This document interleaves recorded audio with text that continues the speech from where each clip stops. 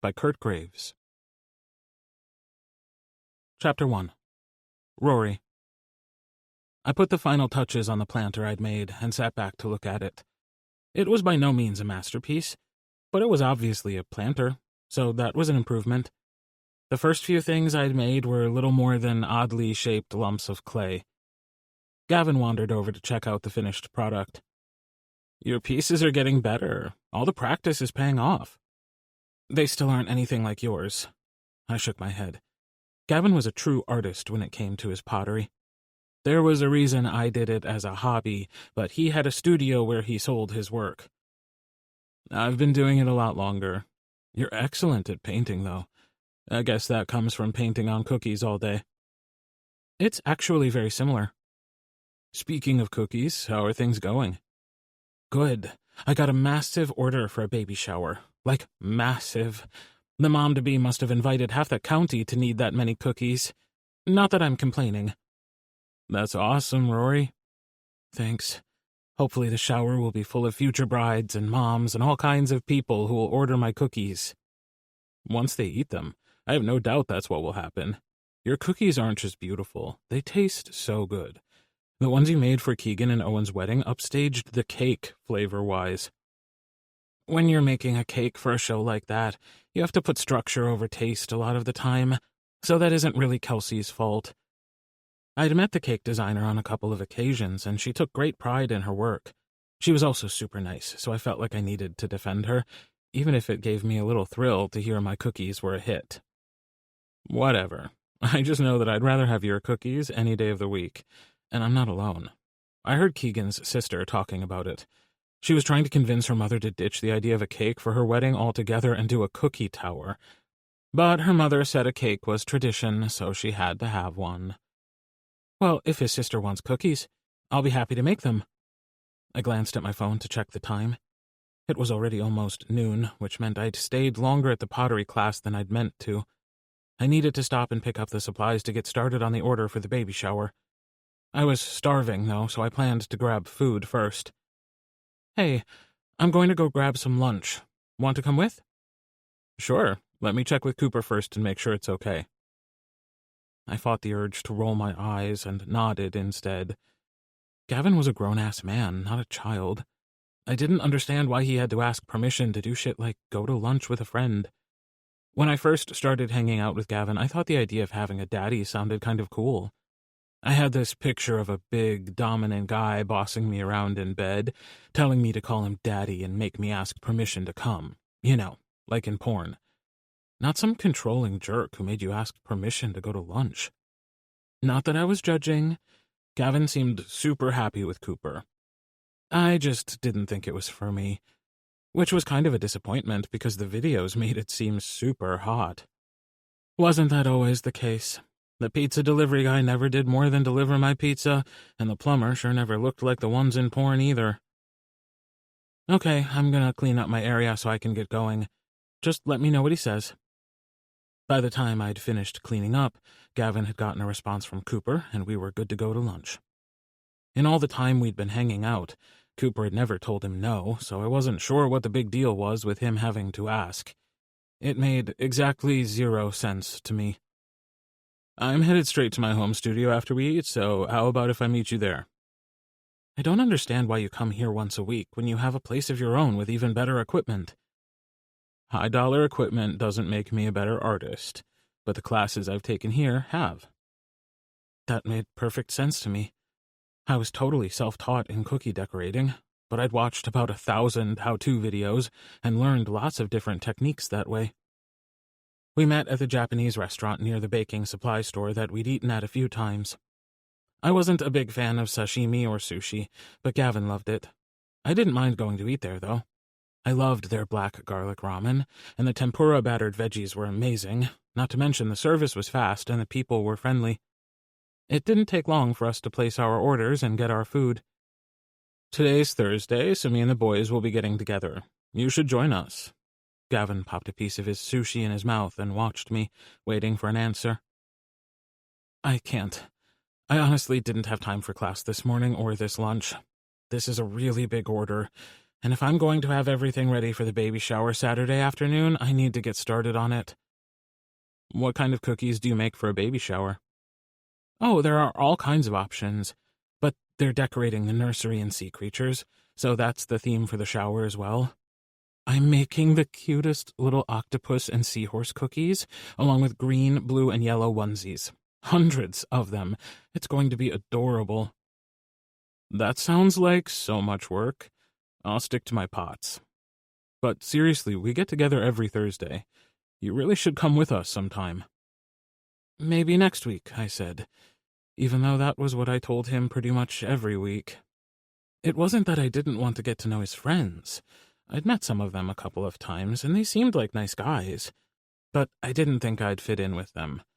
Not only because they were all in daddy-boy relationships, but also because they were all in relationships, period, and I was perpetually single. I'd been the last single guy in a friend group before, and I knew how that went. Not good. They all either wanted to fix me up with someone or ignored me altogether because no one wanted to invite the single guy to a couple's night out. Yeah, well, that's what you said last week. But don't worry, I'll win you over. That's my superpower. Winning people over? Nope, he said with a grin. Getting my way. Bishop. All right, man, you should be good to go. I handed Marcus the keys to his Chevy. Thanks. I know I should probably trade her in instead of fixing her, but they don't make them like they used to. He tossed the keys to his truck in the air and caught them. That's the truth, I agreed, because any car guy worth his salt knew he was right. You should join us at the club tomorrow night. I haven't seen you there in a while. I'll think about it. Do that, and then stop thinking and show up, he said with a laugh as he walked out the door. I wouldn't, though. There was a reason he hadn't seen me there in a while. It was because I hadn't been in the mood. Club Verde was a nice place, and once a month they hosted a daddy-boy meet and greet, but the last couple of times I'd gone it had been less than fulfilling. And it wasn't only Verde. I'd even tried one of the more hardcore clubs downtown, thinking I just needed something more exciting, but that didn't do it for me either. Was it possible to be going through a midlife crisis at 35? Seemed likely to me, especially on days like today where I'd spent the whole day bent over the hood of a car, so I felt 50 instead. Hell, maybe I wasn't going through a midlife crisis at all. Maybe I was just tired. I needed to hire another full-time mechanic and take a fucking vacation. The phone started to ring, and I sighed. And a front office person. I needed to hire one of those, too. Wilcox Automotive? Hey, Bishop. A deep, familiar voice boomed over the phone. Hey, Dustin, what's up? I took a seat and listened while he went on about a car he was thinking about buying that he wanted me to take a look at. Not that I minded checking out a car for him. Dustin was a good customer, and we'd been friends since high school. Hell, there was a time we were close as brothers, even. But that was before he left for college, and I opted for the Army instead. We'd lost touch, which was easy to do when you were stationed overseas for years at a time. I'd missed his wedding and the birth of his first child, but we'd reconnected when he moved back to town a couple years ago. Sounds like a good deal, he continued. And you know how nervous that makes me. I hear you, man. Can't be too careful, that's for sure. I'd already looked at a couple of them for him that we'd decided weren't a good fit. He was looking for a project car he could work on with his 11-year-old son. He figured they could work on it together, and by the time they got it done, it would be time for his son to start driving. Shoot me their contact info, and I'll go over and check it out. Thanks, Bishop. Swing by after and grab a beer. I haven't seen you in weeks. We need to catch up. Sounds good. I hung up the phone and headed back into the garage. I had one full-time mechanic and one part-timer, Rick and Maury.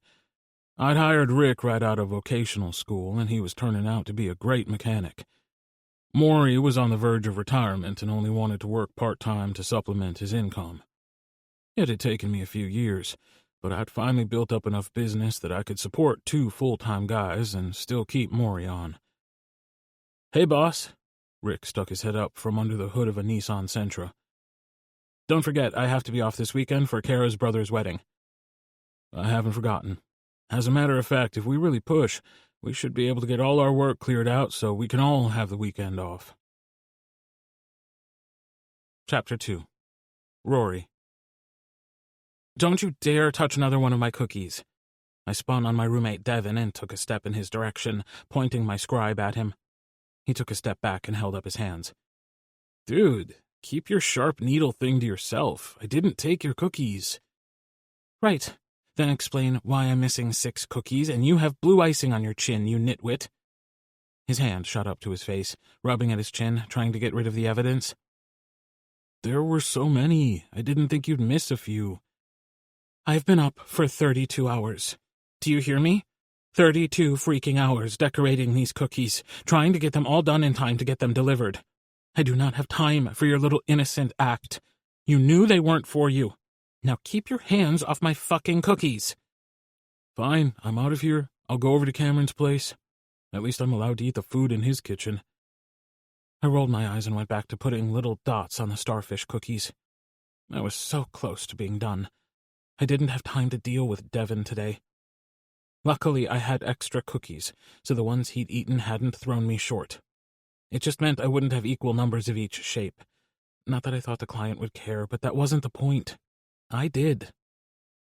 You really do need to get some sleep. Terrence, our other roommate, walked in, looking at the mess our kitchen was currently in. I know, but this order took forever because the piping on the jellyfish took way longer than I expected. As soon as I finish these and get them boxed up, I'll get everything all cleaned up so you can use the kitchen. Oh, please, sugar, you know I'm not about to cook anything. And I'm betting Devin will use this as an excuse to stay over at his fuck buddy's house all weekend. But I wasn't kidding. You need to get some sleep, or I'll be thinking you're taking the name of your little cookie company way too seriously. I glanced at the logo on one of the boxes I'd already packed, with the adorable little gingerbread man, with the words "Ginger Snapped" under him. If anybody eats any more of my cookies, I sure the fuck will snap, I grumbled, pushing a plate over towards him. Except those. They didn't make the cut. If Dev had asked, I would have given him some, but instead he took some of the good ones. He picked up one of the starfish that was missing a limb and popped it in his mouth, letting out an appreciative moan. Damn, that's delicious. It's a good thing you won't let us eat most of them, or I'd be as big as a house. He popped one more in his mouth and took another off the plate. I'm out of here. I'm meeting the guys at the park. He took a step, stopped, and then leaned back, grabbing one more. Last one. I would have laughed at how ridiculous he was, but it would take too much energy. I checked the clock and did a quick calculation. If I finished these up within the hour, I would have enough time to shower while they set before I packed them up and got on the road. The baby shower wasn't until 3 p.m., but the BFF of the mom-to-be, who was coordinating the shower, had requested that everything be there by noon to give her time to get everything all set up ahead of time. I'd never stayed up like this to do an order before, and I didn't plan on ever doing it again. It was the largest order I'd ever gotten, and I'd underestimated how long it would take, but I wouldn't make that mistake a second time. I just needed to make it through this, and then I would have time to regroup. But I could do it. All I had to do was finish up, deliver the cookies, and after that, I'd come home and crash for 2, maybe 3 days and get all that sleep Terrence seemed to think I needed. Then I would make Devin a batch of cookies to apologize for threatening to stab him with my scribe. Not that I really thought the little decorating tool would do much damage. 2 hours later, I had the back seat of my 2010 Honda Civic filled with ginger-snapped boxes. I turned on my favorite true crime podcast, put the location in the GPS, and was on the road to drop off the cookies.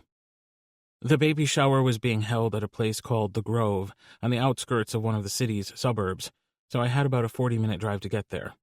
But I was doing okay for time, and as long as traffic wasn't crazy, I should make her noon drop-off with about half an hour to spare. The trip started off okay, and I actually thought the traffic gods were going to smile on me. That didn't track with anything else that had happened that day, though, so of course it wasn't long before I hit a traffic snarl on the interstate.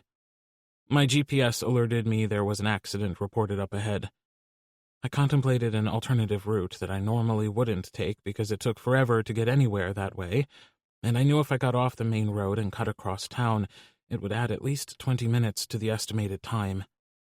But with the way traffic was, or wasn't, moving, who knew how long I'd be stuck if I tried to stay the course? I sighed and made a decision. I didn't have time to sit here all day. Luckily, I was in the right-hand lane, so I moved over on a shoulder and made my way up to the nearest exit. My GPS rerouted, which was good because I didn't know this part of town very well. As I'd suspected, it gave me a new arrival time for my trip that was slightly over 20 minutes longer. I was barely going to make it on time, but I was still good as long as nothing else went wrong. I stayed on that route until I'd made it most of the way across town. Then my car started making a weird, squealing sound. I wasn't sure what I was hearing at first, or if it was even coming from my car, so I turned down my podcast to listen. It was definitely coming from my car. Shit, I didn't have time for this today. I patted the steering wheel gently. I don't have time for this. Just get me where I need to go today, and I promise I'll make an appointment to get you all taken care of. The further I drove, the louder the sound got. I held my breath and pushed on, hoping I could at least get the cookies delivered before the worst happened. I checked the GPS and saw that I still had a good 30 minutes left to drive. Fuck. Why me? Why now? It would be nice if, for once, things could go smoothly. I stopped at a light and focused on breathing. In and out. Like, by controlling my body's systems and staying calm, I could help my car manage the last little bit of this trip. Positive thinking could only do so much, though. As I learned, when the light turned green, I hit the gas, and the squeal turned into something that sounded a whole lot more like a pop, followed by a loud thunk, and then silence. A very final, dead kind of silence because, sure enough, the car had shut down completely. I tried to start it back up, but no dice. She was dead. I closed my eyes and took a slow, deep breath. My car had died. On the way to make the most important cookie delivery of what was looking like my very short career as a cookie decorator. Because the thing that made this delivery so important was that this family was very well connected, and their word alone could make my business. On the flip side, that meant their word alone could destroy it, and I had no doubt they'd have plenty to say if I failed to deliver the cookies. If I were a different kind of guy, I would have gotten out and opened the hood to see if I could figure out what was wrong. But I wasn't that kind of guy at all. I didn't even check my own fluids. I had that done when I had the regular oil changes done. Therefore, I didn't even bother. Instead, I flipped on my emergency flashers, rolled down the window, and stuck my arm out, motioning for the cars behind me to go around. I was about to call my brother when the guy behind me hopped out and ran up to the window. I heard the sound it was making while we sat here. That didn't sound good at all. Probably through a belt. Yeah, it started a bit down the road. I assume it won't start? Nope, won't even try. Okay, I'm not a mechanic, so I can't really do much to help. But if you put it in neutral, my buddy and I can push you off the road. That would be great. I'd feel a lot safer if I weren't sitting here in traffic. I put the car in neutral and steered the car to the side while he and his friend pushed the car off the road and into a donut shop parking lot. When the car came to a stop, they came back up to the window. You good from here? Got somebody you can call? I do. I'll call my brother to come get me. Thanks for your help, though. No problem. I watched as they jogged back to their car, hopped in, and drove away. I glanced into the back seat at the boxes and boxes of cookies and sighed. There was no way I was going to make noon. I pulled out my phone and made the one call I never wanted to have to make. It rang a couple of times, and then Misty Porter answered the phone. Put those over there by the punch bowl. No, not there, by the punch bowl. Don't you know what a punch bowl is? Good Lord. Hello? She sounded like she was already not having a great day, and I was about to make it worse. Hey, Misty, it's Rory Gallagher from Ginger Snapped. I tried not to sound half as panicked as I felt, because the last thing I wanted was for her to freak out. Oh, Rory, yes. Are you lost? Didn't you get the directions I sent you by email? I got them, and no, I'm not lost. More like stuck. My car died on the way there, but don't worry, my brother will be here shortly and will get you the cookies. It just may not be by noon. Meaning there was no way in hell I'd be there by noon. I didn't want you to worry or think I wasn't coming. I have boxes and boxes of adorable sea creatures here in the car with me, and I'll get them to you before the shower starts." I sat there and waited while nothing but silence met me on the other end of the line. Just as I reached the point I thought about asking her if she heard me, she spoke. "Look, I don't have a cake or anything coming. Your cookies are it. They're what Brandy wanted, so I went with it, even though I would have rather used an actual bakery. You better get those cookies here before the shower starts, or I'll make sure everyone hears about it." That was all she said. I mean, it was enough, a nice little warning, and then she was gone. I stared at the phone for a second, and then made the next to last call I ever wanted to make. I'd spent most of my adult life trying to convince my family that I was a grown-ass man, and yet still, when shit happened, what did I do? I called my big brother to bail me out. I waited again while the phone rang. "Hey, Bug, what's up?" I rolled my eyes at the use of the old nickname, but I needed his help, so today wasn't the day to put up a fuss, as my meemaw would call it. "Hey, Dustin, my car broke down. Can you come pick me up?" "What do you mean your car broke down? Did you make sure you had enough gas?" I rolled my eyes and bit my tongue. "Yes, Dustin, I have over half a tank. I said it broke down, not it ran out of gas. The guy behind me said it sounded like maybe it threw a belt, whatever that means." "Shit. Where are you? Are you off the road?" I told him about the guys behind me pushing me off the road, and explained where I was parked.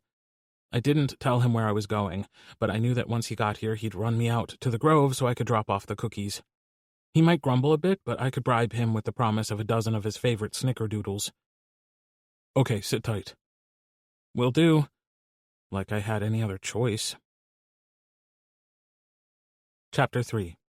Bishop. I was about to put a new coat of stain on my back deck when my phone rang. I glanced at the caller ID and saw that it was Dustin. If he was calling me on a Saturday around noon, he'd probably found a car he wanted me to check out. I wasn't really wanting to stain the deck today anyway, so I answered the phone. "Bishop." "Hey man, I got a favor to ask." "Yep, probably a car he wanted me to look at." "Sure thing. What can I do for you?" "Are you at work today?" "No, worse. Chores around the house. Did you need something?" "No, I'm not calling for me. I'm calling for Rory." "Your little brother? Okay, what's up?" "The last time I saw him, he was a kid, but Bug was hard to forget, with his red hair and face covered in freckles. He was a lot younger than we were, still in elementary school when we graduated, but he'd always wanted to hang out with us. His mother would never let him go with us because he'd had asthma and had to use an inhaler. She'd been really protective of him, keeping him close to the house most of the time, but sometimes we'd stay home and play video games with him. His car broke down not far from you. He called me to come and pick him up, but I can't do it. I have to take the girls to a birthday party. But I knew he was close to your shop, so I thought maybe you could run over and help him out. I didn't think about you being at home instead of at the shop." "No worries. I live around the corner from the shop, so if he's close to the shop, he isn't far from me at all. Does he have any idea what happened?" "Not really. Rory isn't much of a car guy, but he drives a blue Civic that's in pretty good repair." "Okay, you tell me where he's stranded and I'll take care of it." "Dustin gave me the name of a donut shop not too far away." "I know where that is. I'll head right on over and see what I can do." Little Bug. I hadn't thought about him for years. Last thing I heard about him was maybe 10 years ago when Dustin told me Rory had come out to his family. He had to be what, mid-20s by now? I wasn't sure how old he was the last time I saw him. He seemed younger than he was, mostly because of the way his mom had babied him. I didn't remember much about him. He was a kid, and I was a teenager who was focused on my own insane life. But I remember Dustin had just gotten a car, so he must have been right around 16. The little guy had spent days carrying around this soccer ball because his mom had agreed to let him play. He was so excited, and we'd played out in the backyard with him a little bit. I'm not sure of the details of what happened, but I know he had an asthma attack on the field, and that was the end of him getting to play any kind of sports. I wondered how they were all doing now. Not only Rory, but the whole family. I'd spent a lot of time over at the Gallaghers growing up, but as an adult, I hadn't really had any reason to see Dustin's family, which was a shame, because their house had been a second home to me for years. I wanted to hurry because he was stuck on the side of the road, but there was no way I could go off and leave everything out. If I did, my dog Einstein would destroy it. He was a good dog, but he thought everything that was in the yard was there for his enjoyment. And to him, enjoyment equaled ripping things to shreds and scattering them all over the yard. It didn't take long to put everything away, and then I was in my truck and headed for the donut shop. I hoped it was something simple that I could fix right there. If it wasn't, I'd have to call the shop and get Maury to come in so he could bring the tow truck to pick up the car. It was nearing noon, so there weren't many cars at the donut shop, which made it easy to spot Rory's. It was sitting off the road in the parking lot. I pulled up right beside him and got out of the truck. He didn't get out to meet me, so I walked up and tapped on the window. He turned to look at me and gave me a cautious smile before rolling the window down. "Can I help you?" "Rory?" I asked. I was pretty positive it was him with the red hair and freckles, but I hadn't seen him since he was 8 or 9 years old, so I wanted to be sure. "Yeah." His smile disappeared and was replaced with a look of concern. "I'm Rory." "It's Bishop. Bishop Wilcox. Remember me?" "Oh!" His face lit up again with a brilliant smile. "Of course I remember you. You used to let me kick your ass in Halo on the regular." "I love that you think I let you." I grinned back at him. I had mostly let him beat me, but he was actually pretty darn good. "Wow, I haven't seen you in ages. Dustin said you were back in town, though." "Yeah, been back about 5 years, I guess." "Actually, he should be here any minute. I'm waiting for him. My stupid car died on me." "Did he not tell you he wasn't coming?" I'd assumed Dustin had let him know he was sending me to pick him up. "What do you mean he isn't coming?" I could see panic in his eyes, but I wasn't sure why. "He called me and asked me to come check out your car. I have a mechanic shop right up the road, Wilcox Automotive. He had to take the twins to a birthday party, and he knew I was closer." No, no, no, no, no," he mumbled to himself, shaking his head. "I needed Dustin to come. I have to get this delivery to the Grove. There's a party happening out there, and they're waiting for these cookies." He motioned to the back seat, which was full of bakery boxes. "Dustin was supposed to come so he could take me out there." I couldn't imagine Dustin bailing on something that seemed so important to his brother. "Did Dustin know he was supposed to deliver your stuff? He didn't mention that to me, just asked me to come look at your car." "No, I didn't tell him. I figured I'd tell him after he got here. Shit, what am I going to do? I have to get these cookies there." "Why don't you call your friend who's having the party and let them know what's up? It was nice of you to offer to pick them up, but at this point maybe they should come meet you to pick them up." "My friend?" He stared at me in confusion. "Yeah, the one you picked up the cookies for.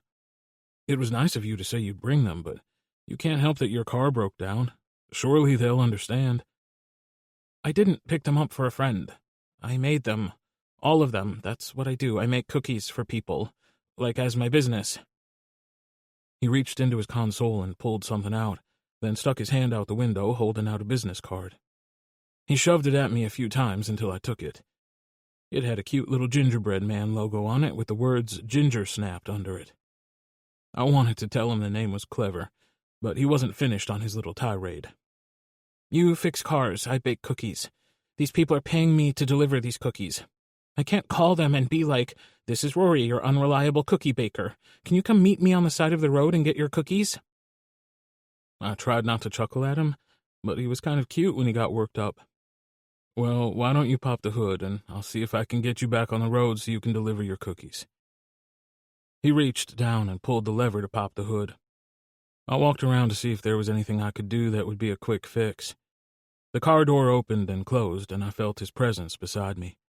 I glanced back over at him and did a double take. I hadn't been able to tell it through the window of the car, but little Bug had grown up nice. He wasn't tall at all, probably 5'5" to my 6 feet, but he was compact and cute as hell. I shook my head, reminding myself that he was not only too young for me, but also Dustin's little brother. He was totally my type, though, and if I'd met him at a club or at a bar on a Friday night instead of in the middle of a crisis on the side of the road, I might have made a play for him. If he was someone other than my best friend's little brother, of course. I messed around under the hood for a minute and then turned to face him. Looks like you threw a belt. I can't fix it here. I'm going to have to get it down to the shop. Sorry. His shoulders sagged and his face fell. Shit. Then he closed his eyes and took a deep breath, steadying himself. It seemed to work because when he opened his eyes, he looked reasonably calm. He pulled out his phone, looked at it, and shook his head. Okay, he said, more to himself than to me. I'll just call Dustin and let him know I needed more than a roadside pickup and see if he'll come take me to deliver the cookies. It's no big deal, right? Only the biggest cookie order I ever got from someone who could make, or as she so kindly reminded me, break my business. It's not like she has any other options. She'll have to take them even if they're late, right? Right. Hey, Bug, I hate to be the bearer of bad news, but Dustin can't come, remember? That's why he sent me. Fuck. I'll have to call my roommate Devin then. Maybe he isn't working today. Crap, no, this is Saturday, so he'll be at work. My mom then. Of course, I'll never hear the end of it if I call her. Just hold on a second. Where is this place you have to go? It's just out the other side of Old Settlers Park. Okay, how about this? Why don't you load up all your cookies in my truck, and I'll run you out there. Your car should be okay here for now. I'll call Maury, the guy who works for me, and have him come pick it up and take it to the shop. Seriously, Bishop? You don't mind? Nah, I didn't have anything else to do today except stain my deck anyway. Okay, I'll make you a deal. You take me out to the Grove, and not only will I make you a dozen cookies, but I'll come next weekend and help you stain your deck. You don't have to do that, Bug. No, but I want to, because you don't have to run me all the way out there. This has been an absolute shit day, and I haven't slept in... He looked at his phone again. 39 hours. So, yeah, you help me get these cookies there in time, and I'll happily help you paint your deck. Chapter 4. Rory. Wow. Bishop Wilcox. I hadn't seen him since I was a kid. Dustin had mentioned him a couple of times over the last few years, like I knew he was helping him find a car for him and Quentin to rebuild. But there hadn't been any reason for us to run into each other. I loved my brother, but we were so different we didn't really hang out a lot or anything. I went over to his house and had dinner every so often, and I tried to watch the kids for them if they needed me to. But other than that, we didn't run in the same crowds. We worked together to transfer all the cookies into the back seat of his truck, put my keys behind the visor on my car, and we were off. I'd be there before the shower started, but the noon drop-off deadline had come and gone. I only hoped that Misty Porter would be pleased enough with the cookies to give me a pass on the drop-off time. Bishop concentrated on the road, which gave me an opportunity to get a look at him. He'd changed a lot since the last time I'd seen him. I remember him being around all the time, but not much else. If my mother hadn't been a big picture taker, I might not have even been able to call up an image of the way he'd looked. As a matter of fact, a picture of my brother with his first car sat right beside my graduation picture on the mantel, and standing right next to him with the car was a 16-year-old Bishop. He was tall even then, but at that age he was lanky and a little geeky looking. Nothing like the totally hot bear of a guy sitting next to me today. I'd always had a thing for bears. I liked a man who was big enough to manhandle me if he wanted to. Of course, I was a small guy, so technically that was most men, but there was just something about a guy who was large enough to really do it. And Bishop definitely fit the bill. Not that it mattered. Not only was he Dustin's best friend, but he'd called me Bug, which meant he probably still thought of me as that pesky little kid who always wanted to tag along but couldn't because of my asthma. So, you have your own bakery? He asked, breaking the silence. Oh, no, I make the cookies at home. I used to work for my dad's hardware store, but I quit last year to make cookies full-time. Really? And how's that going? Good. I ship most of my orders out of town, which really surprised me, but I'm starting to get more and more local orders as well. Like this one. That looks like a lot of cookies. It is. Hundreds. Each one hand-decorated. And with your help, I'm going to get them delivered on time, so thank you. It's no problem at all. It'll give us a chance to catch up. You still play video games? I dipped my head and blushed. My mother always told me that video games were for kids, but she didn't get it. Most of the people I played with were adults, and personally, I thought it was a great way to relieve stress. I do some. Understatement, but seriously, I hated to admit I was as big a fan now as I had been when I was a kid. Me too. One of the main things you do in the army is what we liked to call hurry up and wait. So we spent a lot of time sitting around playing video games. It's a great stress reliever, too. OMG, that's what I keep saying. Like, nothing helps you get rid of stress like killing a few monsters. Are you playing M-Slayer? I am. I grinned over at him. M-Slayer was a new game this year, and it was a blast. You fought hordes of zombies, covens of vampires, and pretty much any other monster you can think of. Back in the day, he'd loved to play first-person shooter games, and so did I, but he was way better than me. I wondered if that would still be the case. I was the top monster slayer in my group of online friends. Are you? Yep, every chance I get. You should give me your player's name and we could connect. I have a group I play with a lot. That sounds like fun. I still play with some of my old army buddies, but I wouldn't mind finding new people to play with. Or you could come play with us. Cool. Okay, the GPS says you take the next left, and it's right down that road. He followed my directions, and I released a sigh of relief as we pulled up to the building with a big sign out front that had a cute little blue octopus with various colors of pastel balloons attached. I checked the time. 2:30. We made it, but just barely. I hopped out of his truck, opened the back door, and reached in for some cookies, just as the door on the other side opened. You grab that small stack, and I'll take the rest so you can talk to the hostess. You don't have to carry in cookies. Getting me here was more than enough. I may not have to, but there's no reason I shouldn't. I almost argued with him, but I just wanted to get the cookies in there. Okay, thank you. I picked up the two on my side and watched as he carefully stacked the rest of the boxes. I rushed ahead of him so I could open the door, but before I got there, the door opened and Misty rushed out. Okay, take them straight to the empty table. You should be able to tell where they go since it's the only table not already set up. The annoyance was clear in her voice, but I didn't care. I was simply thrilled that I'd made it there before the start of the shower. She followed us in and watched as we put the boxes on the empty table. I guess put them out by type or whatever. She waved her hand over the table. Just make it pretty. Since you're late, I don't have time to do it. I need to be greeting guests as they arrive. She turned and walked off as I stared at her retreating back. Is putting them out part of your job? Bishop asked. Not normally, but I don't want to give her anything else to complain about. I was 2.5 hours late. Yeah, but your car broke down. It isn't like you just didn't show up. I don't really imagine Misty cares much why. Anyway, it won't take me but a minute to get them all put out. I need to find a kitchen so I can wash my hands before I touch them. I didn't bring any gloves since I didn't expect to be putting them out. I'll stand right here and make sure no one messes with them or sneaks any cookies while you're gone. Most event venues like this have a kitchen area, and this one did. It didn't take me but a second to locate it, and luckily the pantry had a box of disposable gloves for food prep. I washed my hands and grabbed a pair of gloves. Like I told Bishop, I didn't want to give Misty anything to complain about. I rushed back out to find him surrounded by ladies who were asking him questions about the cookies, and bless his heart, he obviously had no idea what to tell them, but he was charming their socks off. It was easy enough to tell what Misty had been planning. She'd requested 6 different cookie shapes: octopus, seahorses, sea turtles, jellyfish, starfish, and onesies, and there were 6 empty platters in a stack on the table. But I honestly thought it would be more fun and appealing if the sea creatures were all mixed together, and the onesies, which were multiple colors, were in the center.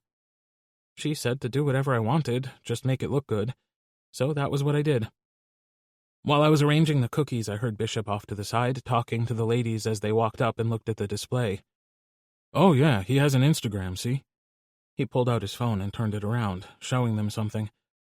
I know, Ginger snapped. Isn't that such a fun name?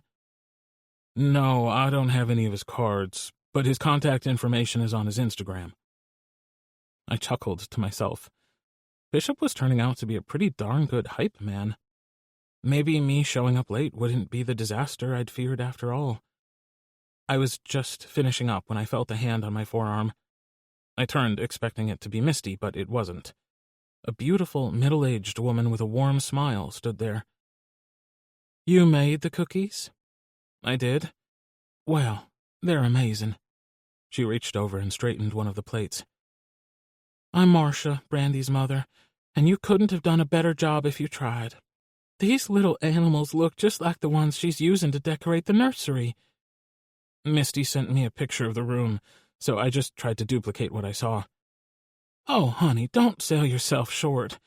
I tried to make one of Brandy's birthday cakes myself once when she was little, and notice I said once. She laughed and smiled at the memory. These are perfect. May I try one? I looked around for Misty and didn't see her, but either way I didn't think I could tell the mother of the mom-to-be no. Of course.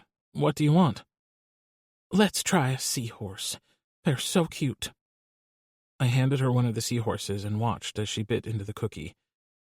I knew my cookies looked good, and I was happy to know she thought I nailed the theme, but what I really liked was when people enjoyed eating my food. I held my breath, waiting to see what she thought. Wow. She closed her eyes, a small smile pulling at her lips.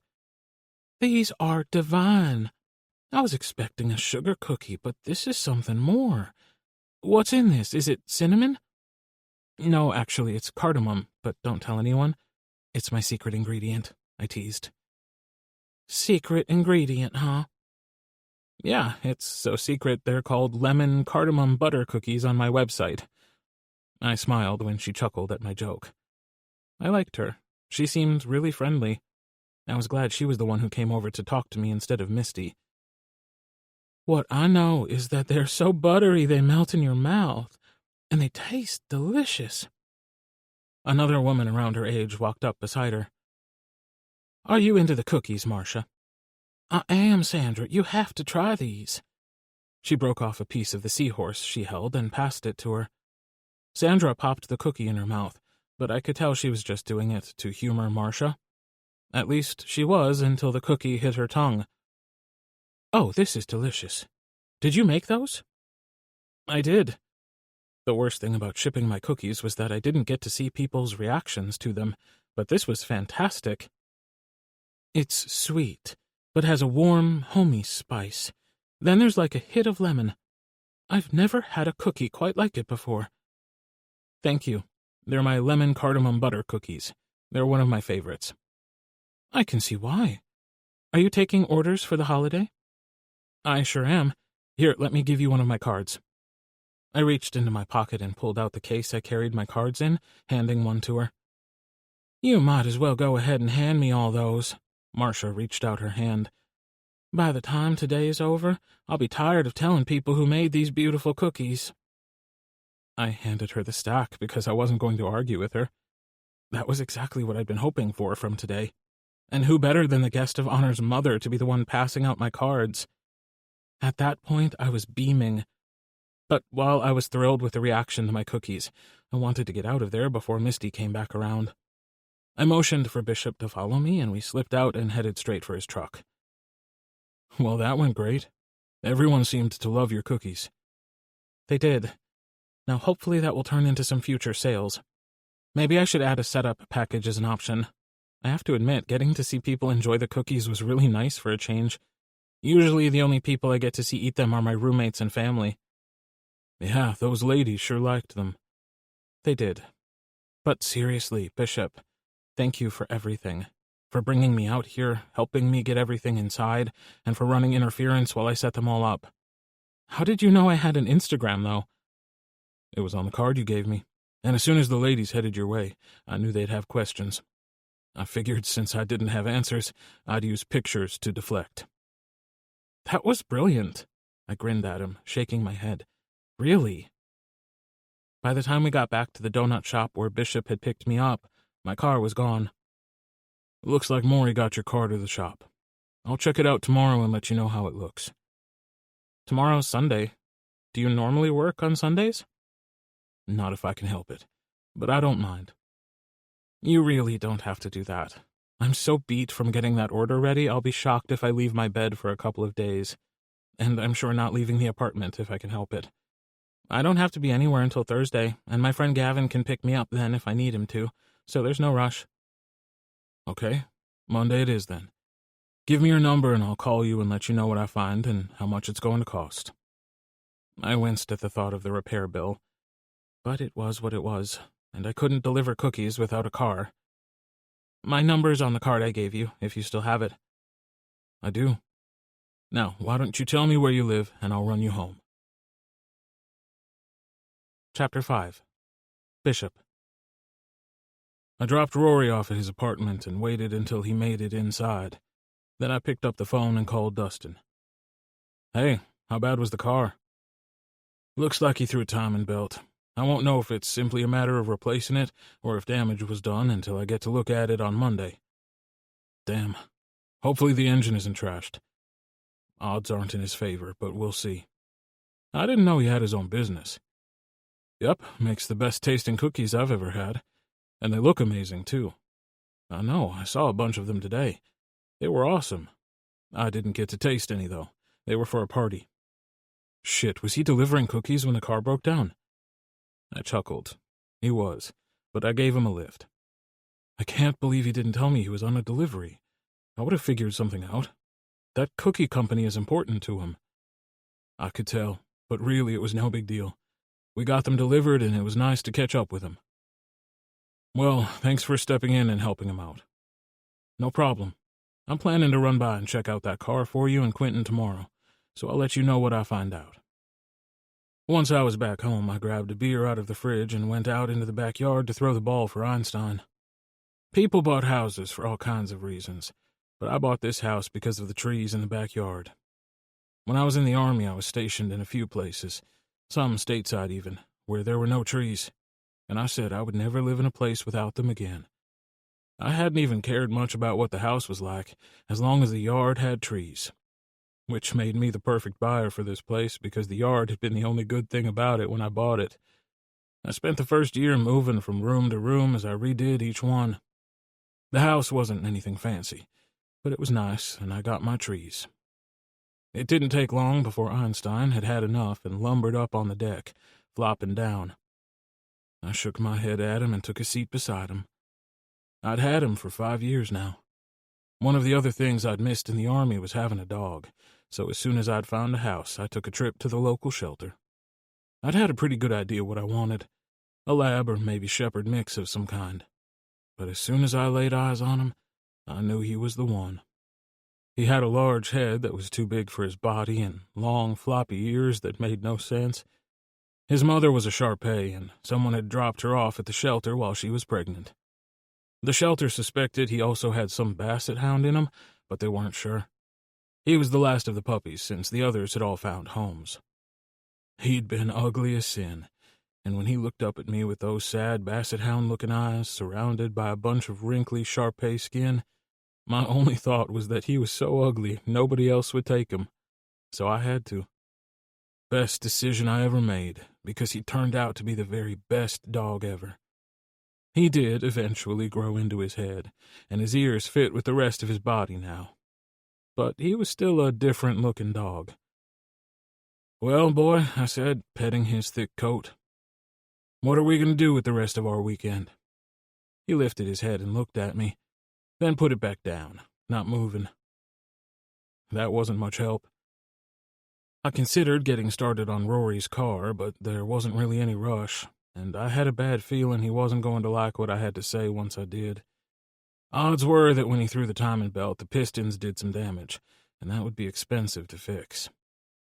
Instead, I decided I'd take up Marcus on his suggestion and join him at Club Verde. I hadn't been to one of their daddy-boy meetups in a few months, and he was right. Having it on a Saturday instead of a Friday meant there would be some different people there. Besides, it had been way too long since I'd even put myself out there. Decision made, I shot a text to my buddy Gunnar to ask if he would be there. Even if I didn't find a boy to play with tonight, some time with fellow daddies would make it worth the drive across town. A few minutes later, I got a text from Gunnar telling me he'd be there with his boy Simon and some of his friends and would see me there. I showered really quick and then made the drive over to the club. I was glad to see the lot was full.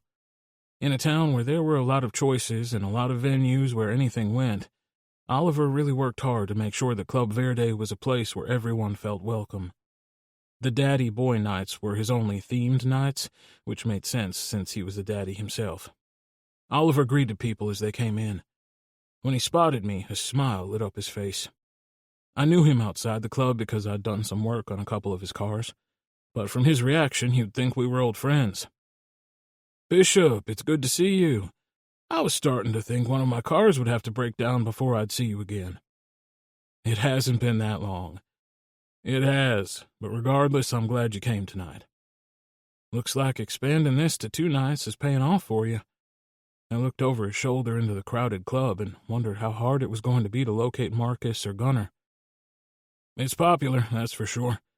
Joshua's been trying to get me to make it an every Friday night thing, but we'll see." Joshua was Oliver's boy. I didn't know much about him because he worked in a corporate job and didn't spend much time in the club, but Oliver talked about him enough for me to know if Joshua wanted it to be a weekly thing, it probably would be. He loved spoiling his boy and would do just about anything to make him smile. "Well, tonight looks like a big hit. I'm going to go in and see if I can find my friends." He raised an eyebrow. "Your friends? Not a boy?" "My friends first. Then we'll see where the night takes me." "Sounds good. Don't be a stranger." A small group had come up waiting to go in, so I nodded at him and slipped by as he moved on to greet the person behind me.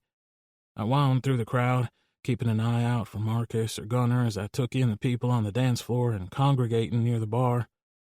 It was always interesting to see the way people divided themselves up into groups. It was like the boys naturally congregated together, some in small huddles and others dancing together out on the floor. Then there were mixed groups that seemed to be made up of couples. No, I decided quickly my problem wasn't that there weren't any good-looking boys to choose from, and I knew from experience that at least a few of them would be thrilled with the idea of a guy like me showing interest. With my big burly build and thick beard, I was the very image of a bear, and that by itself was enough for some men. Add the fact that I identified as a daddy, and there was a subset of the gay population who found that a very attractive package for sure. So it wasn't that at all. It had more to do with me wanting something more permanent in my life. Short-term flings and hookups had been enough for me while I built my business and figured out who I was outside of the military. But now that I had that, I wanted more. I didn't see Marcus, but I spotted Gunnar sitting at a table with a bunch of guys and headed in his direction. He saw me before I got there and stood. "Hey, man, we got lucky and got a table. I saved you a seat in case you wanted to join us." "Sounds good, thanks." I took the seat and looked around at the guys. What I thought were probably 4 daddies and maybe a boy sat there. At least I assumed that was the case based on the possessive way the one man had his arm draped across the back of the other guy's chair. "Bishop, this is Ryder." Gunnar pointed, starting to his right and continuing around. "Max, Cooper, Lucas, and Ben. Guys, this is my friend Bishop." "Nice to meet you." We sat there and chatted a little, but I noticed that most of their eyes were constantly drawn to a group of boys out on the dance floor. The only one of them I recognized was Simon, Gunnar's boy. I'd met him a couple of times, but I was betting the other boys belonged with the daddies sitting here with me. There was a chair sitting between the two on the end, Ryder and Max, if I remembered correctly, but not one between Max and Cooper. They both had their eyes glued to a couple of the boys, though, so I was pretty sure they were attached. Sure enough, when the music ended, 4 smiling boys came our way. A pretty man with curly blonde hair slipped into the chair next to Ryder and collapsed against his shoulder. At the same time, Simon slipped into an empty chair between Ben and Gunnar. He leaned over for a quick kiss from Gunnar before turning to Ben to say something to him. Both Cooper and Max slid their chairs back a bit to make room as the 2 other boys slid into their laps. The one who'd made himself at home on Cooper's lap looked at me from across the table.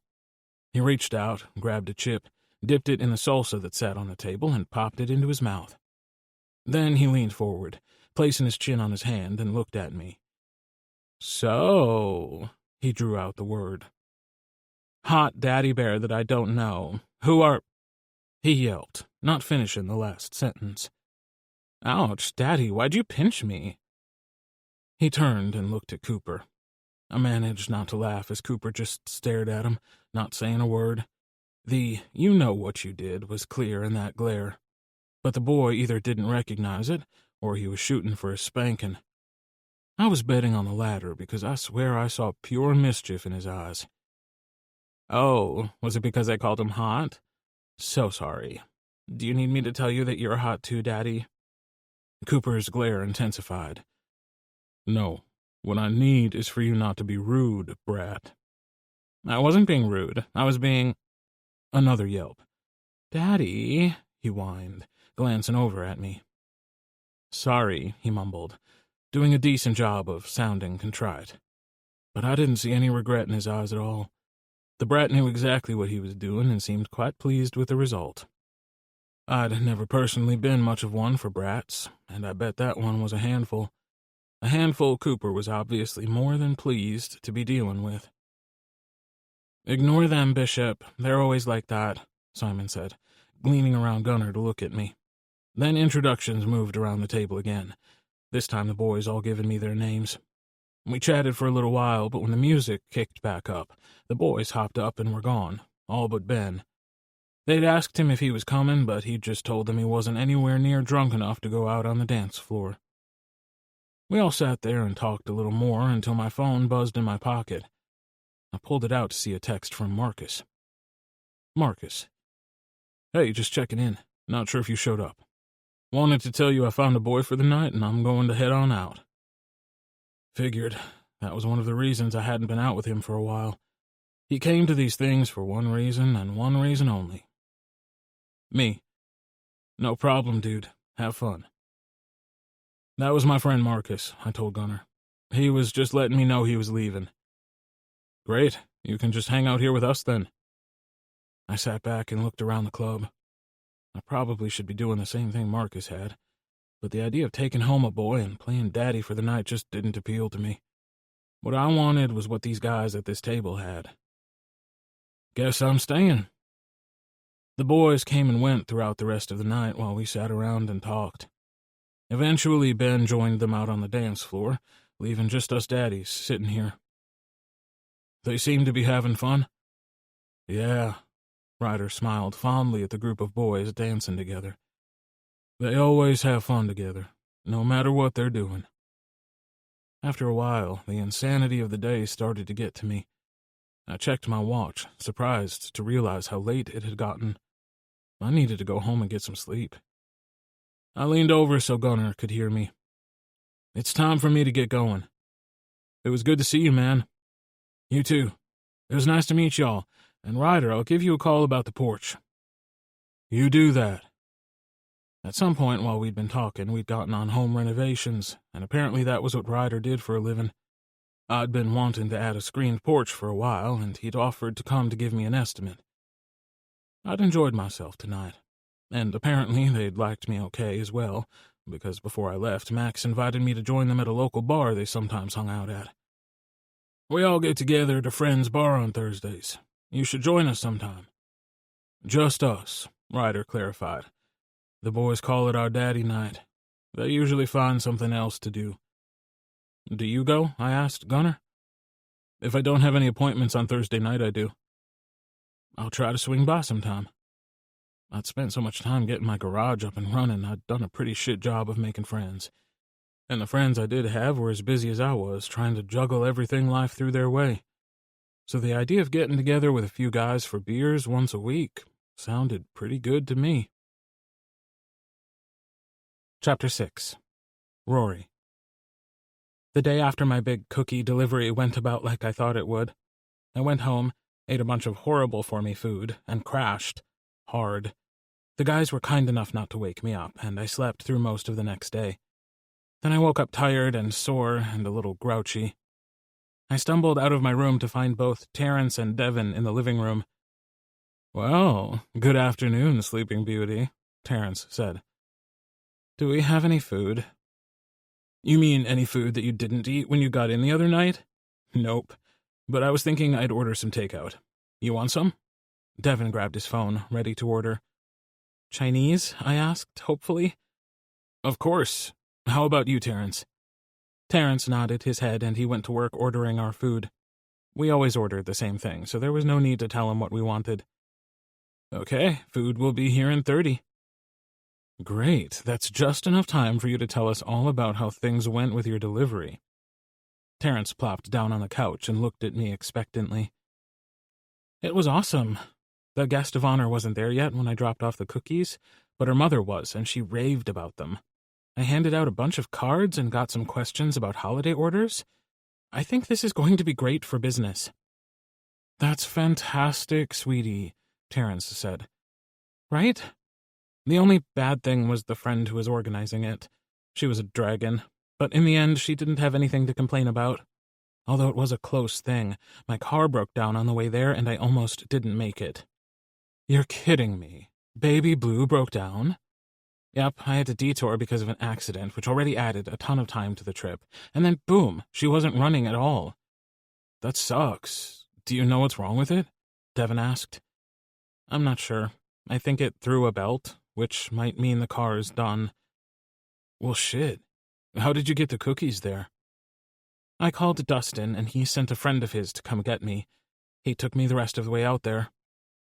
I tried to keep my expression completely neutral.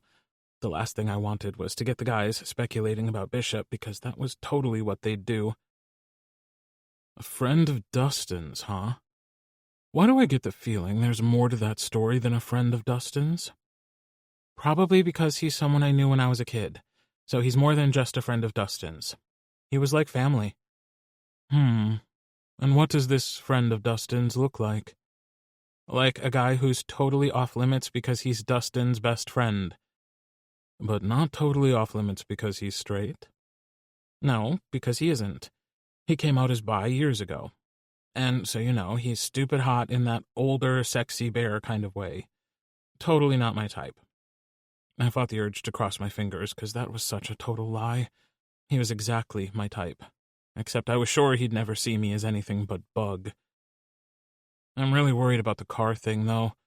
I have to have a car to make deliveries. True, but maybe it won't be that bad. We'll see. On the bright side, you'll get to see your brother's friend again. Yeah, and give him the very last of my savings, most likely. Possibly, but it sounds like you're going to be swamped with holiday orders, so you'll replenish that money. You'll see. Terrence pulled me into a hug and I sank into the embrace. I hadn't even realized how badly I needed it until that second. You're the best, guys. Thanks. The doorbell rang and Devin went to get our food. Terrence hopped up. I'll get the plates and drinks. Okay, movie time. Devin set the food down on the table in front of us and started opening containers. Terrence came back in with plates and sodas for each of us. Chinese food and movie night had become our thing shortly after we'd all moved in here. We ordered an assortment of things and ate them family style, so we never had to worry about missing out. Do we know what we're watching tonight? Something action-y with lots of explosions and no thinking. I'm still too tired to think. I dipped a spring roll into the sauce, took a bite, and moaned. Are these better than normal, or am I just starved? They're the same as always. You're just starved. Devin laughed as he selected a movie that fit my request. The next morning, I woke up to a missed call, followed by a text from Bishop to call him when I was awake.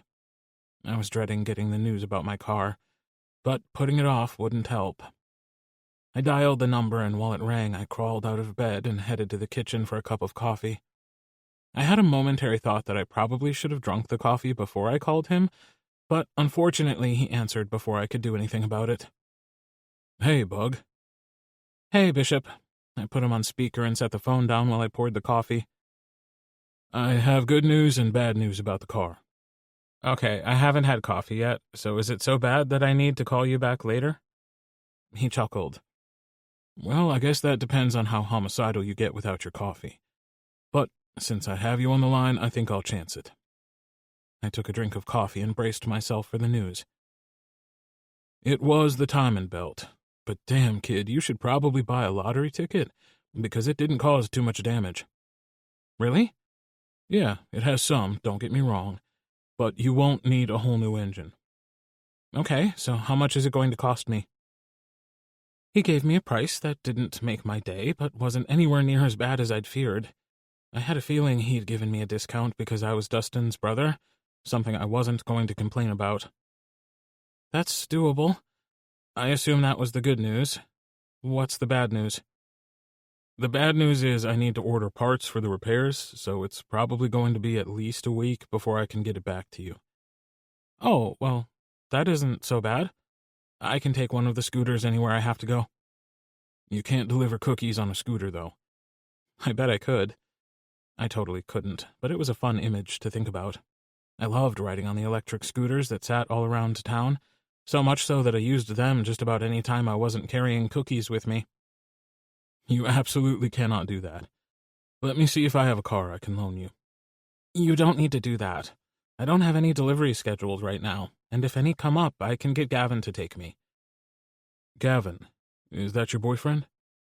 No, just a friend. But a friend with a car who can be bribed with cookies. Well, I still haven't tried any of these cookies people are willing to do favors for. I planned to bring you some this weekend when I came to help with your deck. But since I don't have a car, I guess I won't be able to. I don't really need help with the deck, but I wouldn't turn down cookies. Why don't I come pick you up? We can eat cookies and play some M-Slayer. Okay, that sounds great. But you have to let me help with the deck. Cookies are nowhere near enough payment for you saving the day like that. I didn't really do that much. Maybe not to you, but that delivery was really important to me. So just shut up and let me thank you. Hold on, I just thought of something. You're allergic to dogs, aren't you? Damn it, I didn't even think about that. I have one that sheds quite a bit. I'm not allergic to dogs. Where did you get that idea? I thought I remembered your mom saying you couldn't go somewhere one time because they had dogs, and you couldn't be around them. I always assumed that was why you guys didn't have any pets. That was my mom overreacting, as always. She'd read somewhere that if you have asthma, you can't have pets, which is not true. If you're allergic to the animal and have asthma, it can cause an attack, but if you aren't allergic, it's fine. She was never willing to even give it a try. She just worried about you is all. Thank goodness we were talking on the phone, and he couldn't see how hard my eyes rolled at that statement. Because of course she was worried. I almost died when my asthma was at its worst, so I knew she worried. But the problem was she took worried to a whole new level. I know, and I love my mom, but she gave new meaning to the term overprotective mother. Still does. If she had her way, I'd still be living at home, where she could keep an eye on me. Do I need to call her and ask permission for you to come hang out at my house on Sunday? He teased. Ha ha, very funny. You just come pick me up Sunday morning and be ready to kill some zombies and vampires. Chapter 7. Bishop. What are you grinning about? Rick asked, walking into the garage office on Saturday afternoon. Nothing, just something my friend Dustin's little brother sent me. I turned the phone to show him the meme that said unsolicited deck pic with a picture of a really nice backyard deck. He's going to help me stain the deck tomorrow. Cool. Is that the guy with the blue Civic? Yep, same one. Parts should be in for that one Monday, but I wanted to see if you had anything else you wanted me to do today before I left. You got the Camry all finished? Sure did. Then you're good to go. Great. I watched him walk out. He was a good guy, just getting started out in life, and I hated for him to be here on the weekends. Hell, I hated being here on the weekends. That was why I was interviewing 2 new people next week. One for the office job and one for the mechanic's position. With those changes, I hoped we could get enough done during the week, and these Saturday hours would be a thing of the past. It would be nice to have time for something other than work. I'd planned to join the guys I'd met at Club Verde on Thursday night over at the bar Max had told me about, but instead, when it came time to go, I'd been stuck here at the garage underneath a minivan trying to figure out why it wasn't running. I was well aware that having too much business was a good problem to have, but it was still a problem. I'd spent years working hard to build the kind of reputation that meant people referred me to their friends and families, and all that work was starting to pay off, which meant it was time for me to start thinking about what I wanted to do other than work, because, for right now, that was pretty much all I did. There were no other explanations for why I was looking forward to tomorrow so much. Having someone come by to help stain the deck and play video games shouldn't have been such an exciting thing, but it was. I couldn't remember the last time I'd had anyone over to the house. I knew Dustin would have come and helped with the deck if I'd asked him, but he and Rachel were so busy, and the rare weekend they didn't have some sporting event with their kids or chores of their own to do, The last thing Dustin would want to do was help someone else with their chores. At least, that's what I assumed. I probably should have asked him if he wanted to come hang out with me and Bug, but I didn't think of it until today. If nothing else, how thrilled I was that Bug planned on coming over was a sign that I needed a life. Maybe I could join a bowling league or something. I'd heard Rick talking about going axe throwing, so that might be an option. But I'd start with meeting Gunner's friends at the bar next Thursday night. I stopped at the donut shop where his car had broken down last weekend and picked up some donuts. I thought it was the least I could do since he was insistent on helping me stain the deck. It really wasn't a two-person job, but if it made him feel better to say he helped, I'd let him. He was waiting downstairs for me when I pulled in. He was playing on his phone, not looking up, so he didn't see me pull in. I was struck again by how attractive he was. He's not for you, I reminded myself again, and then allowed myself just a minute to look. There was nothing wrong with admiring him from a distance. He was wearing a pair of light blue skinny jeans, a pair of yellow sneakers, and a matching yellow t-shirt with a picture that said Cookie Dealer under a couple of chocolate chip cookies on the front. And those freckles, they were fucking adorable. He'd said Gavin wasn't his boyfriend, but he didn't mention if he had one or not. Not that it mattered. An image of him naked and splayed out on my bed while I counted all those freckles came to mind. Yep, never happening. It didn't take him long to spot me, and he hurried over to the truck. I didn't see you sitting here. I hope you haven't been here long. Nope, not at all. I just got here and was about to text you. Cool. He pulled open the door and hopped in, handing me a container. Here are your cookies. You can have one now, but the others are for after we work. Are they addictive? I pointed at his shirt. Am I going to find myself making shady deals in parking lots in the middle of the night trying to score some more cookies? Of course not. I'd never let you fall so low. I keep all my friends well supplied. Good to know. I opened up the container and looked inside. The cookies were all done in the shape of tools, wrenches, and the like. I didn't expect you to decorate them. It was no trouble. It's what I do. He shrugged. I took out one of the cookies and bit into it, and the flavor exploded in my mouth. I didn't know what he did to this cookie, but it was one of the best things I'd ever eaten. Wow, Bug, this is freaking amazing. I might be willing to do some shady shit for your cookies after all. I popped the rest of the cookie into my mouth and savored the taste. It's just a cookie. He ducked his head, and a pretty pink blush flushed his cheeks. Yup, adorable. It's a delicious cookie, and you know it. He changed the subject to video games and launched into a story about what happened in the game he'd been playing. I tried to pay attention, but I had so much running through my head, like what he would think about my house. I knew it wasn't anything fancy, but I'd put a lot of work into it, and real estate wasn't cheap, so it was a pretty big investment. Also, why did I care so much about what he thought about it? It must have been because I hadn't had many people over to see it since most of the work was done. So, anyway, then Seraphim 78 missed their shot and killed me instead, so we lost. Can you believe that shit? It took me a second to realize he was asking me a question, but I could tell by the tone that it didn't really need an actual answer. Nope, sure can't. I'm not really sure if it was an accident or if he was trying to ruin my record. Who knows? People are weird. I turned into my drive and parked the truck. That they are, and I've run into some playing M-Slayer that are the strangest. Right? No doubt. He nodded in agreement and then looked at the house. This is your place? I nodded. It's really cute. Thanks. The backyard is my favorite part. We can go inside and I'll show you around.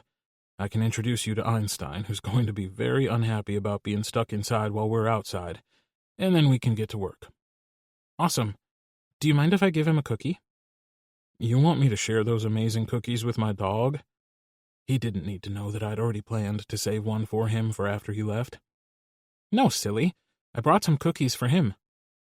He pulled a bag of small bone-shaped cookies out of his pocket. They're a special recipe for dogs, but they're safe for people to eat as well. You made Einstein cookies, too? Well, yeah, we couldn't sit there and eat cookies in front of him and not give him any. He's going to freaking love you. And I was right. I'd barely introduced them before Einstein was acting like Rory was the best thing ever. It might have been the cookie, but it might have been because Rory was just such a nice freaking human being. Either way, he acted like his long-lost bestie had finally shown back up. Einstein followed along behind us everywhere we went, something Rory encouraged by stopping periodically to tell him he was a good boy and giving him lots of pets and scratches. "So, you did most of this work yourself?" he asked when we stopped in the kitchen. I did. Well, not alone.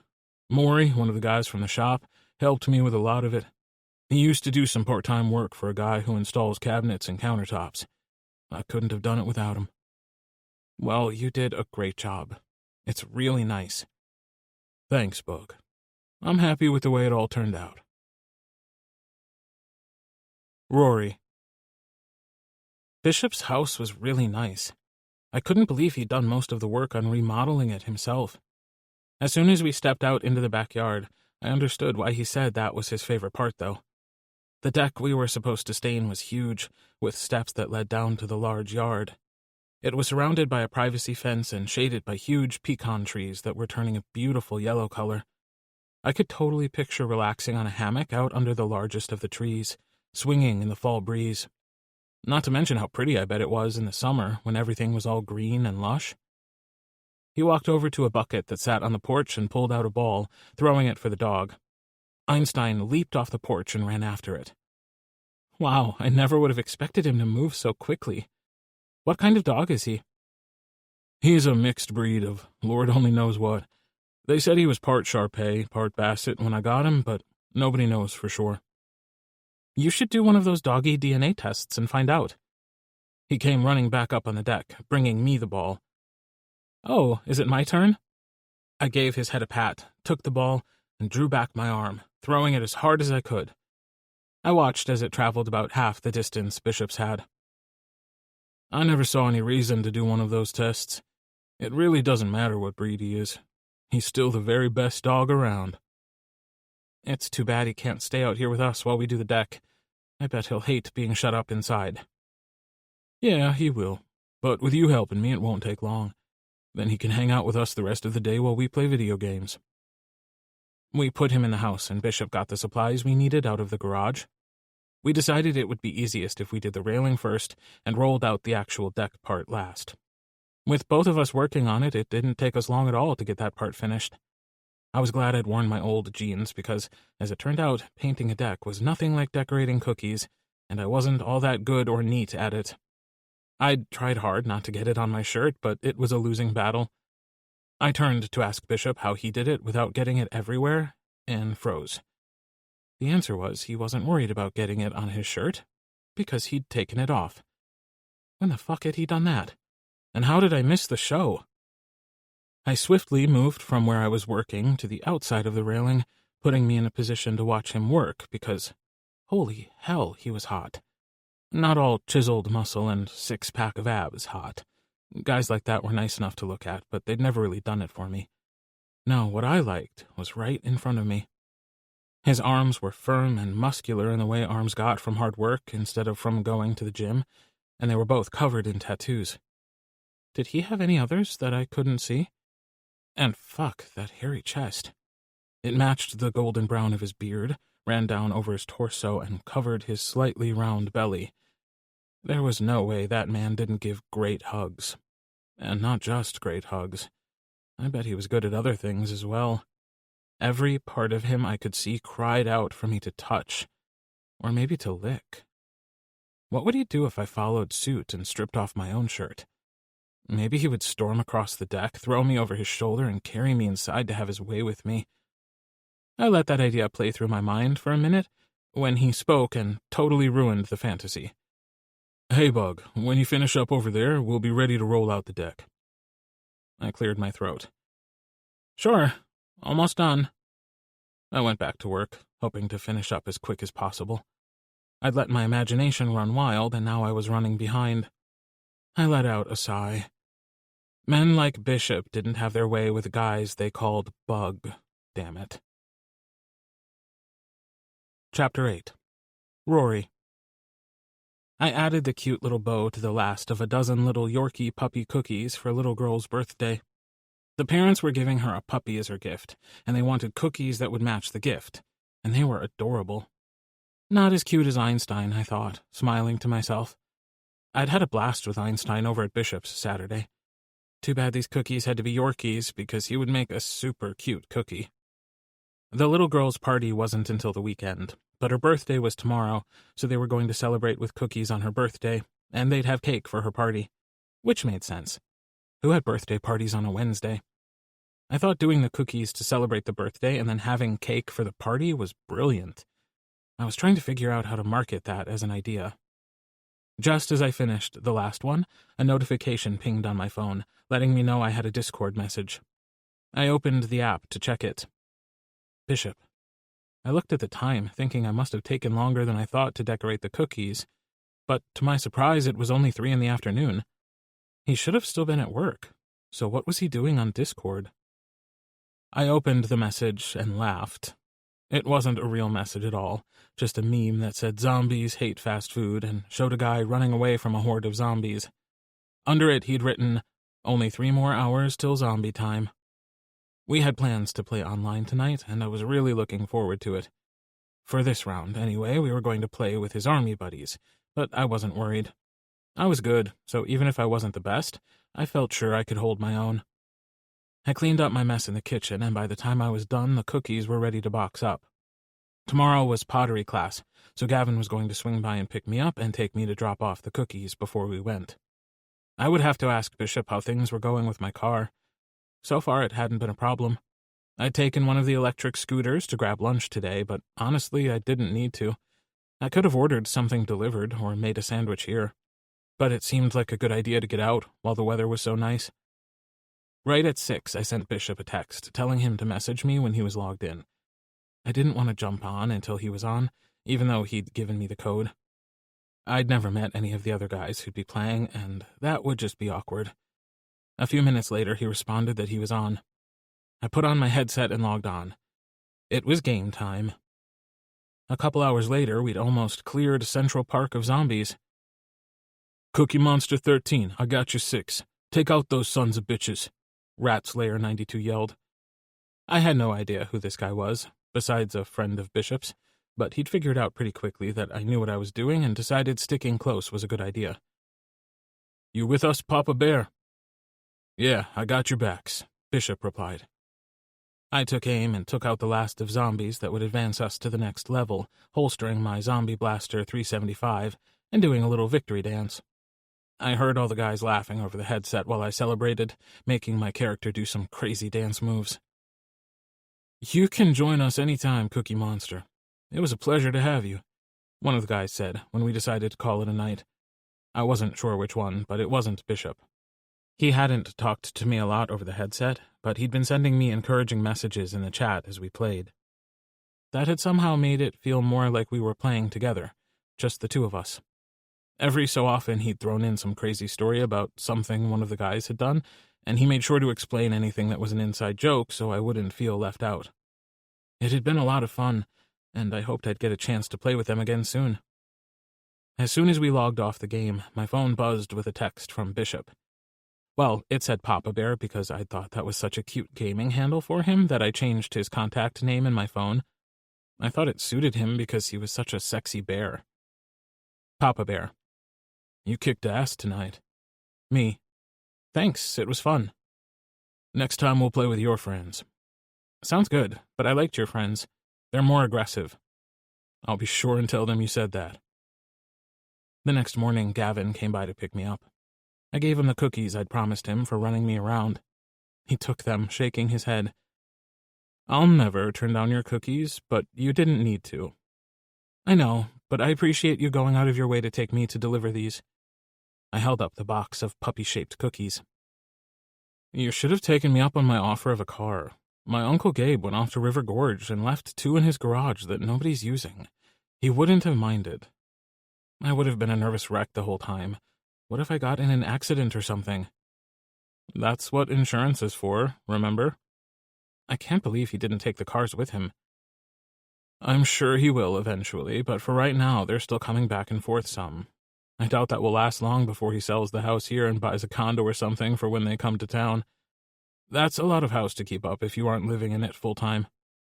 It would be. Gavin came from money, and his uncle had recently sold his company, fallen in love, and moved to a small town west of here. I can't picture your uncle as a rancher. Gavin laughed. He may own the ranch, but I doubt he's doing much ranching. He has Rafi for that.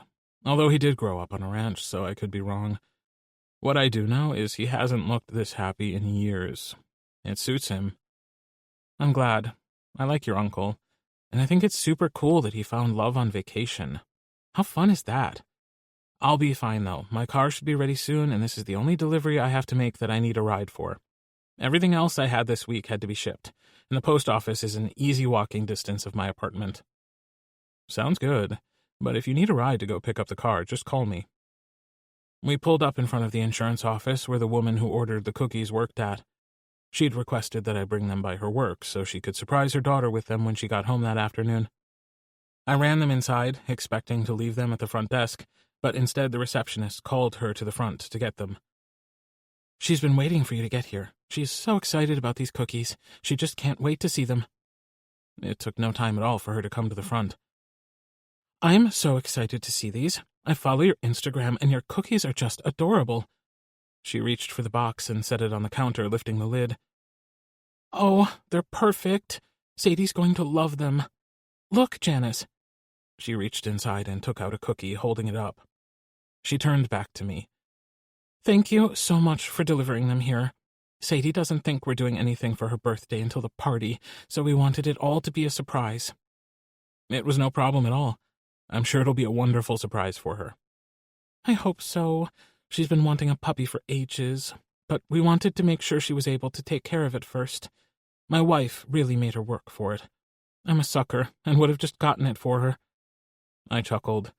My parents are the same. My dad was a pushover, but my mom, not so much. Together they made a great team. She placed the cookie she'd picked up back in the box and sighed. I should have ordered extras, 'cause now I want to eat one. They smell divine. I'll remember that for next time. I need to get going now, but I hope Sadie has a wonderful birthday. I hated to rush her because she was a customer, but Gavin was waiting in the car, and I didn't want to take advantage of him since he'd been nice enough to run me over here. The rest of the morning flew by. We went to pottery class, then to lunch, stopping at a little cafe about halfway between the studio and my apartment. Gavin entertained me all through lunch with stories about things he and his friends had been up to, insisting again that I should join them. I'd been thinking that maybe I should. They were all nice guys. But a notification on my phone that I'd received an email on my Ginger Snapped account distracted me. I opened it up and glanced over the email. Oh my God, Gavin. Listen to this. Reading out loud, I shared the email with him. As I'm sure you know, Austin is known for both its food and its music. You may have seen the advertisements for the city's latest event, Flavor Fest, that will feature both. Our hope is to spotlight the smaller boutique food businesses that help make Austin special. We only had a select and limited number of vendors for this event, and it was invitation only. Sadly, one of our attendees had to back out at the last minute. I realize it's short notice, but one of our board members, Marsha Robertson, has recommended you to take their spot in the event. We would be honored to have you join us. I've attached a document with more information and an entry form if you're interested. Again, I apologize for the short notice, but I will need your answer by Wednesday the 4th. Wow, Ro. I've been seeing that festival advertised everywhere. That would be great for you. Who was it that recommended you? I looked at the email again to check. I'd been so excited about the invitation I hadn't even paid attention. Marsha Robertson. I'm not sure who that is. Hold on. There was some little niggle in the back of my mind that told me I knew that name from somewhere. I pulled up Facebook and searched for Marsha Robertson, and sure enough, there she was. Brandy's mother from the baby shower. She's the mother of the woman who had the baby shower out at the Grove. Oh man, you said that one could possibly be a good one for you. Yeah, but I just expected to get a bunch of holiday orders. Nothing like this. This is freaking amazing. Then, just when I was thinking that the day couldn't get any better, I got a text from Bishop that my car was ready. I replied, letting him know that I was out having lunch with Gavin and I'd get him to drop me off so I could pick it up. I was tempted to wait to get the car and go home and fill out the form for the festival right away, but I did need my car. It wouldn't take but an hour, and I wanted to tell Bishop about it anyway. After all, if he hadn't gotten me there on time, this wouldn't even be happening. Chapter 9. Bishop. I was underneath the hood of a car when the buzzer rang, letting me know someone had walked into the office. I got it, boss. Ricky handed me the wrench he was using and headed for the door. It would be such a relief next week when Charlie started. As thrilled as I was for the mechanic to get started, it was the office person I really needed. We could get more work done if one of us didn't have to stop halfway through every task to go see who came in or to answer the phone. Hey, boss, he called out across the garage a minute later. It's the blue Civic. He's asking for you. Yeah, I got this one. Thanks, Ricky. I stood up and went to the sink to wash my hands. I hadn't expected him to get here this quickly. I guess he and his friend must have been almost done with lunch. I walked into the office to find him standing by the counter, looking at something on his phone. I had no idea what was going on, but he was practically vibrating with excitement, and I doubted he was that happy about getting his car back. What's up, Bug? What? He looked up, startled. Oh, hey, Bishop. Guess what? What? Remember the lady from the shower who loved my cookies? Well, that would be all the ladies from the shower, so you'll have to be more specific. He giggled, and I blushed. I swear it should be illegal for gingers with freckles to blush. He was so fucking adorable. The moms-to-be mother, Marcia? Okay, yeah, I remember her. She recommended me for a spot at the Flavor Fest. Can you believe it? That thing filled up like a year ago. Everyone wanted a spot. And now I have one. I had no idea what Flavor Fest was, but obviously it was a big deal. That's awesome, Bug. When is it? It's in a month, and that's super short notice. But one of the other vendors dropped out, so they had a spot. And Marcia's on the committee and recommended me. How awesome is that? Awesome, for sure. You have no idea what the Flavor Fest is, do you? Nope, I said, grinning. But obviously it's a big deal to you, and you think it's awesome, so I think it's awesome as well. He rolled his eyes exactly the way he used to when he was a little kid. But this man in front of me was no little kid. I felt the urge to swat his ass and tell him not to roll his eyes at me, but it wasn't my place to tell him what to do. It's the only food festival in Austin that focuses on smaller businesses. It's a chance for what they call boutique businesses to shine. It's going to be covered by the big magazines, and rumor has it that representatives from the Food Network are going to be there. That does sound like a big deal, then. I know! And I only have a month to prepare. Can you imagine? Actually, I couldn't. A month seemed like plenty of time to bake some cookies, but what did I know? I have to plan what cookies I'll be making, do all the design work, and choose which recipes I'll be doing. I should probably develop at least one new recipe for the festival, because people love when they can get stuff just for the festival. So much to do, but it's so awesome. Cool. What did your family say when you told them? Oh, I haven't told them yet. I literally just found out at lunch. I'll tell them when I go over there this weekend, though. Anyway, Flavor Fest. I'm happy for you, Buck. Let me grab you your keys, and you can get back on the road. Your car is in excellent shape, by the way. I can tell you take good care of it. He stood a little straighter and his chest puffed out at just the tiniest bit of praise. I do. I need it to last until I can afford to get something that makes sense for cookie delivery, so I try to make sure it stays in good repair. I told him how much he owed, and he handed over his bank card. I hadn't told him how much of a discount I'd given him, only charging for parts and enough labor to cover the time Maury worked on, but none for the hours I spent.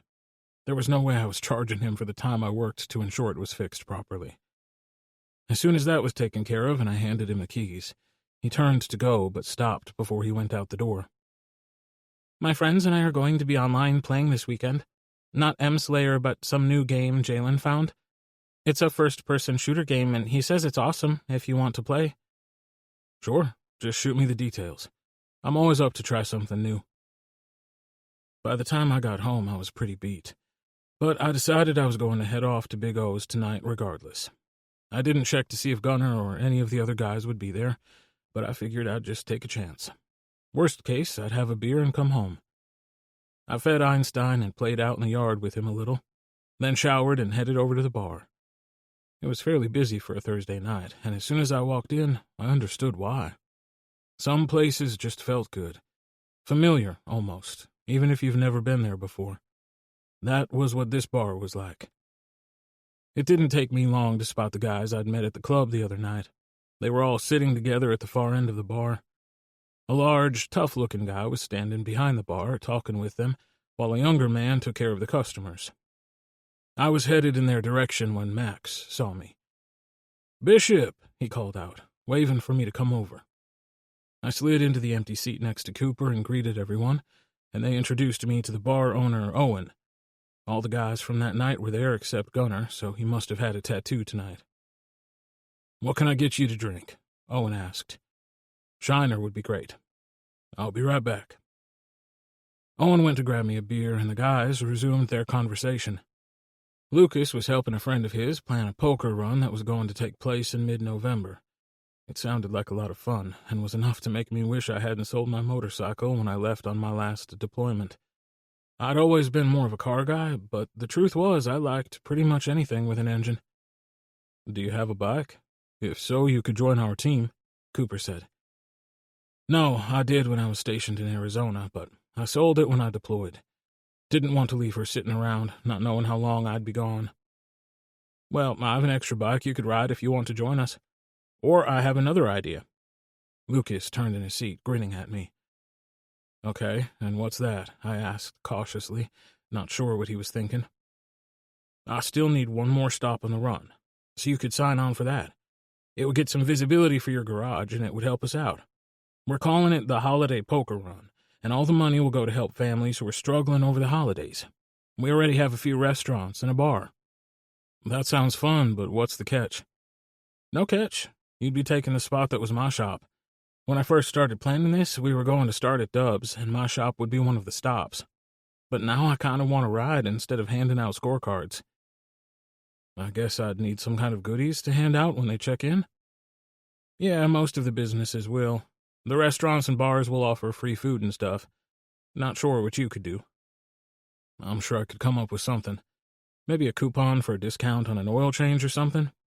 But it sounds good to me, and it sounds like a good cause." "My bar is going to be a stop." Owen handed me my beer. "I thought about riding too, but as the only bar on the list, it's going to get crazy in here. And I felt bad to leave Josh and Keegan to deal with that insanity." "Makes sense. I wouldn't want to put that off on any of my guys either." That all situated, the conversation shifted to crazy things their boys had been up to lately, and what they were doing tonight. It seemed like tonight they were all over at Ryder's house having a game night. They'd all dropped them off before coming here because apparently game night was code for getting trashed on sangria and talking shit about our daddies night. Something they all found adorable. I tried not to be jealous of these men who had found their boys, but I failed miserably. Especially when Max turned his gaze on me. "What about you, Bishop? Are you a confirmed bachelor, or are you looking?" "I'm always looking, just never finding." And wasn't that the truth of it? Meeting a boy to play with for a weekend was no problem, but why bother? Fucking just to fuck had lost its appeal. If there was no real connection or emotional attachment, how was that any better than taking care of it myself at home without all the shit that came with hooking up? Man, do I feel that. Ryder's knowing eyes met mine. That's the way I was before I met Brennan. Finding boys to play with is easy, but finding one who fits in your life is hard. An image of a feisty redhead with freckles kicking my ass at zombie slaying flashed through my head, but I dismissed it right away. Even if he wasn't Dustin's little brother, and he was, what were the chances he was even a boy? Isn't that the truth? Everyone said it once, and we all laughed. These men might not be in the same place as I was at this point, but they got it. I was glad I came tonight. This was what I'd been missing since returning to town. Other than Dustin, most of the guys I'd hung out with in high school were gone. and I'd been so focused on getting my business up and running, I hadn't taken the time to develop new friendships. We stayed and talked for another hour or so, and then Max stood. I need to go pick up Travis and get him home. Shit, yeah, I didn't realize it was so late. Ben has to work tomorrow. Lucas stood as well, and that pretty much broke up the party. I'll be in touch to get you all the details on the poker run. Sounds good. It was nice to meet you, Bishop. They're here every Thursday, and I hope to see you again, Owen said when I stood to go as well. You too. I'll be back for sure. Chapter 10. Rory. I'd been so excited about the possibility of doing Flavorfest. It was one of those events that had the potential to totally launch a new business. I'd spent most of the afternoon thinking about all the cool things I could do to make it work best to my advantage, and imagining what it was going to be like if my business really took off. As excited as I'd been the other day, I avoided clicking on the link to fill out the form to accept the offer, because that would make it real, and then my fantasies about how amazing life was going to be would be replaced with the stress of how to actually pull off a booth at an event the size of Flavorfest. The sheer number of cookies I'd need to bake, as well as the decorating, was overwhelming. So I decided it wouldn't hurt to take one day and just enjoy it. And on Friday morning, it turned out I'd been right to have those concerns. It started out simply enough, with a description of the space I'd be given and the number of people they anticipated attending. Then I got to the rules, and the bottom fell out of my fantasy. Most of what they wanted was easy enough to comply with, at least until I got to number 5. All baked goods must be prepared and baked in a commercially approved kitchen. Cottage food laws do not apply. Fuck. The state's cottage food law was what allowed me to bake cookies at home to sell without having the apartment's kitchen rated commercially approved. I'd looked into it before I started Ginger Snapped as a business. It was an arduous process, and even if I wanted to go that route, there was no way to get it done in time with such short notice. I had until next Wednesday, only 5 short days, to find a solution to the problem, or I'd have to pass on the opportunity, and that was just not acceptable. I started sending texts to see if any of my friends or family knew anyone who had a commercial kitchen I could use. It would mean baking at night when the restaurant or bakery was closed, but it seemed to be my best shot. As part of the application process, I was required to submit a preliminary plan for what I'd be selling, so while I waited to hear back from, well, pretty much everyone I knew, I started working on that plan. According to the information, the booths would be outside, and we'd each need to provide our own canopies, tables, and banners. I knew where I could borrow a couple of tables, but I didn't own a canopy or a banner, so I'd need to order something for that. I spent some time searching online and found a place to order a canopy with a personalized backdrop and a matching top and banner. I shouldn't spend the money when I didn't have the spot yet, but somehow ordering the canopy felt like I was taking a leap of faith, and was me saying that I was going to find a way. I spent the rest of the day making plans and trying really hard not to panic about the situation. Somehow this was going to work out. This was what I'd spent all this time building towards, and it was going to happen. At least I felt that way until one by one all my friends and family got back to me saying that they either didn't know anyone with a commercially approved kitchen, or else they had checked, and the people they asked said no. I was about to lose faith when my text message notification went off again. I hoped it was someone telling me they'd found someone, but instead it was a text from Bishop, asking if I was logged on to the server for our game night. I debated for a minute if I was really in the mood to play or not. I probably wouldn't be at my best, but it would be good for me to get out of my head for a while. I told him yes and logged on. For about an hour it worked. Nothing like blowing up monsters that were coming through a rip in the veil and attacking humans to take your mind off your problems. At least until I got a chat message from Bishop asking how things were going with Flavorfest. I hadn't sent him a text about the kitchen, because it seemed rude to ask him for help when we'd barely had a chance to get to know each other again. Me. Not so great. I may not be able to do it. Papa Bear. Why not? It requires a commercially rated kitchen, and I don't have one. Well, that sucks. It does. I keep hoping something will turn up. On Monday, I'll start calling any and all restaurants in town to see if they'll rent me their kitchen at night when they're closed. Good luck. I'll see if I can think of anyone who can help. Bishop. I'd spent the whole weekend thinking about Rory's problem. We'd spent quite a bit of time brainstorming possible solutions Friday night while we played, but didn't come up with anything. There had to be a way to make it work.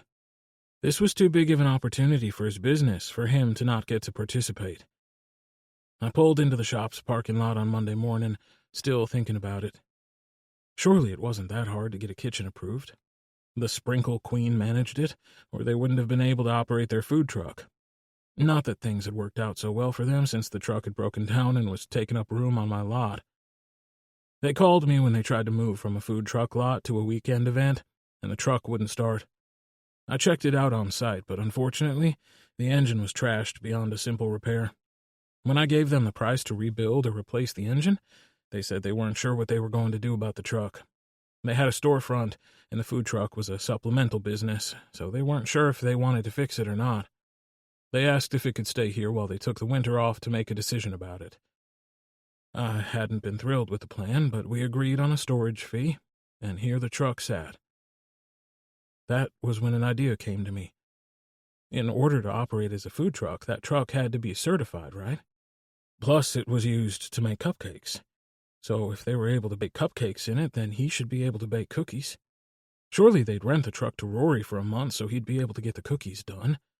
They sure weren't using it. I could take the money for that off their overall bill so it wouldn't cost Rory anything, and I bet that would satisfy the festival organizers.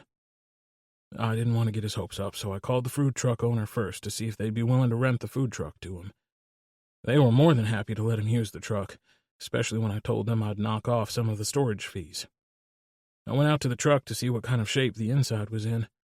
I didn't know much about bacon or about food trucks, but I did know that this one wasn't like any of the ones I'd seen on that television show where they competed to win their own truck. Instead, this one was all about cupcakes, from the paint scheme on the outside to the setup on the inside. The fryers and the flat top I'd seen most people cook on had been replaced with a large oven. They had also installed a window unit air conditioner on one end, which I supposed made sense because it was bound to get hot running that big oven in that little trailer. There was a long counter that ran the length of the food truck on the far side, underneath where the windows were used to sell from. I cautiously made my way over to the fridge and opened the door, praying they hadn't left any food inside, and breathed out a sigh of relief when it was not only empty, but clean. There was a little musty smell, the way things got when they were shut up, but other than that, everything looked good.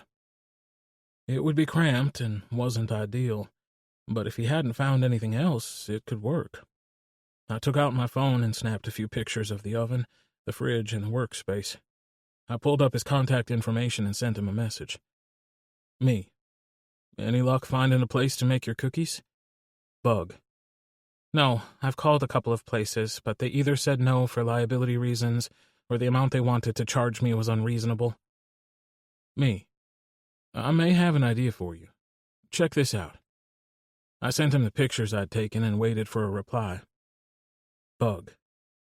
Is that a food truck? Me. It is. It was used to make cupcakes. I never thought about cookies in a food truck. I figure if they make cupcakes in it, you could make cookies. The bubbles popped up and went away, then came back, then went away. Then finally my phone rang, showing his name on the screen. Hey, Bug, I said, leaning back against the food truck. So how would that work? Do they park it someplace at night and I'd go there to bake? Is there room in there for their stuff and mine? Or would I just carry my icings and tools back and forth every day? And would they... Bug, hold on, let me talk. This food truck isn't currently in use. What? It broke down and it's sitting on my lot. The owners are taking the winter off while they decide what to do about the truck, but they said since they aren't using it, they'd be happy to have you use it for the next month or so. Are you for real? I am indeed for real.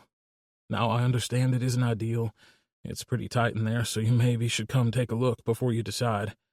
If you want to do that, I'll have Maury move the truck up next to the building so we can plug it into the power. Then we can evaluate how well everything works. I don't care how tight it is. If it gives me a chance to take part in this show, I want it. How much do they want for rent? They aren't charging you rent. They're doing it as a favor to me because I'm letting it sit here for the winter while they decide what they're going to do with it. Holy guacamole, Bishop. That's awesome. I have to pay a vendor's fee, and that isn't cheap. Plus, I won't be able to take orders for any cookies other than the ones I already have for a while. Plus, I just had the car repaired, so I was worried about the cost of renting a place. This is amazing. Do you have time to let me look at it this morning?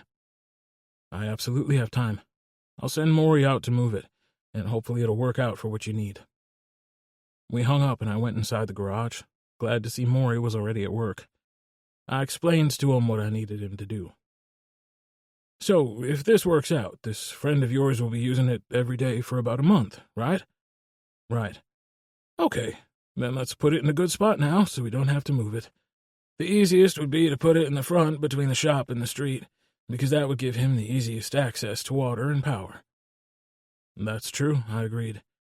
But I'm worried if we do that, people will see it and think they can stop for cupcakes, something I don't really want to deal with. That's true. I didn't think of that. The next best place to put it would be along the back wall, and then he would have shade all morning. I always figured those little tin cans got hot during the day. That's a great idea, Maury. Go ahead and move it. I went on inside, trusting him to find the best spot for the truck. I was feeling pretty damn pleased with myself. Not that I had really done anything, but still. Rory had a problem, and I'd found a solution. Now he could enter that festival without putting out a bunch of money he didn't have to spend. I figured I had a few minutes before he arrived, so I headed on into my office. The new office person, Charlie, was starting tomorrow, and I wanted to take some time and make sure everything was cleaned up and that my stacks made some semblance of sense so she didn't panic and not return after her first day. Chapter 11. Rory. I couldn't believe Bishop had found a place I could use. Knowing that he'd taken my problem seriously and had made an effort to find a solution left me with a warm, fuzzy feeling in my chest. Enough so that I had to remind myself that he wasn't doing this for me. He was doing it for his best friend's little brother, although I thought maybe we were becoming friends in our own right. But no matter why he'd helped me, I appreciated it more than he'd ever know. Of all the solutions I'd considered, a food truck never crossed my mind. And not just for this. I'd never even thought about baking in a food truck. I mean, I'd seen the various cupcake trucks around town, but I guess I just figured they baked the cupcakes elsewhere. Apparently not. He said he was worried it would be cramped, and I was sure he was right, but I didn't care. The only places I'd found so far that had let me use their kitchen wanted an insane amount of money. Money I just didn't have. I'd already decided, no matter how little room I had to maneuver, I was going to take him up on his offer. So before I left, I stepped out in faith and sent in my form, as well as replied to the email letting her know I'd done so. I was going to make this work. One of the benefits of working from home was how rarely I had to bother to put on real clothes, and today had been no different. When I'd received Bishop's text, I was sitting at the table with my computer and a cup of coffee in my pajamas. I took a quick shower and tossed on a pair of jeans and a t-shirt. Then I grabbed some cookies I'd made last night. I always baked when I was stressed, and trying to figure out this festival situation had for sure been stressful. I figured the least I could do as a thank you was to take him some cookies. It wasn't a far drive over to Bishop's shop, but I rushed anyway because I couldn't wait to get a look at this truck. When I pulled in and parked, I didn't see a food truck anywhere, but I hadn't noticed it when I was here before, so I wasn't sure where it was parked. I went inside and found Bishop sitting behind the counter, surrounded by piles of papers. He looked up when I came in and smiled when he saw it was me. His eyes moved over my body, taking in my appearance, and for just a moment, I swear I saw a flash of something that looked a lot like appreciation and awareness of me as something other than Dustin's little brother. But then he opened his mouth to speak. Hey, Bug. Bug. Fuck. Of course, he didn't see me as anything else. Something I needed to remember. I'd never been fond of the nickname, but hearing it come out of this sexy-as-fuck man's mouth made me hate it. I brought you some cookies. I thrust the container of cookies forward awkwardly. He chuckled and took the container. I'm never going to complain about you bringing me cookies. Although if you keep it up, I'm going to have to start going to the gym or take up running or something. Of course, I've needed to do that for ages." He patted his stomach and I shook my head. "There's nothing wrong with your body, Bishop. Trust me." A small, smirk-like grin appeared on his face, and I felt my face heat. "So, a food truck?" I asked, hoping to change the subject, and thank goodness he let me. "Right, it's out back. Maury moved it this morning. He seemed to think that was the best place to put it to be able to reach the power and to give you room for the propane tank you'll need to run things. Plus, we worried that if it was visible, people might think you were in business and selling cupcakes." "I've never sold cupcakes before." "Yeah, but trust me, once you see the truck, you'll understand. They went all out on their branding, and no one would think they sold anything but cupcakes."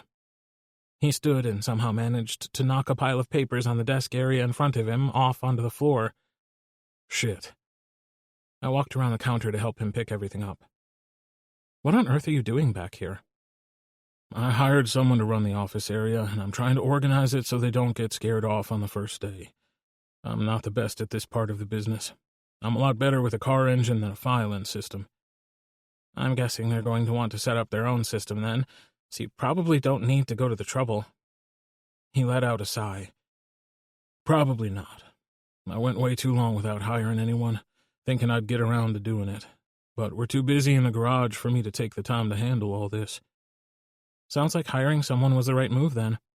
You should be focusing your energy on where you make money."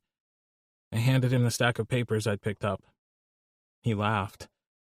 "You sound like your brother. He's been telling me that for about a year. Now, let's go take a look at this food truck." He set the papers back on the counter, picked up the cookies, and motioned for me to follow him. We went through a doorway that opened into the garage area where a couple of guys were working on cars. He stayed close to the wall, avoiding the area where they worked. But when we reached the back, he called out to them. "Hey, guys, I'll be out back with Rory. He brought cookies, so I'm going to put them on the table in the break room. Help yourself." He stepped into a small room that had a sink, refrigerator, and a two-person table off to the side. He placed the cookies on the table, and then we continued through the garage to the back door, where the food truck and my future kitchen waited. One thing was for sure, he hadn't been kidding about the branding on the truck. It was painted hot pink and had little cartoon cupcakes all over it with Sprinkle Queen in big fancy letters on the side. He opened the back door and motioned for me to go inside. It was small, like he'd said, but it wasn't really that much smaller than our apartment kitchen. It had a small refrigerator, which made sense for a cupcake truck, and wouldn't be a problem for me, although I was guessing a food truck that served food versus baked goods would have a much larger one. Speaking of larger ones, the oven in this thing was freaking amazing. It was a double-deck convection oven that had to have cost a fortune. It took up most of the room in the truck, but baking cookies in that thing was going to be a dream. A countertop wrapped from the other end of the truck and along the side opposite the oven, with plenty of room for decorating and packaging cookies. Bishop stood patiently behind me, watching me take it all in. "What do you think?" he asked hopefully. "It's amazing. It is small, but it has everything I need. I don't know how more than one person would work in here, but it will for sure work for just me. The owner said to help yourself to any of the equipment you need. I didn't go through the cabinets or anything, but feel free to check it out." "Wow, okay. I'll take a look and see what's here. Since it's a cupcake truck, I doubt they have any sheet pans, but I can get those. I have some, of course, but not enough or the right size to take full advantage of this oven." Bishop. The wonder in Rory's eyes brought a smile to my face. He was staring at that oven like he'd just discovered the Holy Grail. I'd thought it looked impressive when I saw it, but what did I know about ovens? Cars I knew. Kitchen equipment, not so much. I stood in the back doorway watching him because, as he said, it was a tight space for two people. I watched as he prowled around the truck, checking everything out. "This is going to be perfect. I'll be able to bake so many more cookies at once, which will be super helpful considering how many I need to make for the festival.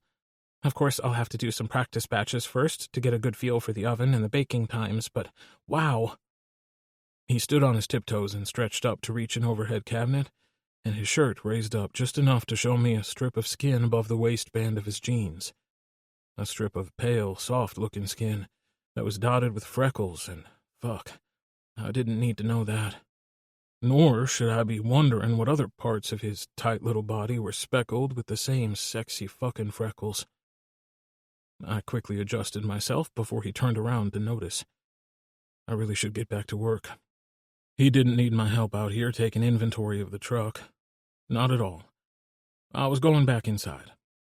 I prepared to do exactly that when he moved gracefully down from his overhead stretch to a bent position, looking in one of the lower cabinets. And damn if the sight of his ass up in the air in front of me wasn't even more enticing than the freckles. Images flashed through my head. Him bent over that counter calling me daddy while I fucked him hard, or him splayed out on my bed, naked and needy. Him in any number of places, willing and begging me to have my way with him. Fuck. Shit. Dustin would kill me for thinking of his little brother like that. Not only did he still think of Rory as a little kid, but he was as vanilla as they came and had no idea that I was a daddy. Hell, I would be surprised if he even knew what a daddy was. I cleared my throat and he turned his head to look at me. I need to get back to work, so I'm just going to leave you to explore the truck. The back door here locks when it closes, so I'm going to prop it open. That way you can come inside when you're done. Just keep to the side and don't go out on the garage floor. I don't want you to get hurt. My cock was rock hard and throbbing from the earlier images, and I had no doubt he'd be able to tell if he looked. So I spun around and made a quick exit. I propped open the door with a rock we kept placed there for that purpose and headed straight for the bathroom. I had no intentions of jacking off to images of my best friend's little brother, but some cold water on my face and a minute to calm the fuck down couldn't hurt. After I'd managed to pull myself together, I went back up front to finish what I was doing. But when I saw the piles of papers again, I decided he was right. There was no point in me trying to clean up this mess when Charlie would likely want to set up her own filing system. Instead, I put them all in a couple of neat piles off to the side, and then straightened up the rest of the area. Even if I wasn't going to tackle the paperwork, the least I could do was make sure they had a decent place to call theirs. I was using a cleaning cloth to wipe down the counter when Ricky walked in. His mouth was full, and he had another cookie in his hand. "Damn, boss, these are some seriously good cookies. I put on a fresh pot of coffee so we could have a cup with them. Just wanted to let you know." "They are good, but don't be expecting cookies all the time just because he's using the food truck. He has work to do out there." "Right. I wouldn't bother him, but I sure wouldn't mind if he needed a taste tester." "If I need anyone to taste, I'll be sure and let you know," a voice said from behind Ricky. I knew it was Rory, but Ricky wasn't a small guy, and he was blocking my view of the doorway. Ricky turned, and there Rory stood, looking fucking adorable. He'd obviously been digging around out there under the cabinets because he was mussed and slightly dusty. "I sure wouldn't say no. These are amazing cookies, so if the others are half as good, I'll eat as many as you want." "Well, those are my signature cookies, so I don't know if the others will be as good or not. I'm going to try lots of varieties, so there will be lots of tasting. Some will work, some won't, as my roommates can tell you. They're usually my taste testers." "Do you ever make plain old chocolate chip cookies? They're my favorite," Ricky said. "I do have a chocolate chip cookie that I make. It isn't what I would call a traditional chocolate chip, but I'll do some of those, and you can tell me what you think." "Ricky, don't you need to get back to work?" The last thing I wanted was the guys all hovering around him, wanting to taste his cookies. I flashed back to that delicious strip of skin he'd revealed when he reached for the upper cabinet and bit back a groan. Yeah, his cookies, or anything else that was tasty-looking. "Crap. Sorry, boss. Don't forget fresh coffee in the break room." I nodded, and he went back out to the garage area. "He seems really nice." "He is, and he's a really good mechanic as well. I'm lucky to have him." "Okay, well, I'm going to get going. I'll be back tomorrow to take inventory and then go shopping to outfit the truck. If you're sure this is going to be okay. I'll be here a lot, and I don't want to get in the way." "Bug, I'm happy to help. And I'm glad it's going to work out. I'll stop on my way home today and get you a set of keys made for both the back door and for the gate so you can come and go as you need to." I know you baker types tend to be early risers and shit. He laughed. Some bakers are, that's for sure. I'm not one of those bakers, at least not normally. But with the short notice on this festival, I may have to work some weird hours. So thank you. Chapter 12. Rory. I couldn't believe the owners had left the stuff just sitting there while they figured out what they were going to do. The truck was stocked with bowls, utensils, and even a commercial-grade mixer. But in the end, I'd decided to bring all my own stuff. I would have been so nervous that I was going to break something of theirs, and I was already indebted to them for letting me use the food truck. The last thing I wanted to do was break their $800 mixer. Bishop had told me I'd be surprised how often people abandoned vehicles on his lot and never came back to get them, but I couldn't imagine that would be the case this time. I mean, seriously, that oven alone was worth over $5,000. But what they decided to do with it was up to them.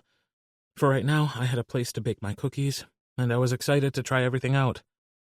My saving grace, since I was a one-man operation, was that a lot of my baked cookie recipes could be frozen for up to 3 months and still taste fresh. I decided that was where I would start. I'd bake in the morning, decorate that afternoon, and then package and freeze them first thing the next morning while that day's batch baked. It took me a few days of cleaning to get the food truck ready to bake in. I'd cleaned it from top to bottom and hauled all my mixing bowls, utensils, and my 2 mixers over, all while taking time out to bake cookies at my apartment to fill my existing orders.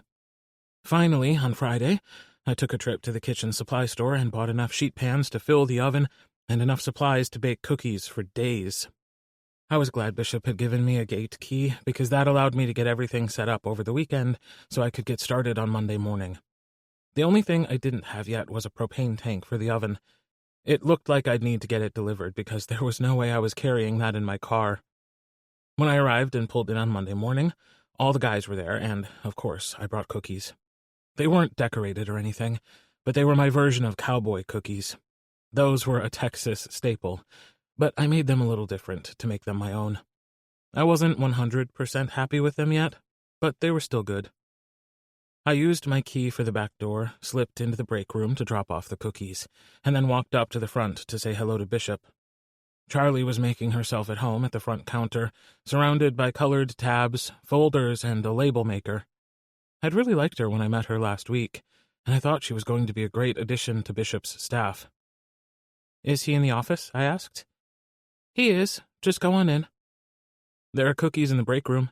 If you want any, you better go grab a couple. These are chocolate chip, so I wouldn't trust the guys to leave you any." "I needed a cup of coffee and a break anyway." She stood and headed straight for the break room. I went on into the office area where Bishop sat.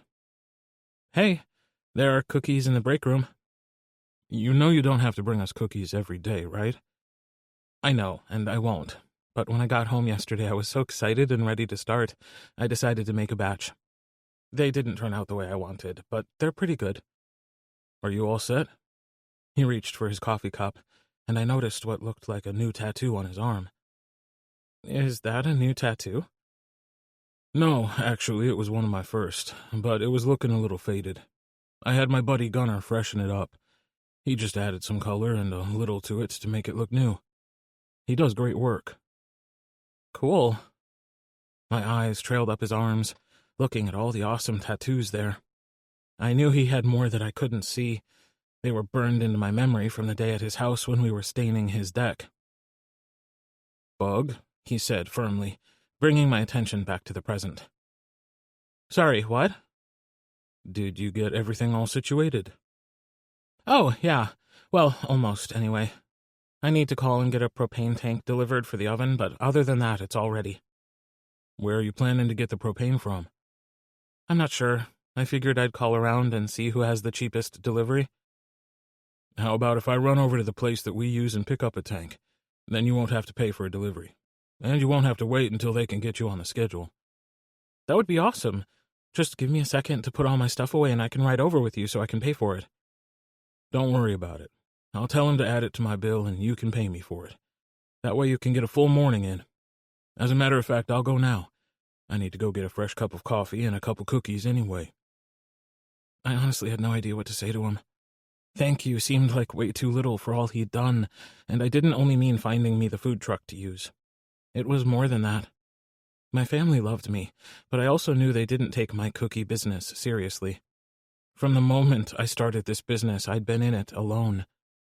Terrence and Devin had been great, and more than happy to try them for me, but they were busy with their own lives and didn't really have the time or resources to help me. But with Bishop, for the first time, I felt like I really had somebody in my corner, and that felt pretty damn good. Bishop. I popped my head into the food truck on Thursday to see if Rory had eaten yet.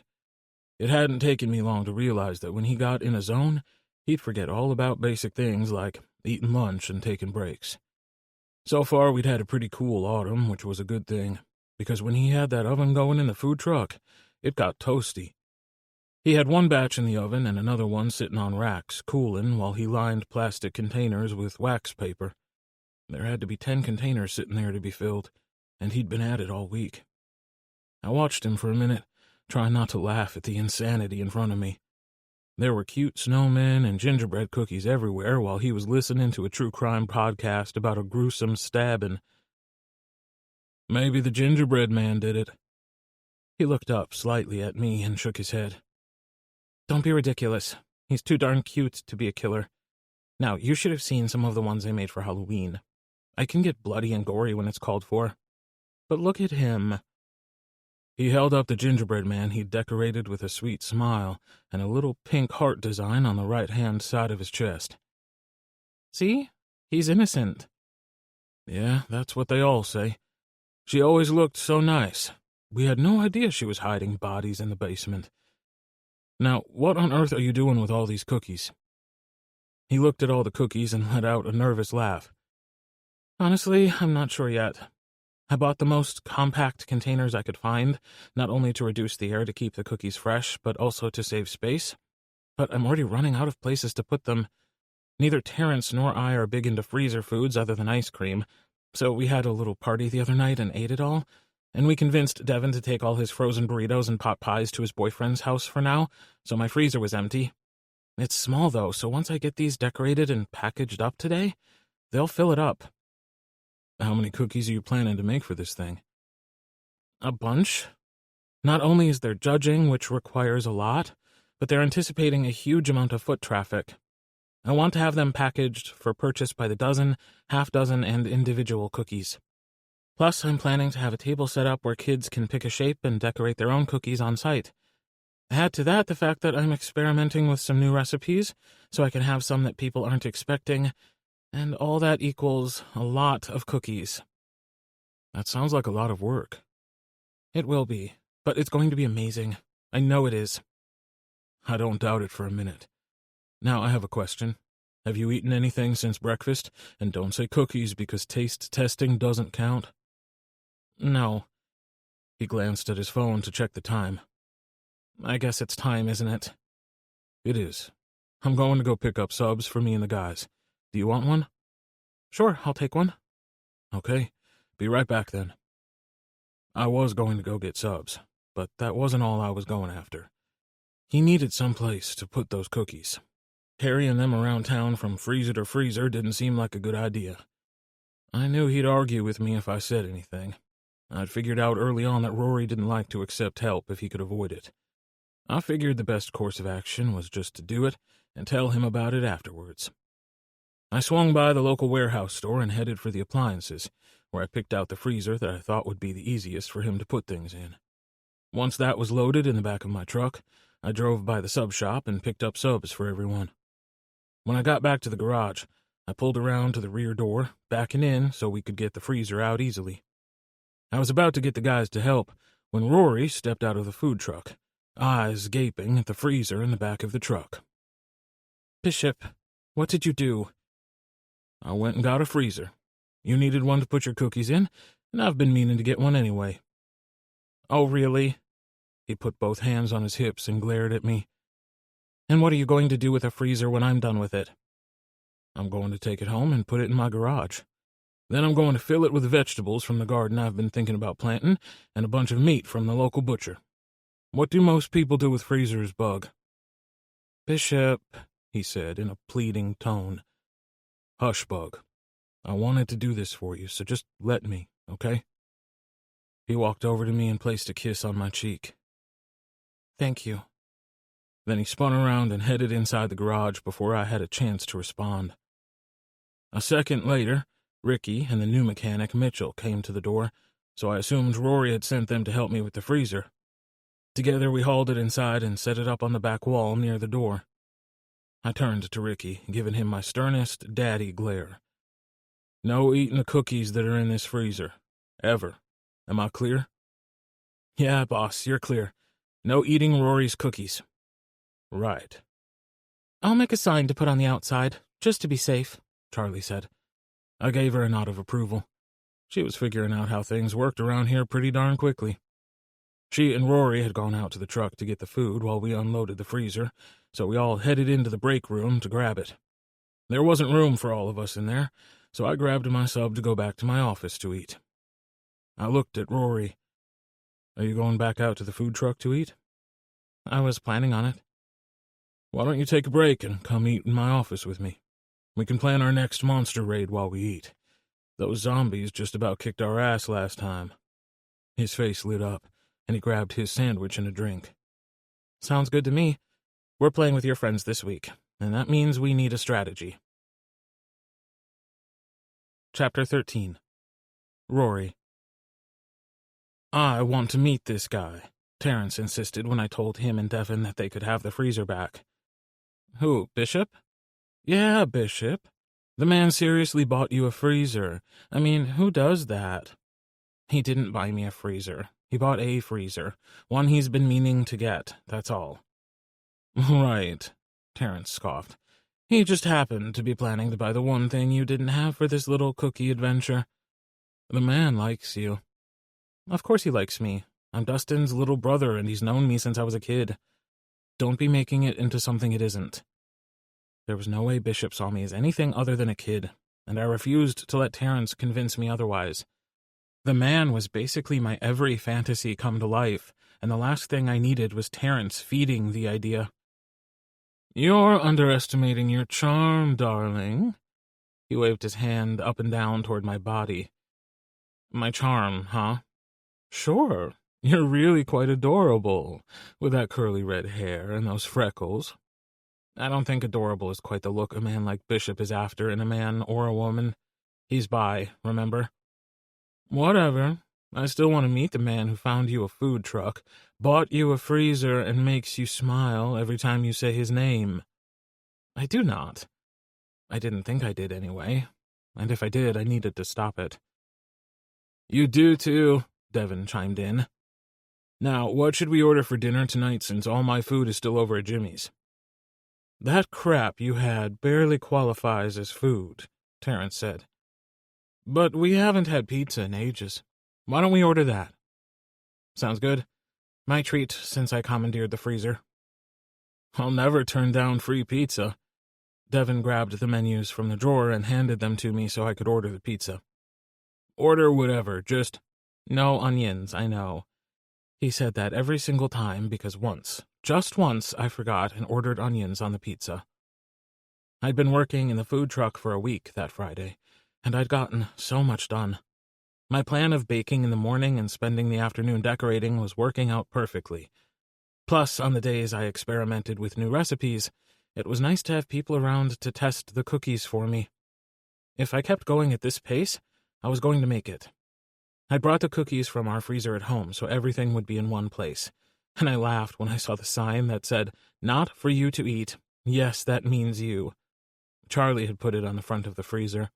Not that I thought any of the guys would mess with my cookies. After all, I gave them plenty to taste test throughout the day. I put the cookies in the freezer and made my way out to the food truck. The fact that today was Friday didn't mean much to me right now. I'd be up here working tomorrow like it was any other day. But I wasn't planning to stay late tonight.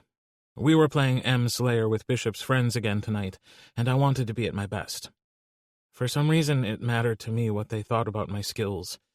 Probably because I knew they were mostly ex-military. I had 3 orders that I'd taken before I signed up for the festival to fill and ship out tomorrow, so it was a busy morning. I found that I really liked the process I'd found for doing the large batches, so I did the 5 dozen I needed for the orders the same way, baking them all in the morning to be decorated in the afternoon after they cooled. Then, knowing that I didn't want to stay late, I decided this would be a good day to make some of the cookies for the festival that didn't have to be decorated.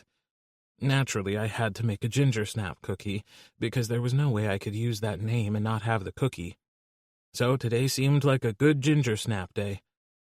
I still had a ton to do today, so I dove right in and got to work. Bishop. I'd gone back out to Big O's the night before and had a beer with Ryder and Max. They were the only ones who were there.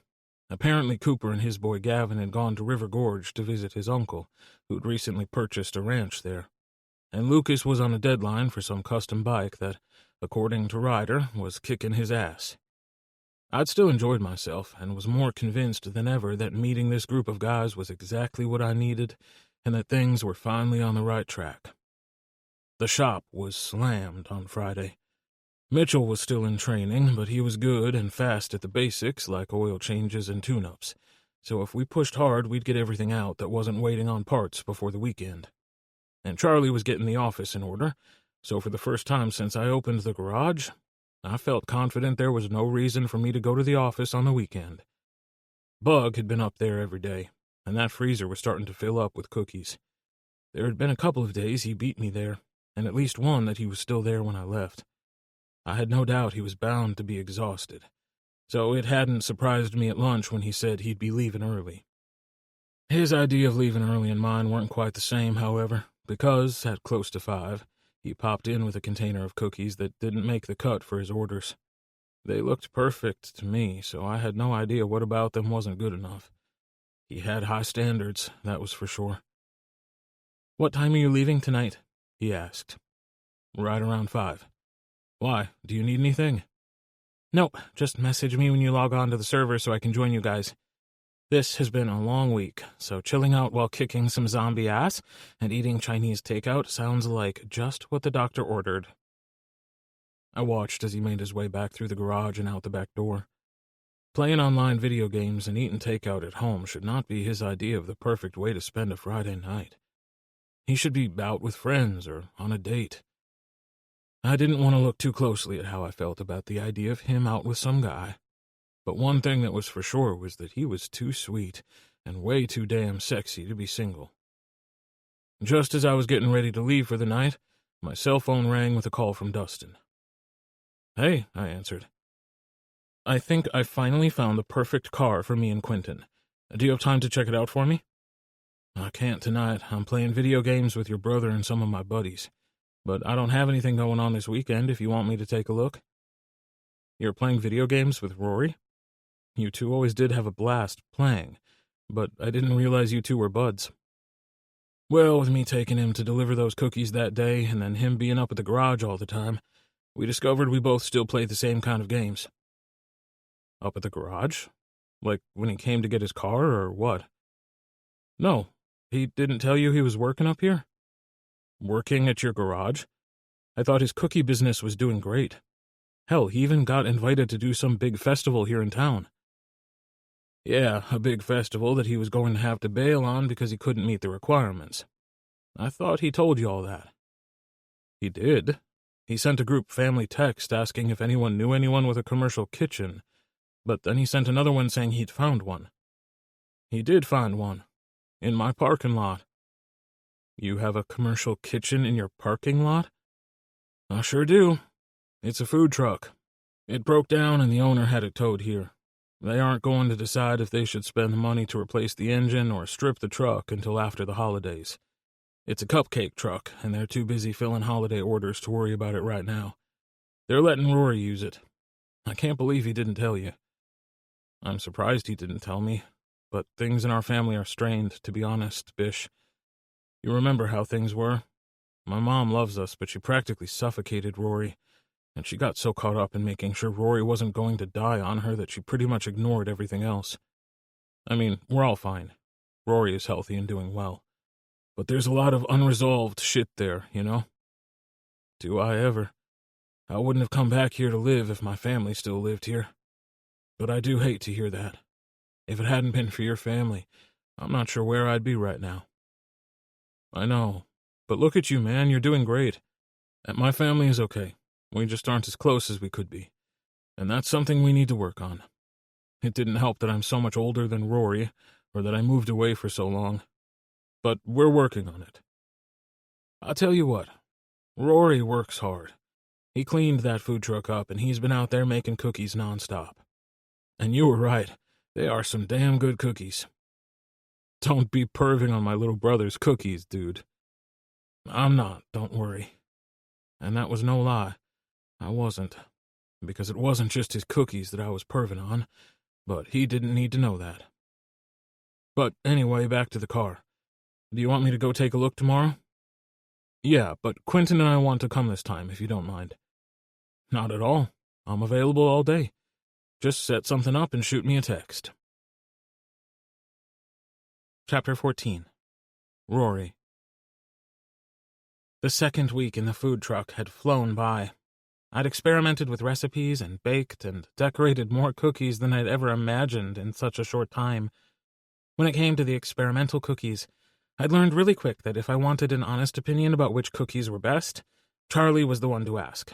Which was why, when I hit on one I really loved, I took it to her to try and not to the guys. I sat there, watching her face while she tried the cookie, hoping that I was right and that I really had hit on something good. She broke it in half and held a piece to her nose. The corners of her mouth tilted up a little bit, and I swear her eyes softened some, but that was the only reaction. She popped it in her mouth and chewed it, slowly, savoring the bite. Dang, boy, that's good. It smells like winter, but not in a cold way, in a warm fireplace on a snowy day kind of way. It's like gingerbread, but better. Gingerbread, but better. That was exactly what I thought. But that was good coming from her, because she'd admitted to me that she wasn't a big fan of gingerbread when I made it the other day. But is it better enough for you to like it? I was hoping to make something with those warm winter spices for people like you who aren't big gingerbread fans. Oh, I like it, no doubt. What's in it? I used similar spices to what's in chai. Not exactly, but close. It's one of my favorite drinks in the winter, so I thought maybe it would make a good cookie. Well, you were right. It's delicious, and it has those hints of ginger that feel all warm and fuzzy. Kind of like you, she teased. I let out a sigh of relief. Awesome. I thought it was good, but I needed someone to confirm it for me. I'm thinking I should decorate them like Christmas cookies, and maybe I'll get some orders for them. I would buy them, that's for sure. Thanks for letting me try them. No, thank you for testing them for me. I could have asked the guys, but I'm not sure if they just don't want to hurt my feelings by telling me something doesn't work, or if they have no palate. Based on what they eat for lunch, I'm going with no palate. It's funny, 'cause it's true, I said, both of us laughing. I guess I better get back to work if I'm going to add these to what I have planned. I think this will be the last new one. Then it'll just be baking, decorating, and packaging them up. That freezer is already pretty full, so you've already done a lot of decorating. I have, but I still have a bunch left. The problem is, I've never done an event this big before, so it's hard to know how many to bring. Like, I don't want to be stuck with a freezer full of cookies because they didn't sell. But more importantly, I don't want to not have enough and then miss a chance to move my business to the next level. It's hard. Well, there are plenty of people who are happy to eat whatever doesn't sell, so don't you worry about that. I smiled as I walked back into the food truck. I swear it was starting to feel like home. I'd spent so much time in it over the last 2 weeks. I kind of liked having a permanent place to work. Baking at home was nice because it meant I didn't have to get dressed and leave the house most days, but it also meant I had to put everything away and turn my work area back into a usable kitchen for the guys when I finished. I loved being able to leave my decorating tools, mixers, and other supplies out where I could get to them without having to pull them out each time. It took me a while to make the dough for the ginger chai cookies, but once they were baking, the food truck smelled like heaven. I'd planned on making them into faux gingerbread men, but after what Charlie said, I decided to go with just a snowy winter day theme, so I did snowflakes, mittens, and snowmen. They would be fun and fast to decorate, plus I thought they'd sell really well. I was cleaning everything up when the door on the far end of the truck opened. Over the last 2 weeks, Bishop had made it his mission to make sure I ate lunch, took breaks, and drank plenty of water. I swear the man was like an old mother hen. I smiled to myself, wondering what he was here to harass me about this time. But when I turned around, it wasn't Bishop standing there. It was my mother. "Your brother told me you were here at Bishop's shop, working out of a food truck, of all things. I was sure he must have been mistaken, but here you are, in the back, where no one can see you if something happens." Shit. I should have told Bishop not to tell Dustin I was up here. Not that I cared if Dustin knew, but I didn't want what was happening right now to happen. I had way too much work to do over the next week to be dealing with my overprotective mother. "Mother," I said, calmly, "nothing is going to happen." "You don't know that. You could overheat. That's a huge oven in a very small space, and you know heat is bad for your condition." My condition. For fuck's sake, I had asthma. Very well-controlled asthma. I could interrupt her. I could point out that it had been years since I'd had any problems, or that I'd been living with this my whole life, knew my limits, and was careful not to push them. But it was pointless. In her mind, I'd always be that skinny little 8-year-old who collapsed on the soccer field. "And back here, behind a building like this," she continued, "you could lie back here for hours before anyone found you. And for what? Just to advertise this little cookie decorating hobby of yours." And there it was. Little cookie decorating hobby. Like the hours I spent learning how to do this were nothing. Like the time and effort that I'd invested in marketing and social media didn't matter. She summed up how little regard she had for what I was trying to accomplish with that one word. Hobby. "That would never happen, Tina," a deep voice said from the doorway. We both spun to find Bishop standing there. "He has an air conditioner if he needs to turn it on to cool things off in here, and he leaves both doors open so a breeze can blow through, except on days like today when it's cool enough outside that the oven serves as more of a room heater than a problem. Also, his cookies are so delicious I can't keep the guys out of here. I swear every time they have a free minute he has to chase them off. Trust me, he's never alone out here for long." "Well, that's all good, but that's not the main reason." He kept going like a freaking avenging angel whose mission was to defend my choices. "The main reason it isn't a problem is that Rory is a responsible adult, and you taught him years ago how to manage his asthma, which means that other than not eating properly," he turned his glare on me as a reminder that I hadn't eaten yet today, "he takes care of himself and takes steps not to trigger his asthma. Anyway, Rory, I just came out to see what you wanted for lunch. We're ordering from the Greek place up the street." Just a Greek salad would be good," I managed to stammer out. I couldn't believe he'd stood up for me like that. Normally, when she acted this way, everyone took her side, saying things like, "You have to remember how scared she was when they almost lost you," or "She only does it because she loves you." Of course my mother loves me, that wasn't the problem. I'd never doubted that for a minute. The problem was she couldn't let go of the image of me as a sick little boy, and that made it hard to have a real adult relationship with her now. "Okay, Ricky's going to pick it up for us, so someone will let you know when it's here." He turned and walked out of the food truck without another word to my mother. "Well," she said with a huff, "I haven't seen Bishop but a couple of times since he and Dustin graduated, and that's the way he talks to me?" "He didn't say anything that wasn't true, Mom. You have to stop worrying so much." "I'll stop worrying about you and your brother the day the good Lord takes me home. You know what I mean. I'm not a child. I'm a grown man, and I can take care of myself." "I know you're right, but I just couldn't get rid of the idea that I was going to get a call that you'd collapsed again." "Well, as you can see, I'm in no danger of that happening here.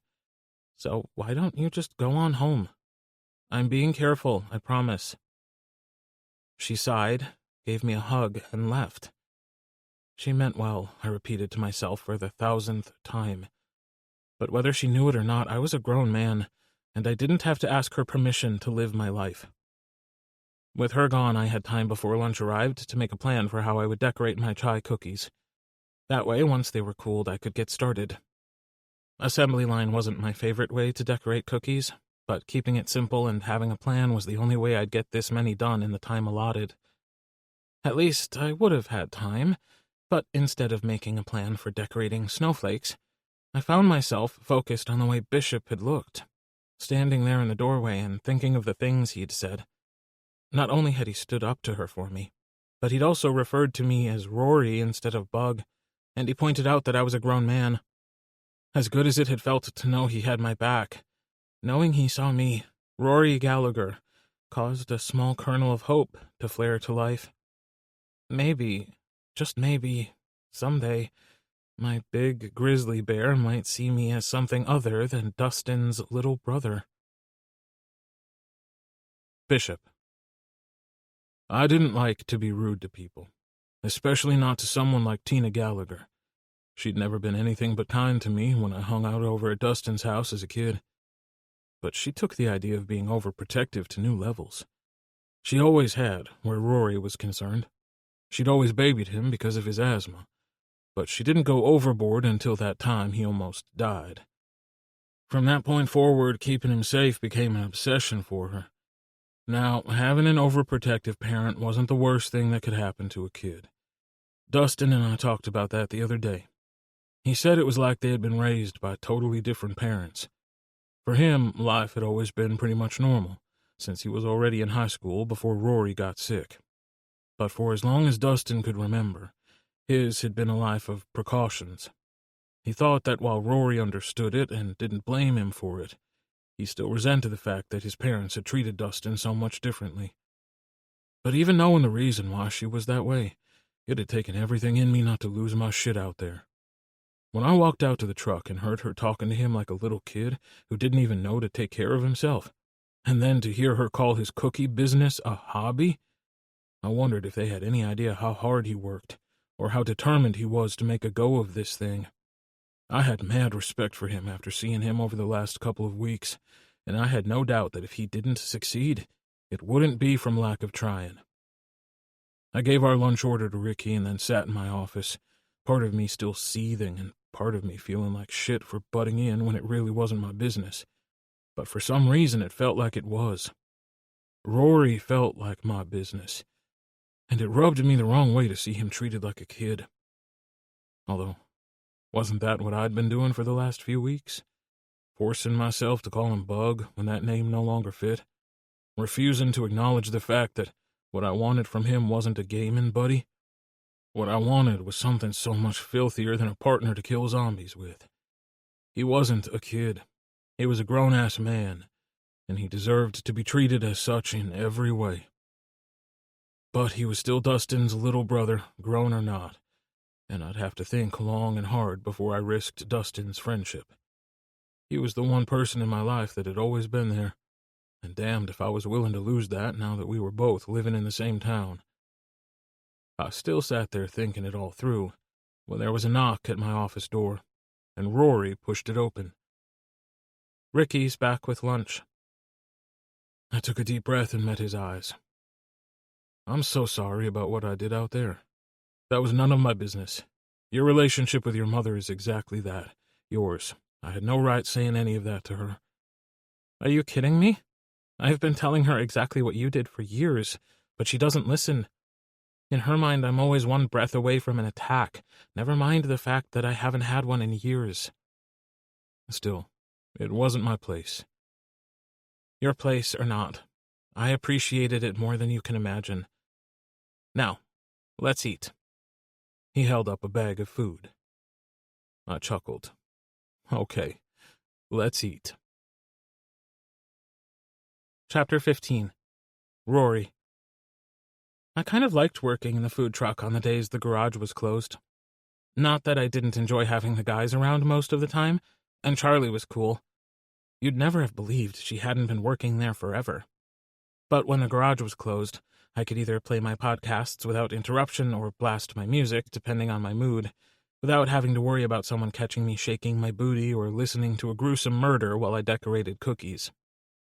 I didn't get all the chai cookies decorated yesterday, so that was first on my agenda. I got a batch of my cardamom and lemon zest cookies baking, and then started working on decorating what was left from yesterday. To get in the spirit, I was blasting Christmas music while I sketched out a plan for how I was going to decorate the snowmen. I'd just gotten into the flow of decorating when the timer buzzed for me to take the cookies out of the oven.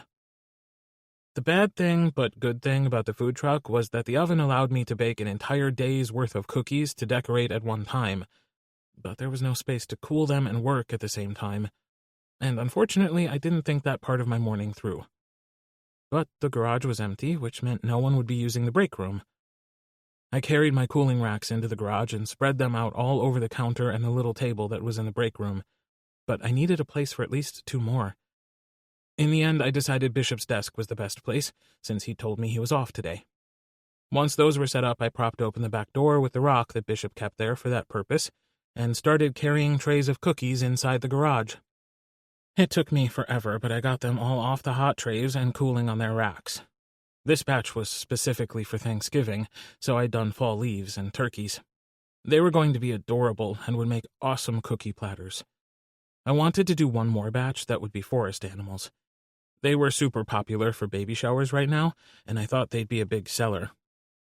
Other than the ones I was planning to do that would be undecorated, I'd be done, and just in time. The festival was this coming Friday and Saturday, and I would need Thursday to set up, which meant I had 5 days, counting today, to get everything done. I went back out to the food truck to decorate while the ones I'd taken in the garage cooled. I wondered what it would be like to have a permanent setup like this food truck, but designed for cookies. I liked the freedom that came with working from home, but an apartment I shared with 2 other guys wasn't really optimal. The food truck was close, though. If I could just change a few things. Like, for example, if I could add a cooling shelf, that would make a huge difference. This whole experience had opened up so many possibilities. I put the finishing touch on the last snowflake and moved on to the snowmen while I jammed out to All I Want for Christmas, instead of my normal podcasts. "So, is there a reason why I have cookies spread all over my garage?" Bishop asked from the doorway. I jumped and let out a little squeal, spinning around. "You scared the crap out of me." "I said your name, but I guess you didn't hear me over the music." "You're not supposed to be at the garage today," I insisted. "And cookies aren't supposed to be spread out all over my desk either. Unless you're leaving them for me as gifts, that is." "Those are for the festival. I had to put them somewhere to cool, and you weren't supposed to be coming in today." I guess I should have known better than to assume that Bishop might go a day without coming up here to the garage. One thing I'd learned over this last month was how hard he worked, and how dedicated he was to making this business a success. "I wasn't. I'm meeting Dustin and Quentin up here to go look at a car, and the cookies are fine. I just wasn't expecting to come into a herd of turkeys on my desk." I'm pretty sure a group of turkeys is called a gaggle, not a herd. But if you need me to go move them, I can. They're probably cool enough by now. "No, they're fine. I was just giving you a hard time. I'm not staying. I'm meeting them here. But once I saw the cookies, I figured you were here, so I thought I'd come see how things were going." "It's going good. I have until Thursday to get everything wrapped up and set up for the festival, so I'll be practically living up here. But I think I'm going to get it all done." "That's awesome, Rory. Seriously." "What's awesome?" Dustin asked, sticking his head inside the door. "Rory was telling me he was going to hit his goal for the festival." "That is awesome, Bug. Do you need help setting up? Quentin and I could come lend a hand." "You could pay us with cookies," Quentin chimed in from behind him. "I have to have everything set up on Thursday, and you'll be in school, but I promise to save you some cookies." I wish I could have taken him up on it. It meant a lot to me that he'd offered to help, though. "As a matter of fact, Quint, you can have this one right here. Someone scared me half to death, and now his scarf is all messed up." Quentin pushed his way past his father and into the truck. "Thanks, Uncle Rory. Your cookies are the best." "If you need help on Thursday, I can help," Bishop said. "Thanks. I appreciate it." I really hadn't made a plan yet for how I was going to get everything up there and set up, but having Bishop help would make everything so much easier. "We need to get going if we're going to meet this guy on time," Dustin said. "We'll be up at the festival on Saturday, though, and if you need any help, just call." "I will, Dustin. Thank you." They moved to go, but Bishop turned back to me as he walked out the door. "I'll be back in a little while. Do you need me to bring you anything back? Like lunch or anything?" "I brought something with me, but thanks." Bishop. The three of us got into my truck. I had a good idea of where we were headed, so I pulled out and turned in that direction. It was clear on the other side of town, so it would take us about 30 minutes to get there. "So, this might be the one?" "Possibly. It looks good online, but we'll see when we get there." "It looks awesome, but it has some engine problems. Dad thinks we can fix it up ourselves." "As long as there isn't too much for us," Dustin cautioned. "That's what Bishop is coming to look at." Quentin bit into the cookie Rory had given him. "Oh man, this is so good. It's better than the ones he normally makes. Here, Dad, taste it." He broke off the snowman's head and passed it to Dustin. Dustin popped the cookie in his mouth. "Oh man, that's good. It's different. Perfect for winter." Quentin nodded. Then he put his earbuds in, and we old guys ceased to exist. "He's been working on some new recipes for this festival, and so far they've all been delicious. He works really hard." I was so proud of him, and I wanted his brother to understand how serious he was about this business. I was tempted to tell him about his mother calling it a hobby, but I didn't want to bring up family drama in front of Quentin. I was pretty sure he couldn't hear me with those earbuds in, but I didn't want to chance it. "You like him?" Dustin cocked his head to the side and studied me. "Rory? Yeah, he's a great guy." "No, I mean you like him. Dude." I wanted to tell him that of course I like him. He's amazing, he's smart, he's hard-working, he's funny, and he's sexy as hell. What wasn't to like? But there was no way I was saying all that to Dustin. "Don't dude me. I saw the way you looked at him. You like him." I glanced at the rearview mirror to make sure Quentin wasn't paying attention. He wasn't, so I glanced over at Dustin, trying to read him. Was he mad about what he said or not? "He's pretty hard not to like," I hedged. "He is that," Dustin nodded. "So, have you asked him out?" "What? No." I looked at him like he'd lost his mind. On what planet did Dustin think I would ask out his little brother and not talk to him about it first? "You're a good guy, Bish. Rory needs someone good in his life, someone who sees how amazing he is. Look, I just don't know that we'd be compatible." I glanced back up to make sure Quentin hadn't rejoined the conversation. There had never been any reason for me to go into my preferences or my participation in the daddy lifestyle with Dustin, and I didn't think now, if ever, would be the time to do it. "I don't see why not. You two have a lot in common." "We do, but he's pretty young." Why was I arguing with him? I should be thrilled. It seemed like he didn't have a problem with me asking Rory out. But being okay with me dating his brother and being okay with me being Rory's daddy were two very different things. "Rory hasn't been young for a long time. He's had to be strong to fight his way out from under our mother's watchful eye and make a life for himself. But he's done that. What if it doesn't work out? You matter to me. I don't want to mess things up." "Would you hurt him or cheat on him?" "Of course not. What the fuck, dude?" "That's what I thought. See, like I said, you're a good man. But there are no guarantees. It might not work out, who knows? What I do know is that if it didn't, it wouldn't be for any reason that would mess up our friendship, because you aren't that kind of guy." I'd been thinking of nothing but Rory for a couple of weeks, but if I was honest with myself, I'd been using Dustin as an excuse. I'd been in relationships with people who weren't in the lifestyle, and it never worked out. My daddy instincts were too strong, and at some point the person would start to feel suffocated, which was never my intent. I just wanted to take care of them. But that could feel a lot like I was treating them like they weren't capable of taking care of themselves, for someone who didn't understand where the urge was coming from. It was so much easier to find a boy or a girl at a club or at an event where you both knew exactly what you were getting into from the beginning. But that wouldn't be the case with Rory, and with the way his mother was so overprotective, I wasn't sure if he'd want the daddy. He's too busy right now, focused on the festival. But maybe when that's all said and done, I'll ask him out. Of course, he might not be interested in dating a guy like me. I shrugged.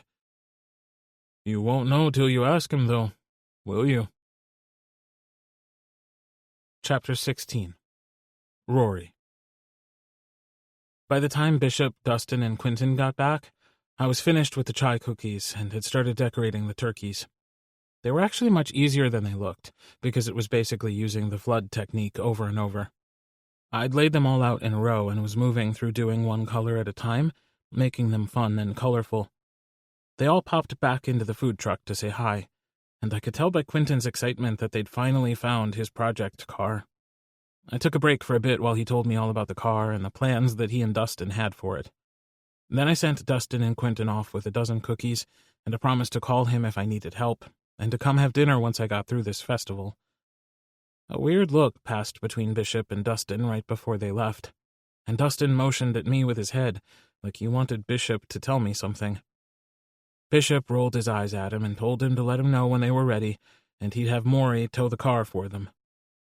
As soon as they were gone, instead of going back to work, I shifted my attention to Bishop. "What was that all about?" I asked warily. What was what all about? That look Dustin gave you? Were you two talking about me? If Dustin had told Bishop to keep an eye on me, or worse yet, asked him to talk to me about not doing so much, I was going to lose my shit. I dealt with enough of that crap from my mother. I didn't need Dustin getting all up in my business either. I didn't know what it would take for them to realize I wasn't a kid. I wanted to ask if you wanted to go out for dinner, he said, interrupting my internal freakout, stopping me in my tracks. Like, to grab something to eat when I'm done here tonight? Because there was no way Bishop Wilcox was asking me out, like on a date. No, Rory, out to dinner, like on a date. But not until after the festival, because I know you have a lot to do to get ready, and I don't want to slow you down. That's what you and my brother were talking about? You asking me out on a date? Yeah, but if you don't want to, that's fine. No hard feelings. Fuck, Rory, you're sexy as hell, and I've really enjoyed having you around this last month. Anyway, I thought I'd see if you wanted to give it a shot. He sounded nervous, which was adorable, because, seriously, did he think there was any way I'd say no? Bishop, I would love to go out with you. But I hate that you're right, and it will probably have to be after the festival because I'm slammed. He moved further into the truck, backing me up against the counter. Great. So how about Monday night? That will give you a day to recover from the festival, and it'll give me some time to plan the perfect date for us. He was close enough that I had to look up to see his face. My eyes stopped briefly on his mouth, wishing I could taste him. I loved how much bigger than me he was, and I reached up and placed my hand on his chest, barely resisting the urge to pull him closer. That sounds good, I managed to breathe out. He leaned down slowly, giving me plenty of time to stop him, like I would. He very lightly brushed his lips across mine. Let's get you through the rest of this week, and then we can see where this goes. And with that, he turned and walked out, leaving me standing there wondering what the fuck just happened. Bishop Wilcox had asked me out, kissed me in a way that should have been almost chaste, but instead was somehow loaded with all kinds of filthy promises, and then turned and went on his way, leaving me here to decorate cookies like he hadn't turned my whole world upside down in the very best possible way. Bishop. Okay, so that just happened. I sat down at my desk, which was now free from the turkey invasion, and tried to figure out what exactly this meant. I honestly hadn't been planning to ask Rory out. I'd planned to feel him out a little bit and see if I thought he was interested, so if he wasn't, I wouldn't make things awkward between us. I really had enjoyed the last month, playing video games with him and just being around him, and if he'd said no, that could have screwed everything up. But he didn't say no. He said yes. I also hadn't planned on kissing him, but when he looked up at me from under those long lashes, I was done for. Now I just had to figure out where to take him on this date and how to explain the whole daddy thing to him without freaking him out. Everything about him told me he'd be the perfect boy for me. He was self-confident and independent in a way that really called to me. I knew that if he agreed to be my boy, every single bit of control he gave up would be because he chose to hand it over, and there was something about that idea that made him even more appealing. Of course, because I didn't follow my original plan and feel him out first, I had no idea if he knew anything about the lifestyle at all, so there was no guarantee he'd agree to even try. This next week was going to be a rough one for him. I knew he was close to his goal, but he only had a few more days to get everything done. I'd seen firsthand the drive he had to make this business a success, so I knew he wouldn't stop until he had everything finished. I hated there was nothing I could do to help him. I wasn't artistic and had zero cookie decorating skills, but I could make sure he was eating and taking plenty of breaks. Now the question was, what should we do for our date? We had had a lot of conversations while playing video games about what we liked to do, so I knew he liked to read, and he loved those true crime podcasts. He also loved Japanese food, but wasn't crazy about sushi, and was a big superhero movie buff. But there were no good movies out right now, and I wasn't planning on committing any crimes, so no Bonnie and Clyde adventures for us. I would have to think about it and do a little research to see what I could find. But a simple dinner and a movie wasn't good enough. I wanted to do something that would be special. Regardless, I needed to make sure whatever we did gave us a chance to talk about what we both wanted, because the last thing I wanted was to start something with him that could go nowhere, because we weren't looking for the same thing. Chapter 17. Rory. The week leading up to the festival was insane. I'd arrived early and left as late as I could. Bishop's shop wasn't in a bad part of town, but I still wasn't about to work out back in a garage parking lot alone at night. After that kiss, something had shifted between me and Bishop. He still came out frequently throughout the day to ask if I'd eaten or to remind me to take a break, but he had never been touchy before that kiss. Now he was up in my space at every opportunity.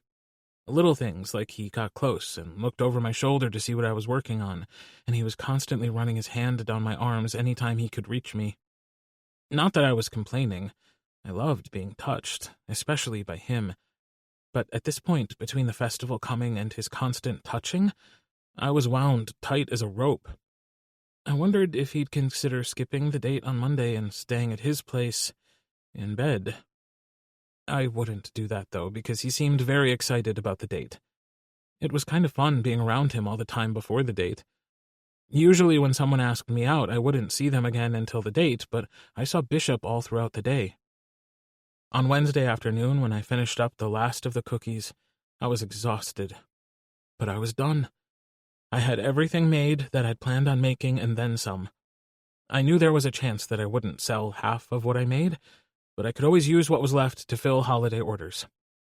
Part of me wished that we'd planned our date for tonight, because the only thing I could do now was go home and worry about how things would go, but I knew he'd been right.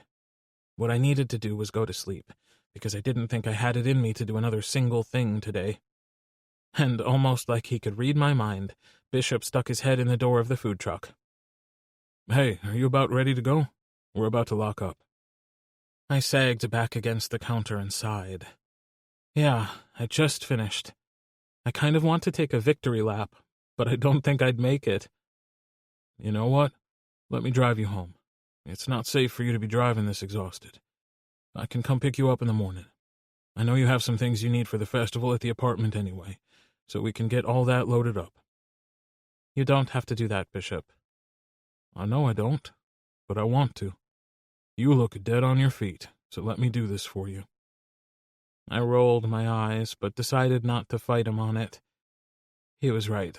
I was tired, and it would be easier to get the canopy, all my promo stuff, and my cash box with his truck than my car.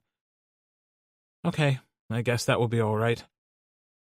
It took us most of the morning to get everything I was taking to the festival loaded up. The organizer had assured me that there would be 24-hour guards there at the festival, so it was safe to leave anything non-perishable at our booths. It was good that cookies could be left out. In fact, it was ideal so they could continue to defrost. I hadn't thought through all of that part yet, but when I said I was at a loss, Bishop ran and got a few massive plastic bins that I could put everything in for transporting it all and for storing it under the table overnight. There were tons of people at the festival area, carrying their products and their booth stuff from their cars to their spots. I don't know how I would have managed it if Bishop hadn't come to help, especially the canopy part. I was way too short, and getting the personalized topper on there was not easy. We'd just finished putting the tablecloth on and positioned all the cookies in a way that I thought would help sell them when Marcia Robertson walked up. "Oh, I see you made it. I was so excited when they told me you'd accepted the invitation to participate." "Well, thank you for suggesting me to the committee. I'm really excited to be here." "Your booth looks fabulous. No one would ever think you were a last-minute addition, that's for sure. Your stuff all looks like you've been planning on being here all along."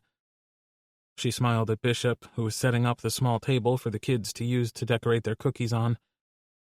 "You and your young man have done an excellent job." Instead of correcting her, I just smiled. I couldn't have done it without him. He looked over at me and shook his head. "Yes, you could have. I haven't done anything but lift heavy things and put them back down again. This is all you." "Well, I hope you have a fantastic weekend. I'll be back around later on to check on you and buy a dozen of your delicious cookies." I smiled at her and didn't argue, like I'd actually charge her for a dozen cookies after she was the one who recommended me for this festival. With all the work done for the day, Bishop stepped up behind me and wrapped an arm around me. "It looks fantastic. You did it, Rory. You got it all done, and your booth looks every bit as good as any of the booths here. Hell, better than most, to be honest."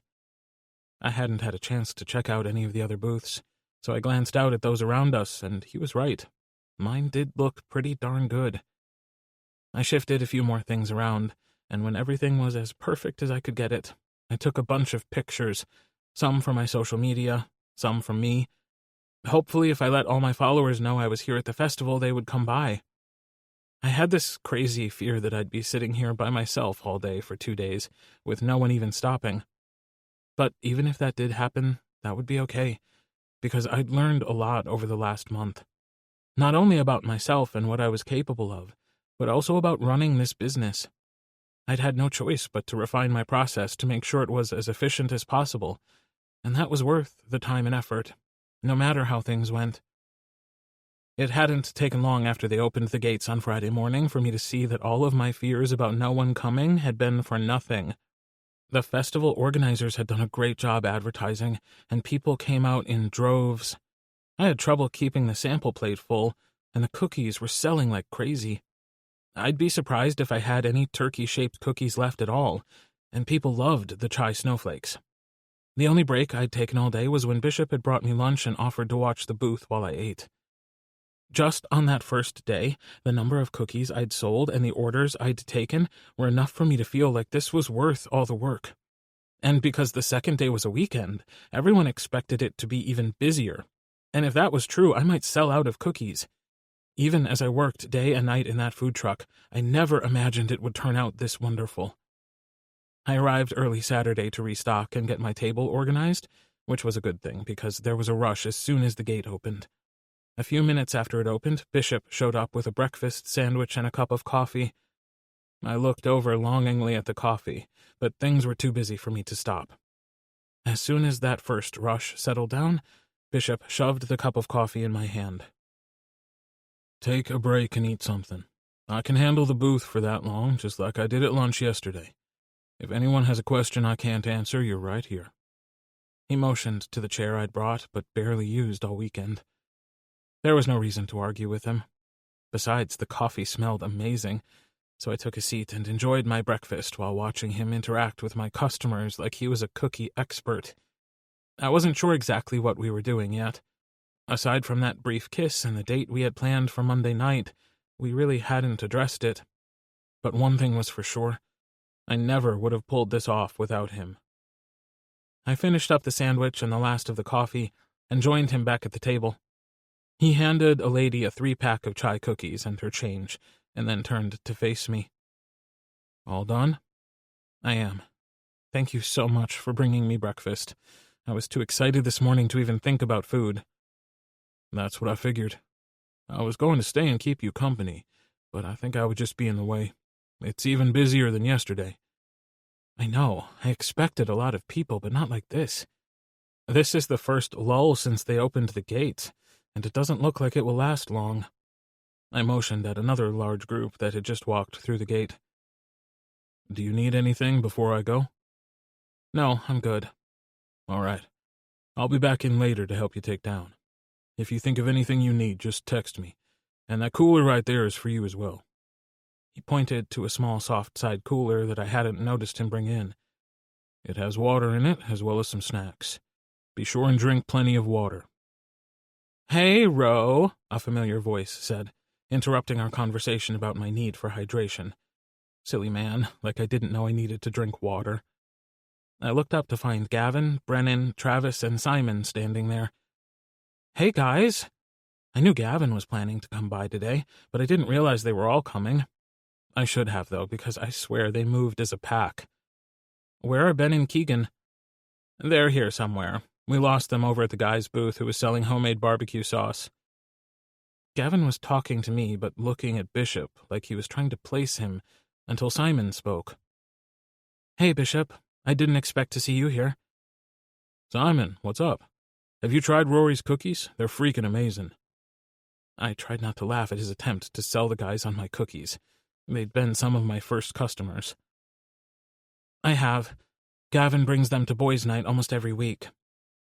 And he made the cookies for our friend Keegan's wedding as well, Brennan added. We came to shop, but I also wanted to see if you needed any help or a bathroom break or anything, but it looks like you have things covered, Gavin said with a grin. Actually, I was just about to leave. Bishop leaned over and brushed a kiss on my cheek right in front of everyone. Remember, just text me if you need anything. Then he turned to the guys. I'll see you boys later. I stood there, stunned for a second as I watched him go. What were the odds that the guys would know Bishop? Rory, is there something you need to share? Gavin asked. What? Oh, no. Remember I told you about my brother's friend finding me a food truck to bake in for this event? Well, that's him. And do all your brother's friends kiss you goodbye and look at you like they'd rather have a bite of you instead of one of your cookies? I felt my cheeks heat and knew my face was flaming red. Of course not. I paused, trying to think of what to say. We hadn't even been out yet, so could I really say we were dating? Not really. But something about this thing with Bishop felt important, so it also didn't seem right to say we were friends. We're figuring things out, but we're going on a date on Monday. Rory, that's so awesome. I had no idea you had a daddy. I mean, I was pretty sure you should have one, but I didn't know you'd found one. I froze. No, Bishop wasn't a daddy. I would know if he was. He didn't boss me around or tell me I couldn't go places. My brain started turning, thinking through all the things I knew about Bishop. He was sweet. He liked to fix problems like me not having a place to bake. He was always reminding me to eat and to drink something other than just coffee, but he was nothing like Cooper. He never tried to tell me I couldn't do things I wanted to do. I had no idea what to think. How do you guys know him? I asked cautiously. Oh, he and my daddy are friends, Simon said. And we all met him at Club Verde on Daddy Boy Night. Yeah, Gunnar said that Bishop is the one that told him about the club, and that's how we met. Bishop is a nice guy, though, and I think he would be a great daddy, so I think that's awesome. My mind was going a mile a minute, and I was trying to sort it all out when a group of women came up to the table, pulling me back to the present. I was here for a reason, and that reason had nothing to do with Bishop and whether or not he was a daddy. I was here to market my business and to sell cookies. I answered the women's questions and sold them some cookies. Then I turned back to the guys. Okay, I don't know what the deal is. I'm not saying you're wrong. I just think if Bishop were a daddy, he would have said something. Maybe, Brennan said. But you said you were going out on your first date on Monday. Maybe he was planning on telling you then. Ryder didn't tell me right away. Right, like what was he supposed to say? Hi there, friends, brother, good to see you. I'm a daddy, by the way, Travis said, using the most stupid fake deep voice ever. Of course not. Except he kind of did, didn't he? His avatar name was Papa Bear. I mean, I thought that was just because he was a big guy. It never occurred to me he was a daddy. Another group came up to the table, and Gavin came around the table and gave me a quick hug. This isn't the place to have this conversation. We'll talk later. You call me when you're done here, yeah? Yeah, I agreed. He was right. This was not the time or the place to have this conversation. I had cookies to sell and contacts to make. Chapter 18. Bishop. I walked away from Rory's table, trying to decide just how badly I'd screwed everything up. It just never occurred to me that Rory would be friends with a group of boys who just happened to know I was a daddy. My plan had been to start off our date by telling him that I was a daddy and answer any questions he had, because I didn't know if he had any idea what that meant exactly. I mean, he wasn't naive. I had no doubt he knew what a daddy was, but knowing what a daddy was and knowing what it meant to be in a daddy-boy relationship were not the same thing. I'd thought if he was still there after that, I'd spend the rest of the night romancing him and convincing him to give it a shot. Instead, because I'd waited, it was possible he'd found out from someone else. Maybe I should have stayed there instead of leaving, but it seemed like he had everything under control, and I didn't want him to believe I didn't think he could handle it on his own. Plus, the longer I stayed there, the greater the chance one of the boys would say something that would put either me or Rory in an awkward position, and the fact that I was a daddy wasn't a conversation I wanted to have in front of his friends. Sitting around and worrying about it wasn't likely to help the situation, so I decided to take a chance that since all the boys were together at the festival, there might be someone at Big O's I could pass the time with. But when I got there, the spot at the end of the bar where they always congregated was empty. Owen was behind the bar, though, and saw me come in. "Hey, Bishop, what are you up to?" "Just killing some time. I thought maybe some of the guys might be here since I ran into the boys at the Flavor Fest this morning." "They're all out for a ride this morning. Well, all except Gunner. I think he had a tattoo today. You want a beer?" I nodded, and he handed me one. "You don't go riding with them? I thought I remembered you saying you had a bike." "I do, and sometimes I go with them. But I'm really not so much a group rider. I like to go out by myself or just with Keegan. Besides, I like to work the bar on Saturdays during the day. Things are usually pretty slow in here until around 5, so it's a good chance to talk to people." Like any good bartender, you like to chat with your customers, huh? Get 'em to tell you their troubles?" "Of course." He chuckled and pulled up the stool that he kept behind the bar, sitting down across from me. "So, what are your troubles?" "I don't know. I might not have any, or I might have plenty. I'm not really sure at this point." "Now that has to be man trouble. Or woman trouble, I guess. I don't like to assume. This particular time it would be man trouble. But like I said, I don't know yet. How did Keegan find out you were a daddy?" "Brennan. He and Bren are friends from way back. So when Ryder and Brennan got together, Keegan used to tag along with them." "He knew before you two hooked up?" "Oh yeah, he knew. What he didn't know was if he even wanted to date a man." "Sounds like a story behind that." I took a drink of my beer and waited to see if he would tell it. "Oh, there is. The boy flirted with me shamelessly. But I didn't think he meant it until he offered to go to my ex's wedding with me, as my boy. From that point, I was a goner.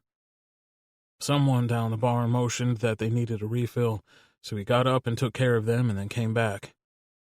"I take it your problem has to do with telling this guy you're a daddy?" "Yeah. I had a plan, but I think I may have blown it. I've known him for years, but we only recently reconnected, so he had no idea. We have our first date on Monday, and I was going to tell him then. You know, kind of feel him out a little and figure out exactly how to tell him." "Right. That makes sense." Except he has a booth at the Flavor Fest, and I went by there this morning to take him some breakfast and make sure he didn't need any help. And all the boys showed up. And they know you and that you're a daddy. But still, they wouldn't just randomly tell anyone your business. Randomly, no, but turns out they're friends with Rory and stopped by to see if he needed their help. Rory? Like as in ginger snapped cookies, Rory? I nodded, and he shook his head and laughed. Yeah, then he knows. He and Gavin are thick as thieves. That's how I ended up with cookies at my wedding, you know. Not that I'm complaining. Those were some delicious cookies. He does make awesome cookies. But yeah, I could tell they were pretty tight. Which isn't a bad thing. But I don't know where that leaves me. Like, will he be upset I didn't tell him? Did he already know? I've wanted him to be my boy for weeks, but I never got the feeling he thought of himself as a boy. I know Gavin has tried a few times to get him to join them, but he never does. I honestly don't know his story, but seems to me that you had a plan, so the best thing you can do is stick to it. Take him out on your date, and see where things go. Rory. The festival was winding down, which was a good thing because I was out of almost everything. I'd brought my tablet with me, so around 3, I rearranged what was left of the cookies on my table and propped the tablet up so people could scroll through my Instagram and see my work. At this point, I was basically just handing out cards and taking orders. I wasn't going to be as busy as I'd been getting ready for the festival, but I was still going to be pretty much booked up through Valentine's Day at this rate. Part of our agreement with the festival organizers was that we wouldn't take down our booths before 6. So even though I was almost sold out and the crowd had thinned considerably, I couldn't leave yet. Instead, I took a seat and let my thoughts go to Bishop and what I'd learned about him earlier. When my entire family had come by earlier, I'd asked Dustin if he'd known Bishop was going to ask me out. He hadn't been helpful at all, just saying that he knew he wanted to and that he thought we'd be a good fit. I wasn't sure what to do with that. Did my brother know Bishop was a daddy? I didn't want to ask him, because what if he didn't? It wasn't my place to tell Dustin Bishop's business. I did want him to elaborate on the whole good fit thing, but he just shrugged and said we liked the same kind of stuff. But would the fact that we liked the same food and played the same video games matter if we wanted totally different things out of a relationship? And did we want different things? Had I really found a daddy by accident? What were the odds of that happening? I tried to picture Bishop telling me that I couldn't go out for lunch with my friends without asking him first, or telling me what I could and couldn't do, period. And I just couldn't imagine it. I couldn't decide if Gavin was wrong about Bishop being a daddy, or if I was wrong about what a daddy was, because Bishop was kind and supportive, not bossy and controlling. At 5, he sent me a text letting me know that he'd be here by 6 to help me take everything down. I considered telling him I didn't need his help and avoiding the whole situation, but I didn't want to. I wanted him to come help. I knew that not only was he going to be excited for me when he saw how many cookies I'd sold, but I wanted to share that with him. It hit me then that whether he was a daddy or not, and whether our date Monday night went anywhere or not, I didn't want to lose this new friendship I had with Bishop. When he showed up to help, the first thing he did was wrap me in a hug and kiss my cheek, because all the cookies were gone. It didn't last long, but I'd been right. He was built for giving hugs. Way to go, Rory. That was a lot of cookies. It was. And not only did I make more money in a weekend than I normally make in a month, but I took enough orders to keep me busy for a couple of months. I'm so proud of you. You worked so hard to make this happen. I couldn't have done it without your help. But yeah, it's pretty amazing. Did you get a chance to walk around and see the other vendors at all? I should have come back long enough for you to do that, but I didn't even think of it until just now. He sounded so annoyed with himself because he didn't come back earlier. Really, Bishop, you helped enough. Gavin and the boys brought me lunch, not that I needed it, with a cooler full of food you left me, and my family was here mid-afternoon. My mom and Dustin's wife watched the booth for me while I took a walk around to see what all was here. Did you see anything good? Yeah, it was interesting to see how many people there are making jams, jellies, and the like. I bought some apple butter and some seasoned oils. You know, like to dip bread in or cook with. That sounds good. I grabbed some homemade barbecue sauce on my way out yesterday, and I'm excited to try it. But now it looks like it's time to take everything down. I glanced around, and sure enough, all the other vendors were packing up. Yep, looks like the flavor fest is over. We set about tearing everything down. I folded up the tables and cleaned everything up while Bishop got the topper off the canopy. When that was done, we worked together to take down the canopy. He stepped back and looked at the pile of stuff we had to haul out.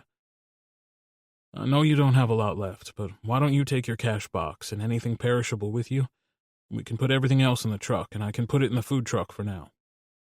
Yeah, I'll have to come over and clean everything up in there anyway, so that sounds like a good idea. Saying that reminded me that I wouldn't be going over there every day anymore. I'd enjoyed getting to know all the guys, and it was starting to feel like they were my work peeps, especially Charlie. There's no rush to get everything cleaned up, so no working for you tomorrow. You need to take a day off and get some rest. I know you've got to be worn out. He'd infused a little control in his voice when he said that, and boy, didn't that hit different considering what I knew now. And I honestly wasn't sure how I felt about it. That's the plan, I promised. And don't forget, we have a date Monday night. I'll pick you up at 6. Where are we going? That's for me to know and for you to find out on Monday night. Just wear jeans and a warm shirt. That's all you need to know. When I woke up the next morning, I felt a little like I'd been hit by a truck.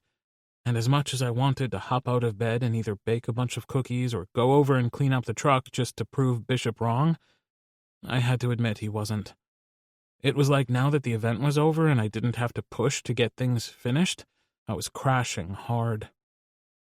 I stumbled into the kitchen, relieved to see that someone had made coffee and it was still hot. I poured myself a cup and considered cooking something to eat, or just toasting a piece of bread and putting some peanut butter on it. I was about to go with the toast option when Terrence entered the kitchen. Hey, you. I didn't expect to see you up so early. Yeah, coffee and food went out over sleep. You just have a seat. Let me fix you something to eat. You know I make a mean omelet. I chuckled and took a seat at the counter. He wasn't wrong. He didn't cook much, but he did make a really good omelet. An omelet sounds great, Terrence. So, how did the rest of the festival go? Devin had been working all weekend, so he hadn't been able to come by, but Terrence had stopped by Saturday morning shortly after Gavin and the other guys had been there. I'd been crazy busy then, but he wasn't home when I got in last night, so he had no idea I'd sold out. It was amazing. I completely sold out of cookies, and I'm swamped with orders. I knew it would be a good thing, but it exceeded all my expectations. I continued on for a bit while he cooked, telling him about some of the things that people had said about my cookies. Good for you. It's about time people figured out how amazing you are. Thanks, Terrence. He came over, gave me a kiss on the cheek, setting an omelet down in front of me. Then he took a seat across from me to keep me company while I ate. Hey, Terrence, have you ever really felt like you knew somebody, but then found out something that makes you think maybe you were wrong and you don't really know them at all? He studied me for a second before answering. Is this about your sweet mechanic friend? The one you were so excited about because he asked you out? Yeah, Bishop. I'm thinking about canceling the date. Why? You were really excited about it. What did he do? He didn't do anything.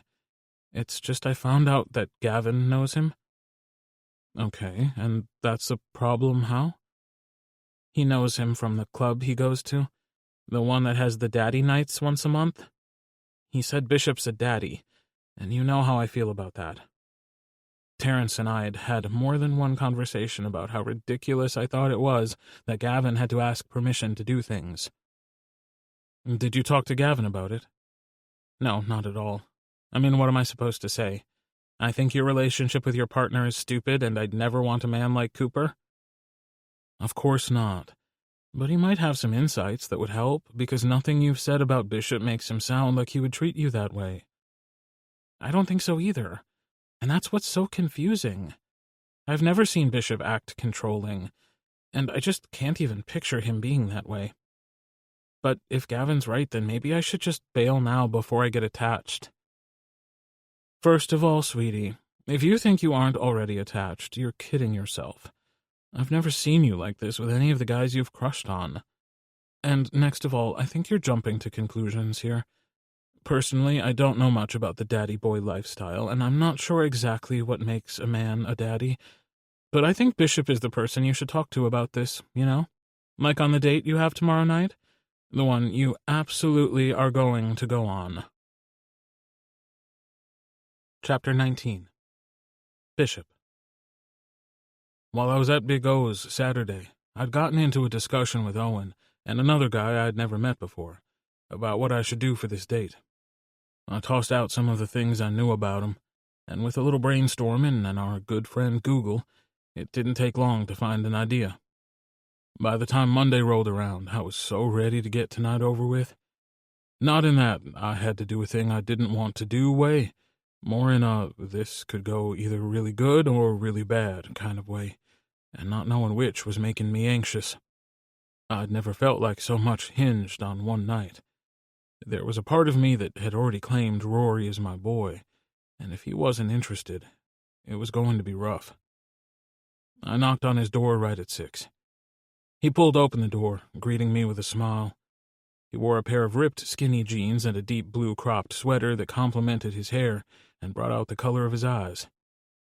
"Hey, Bishop, let me grab my jacket and we can go."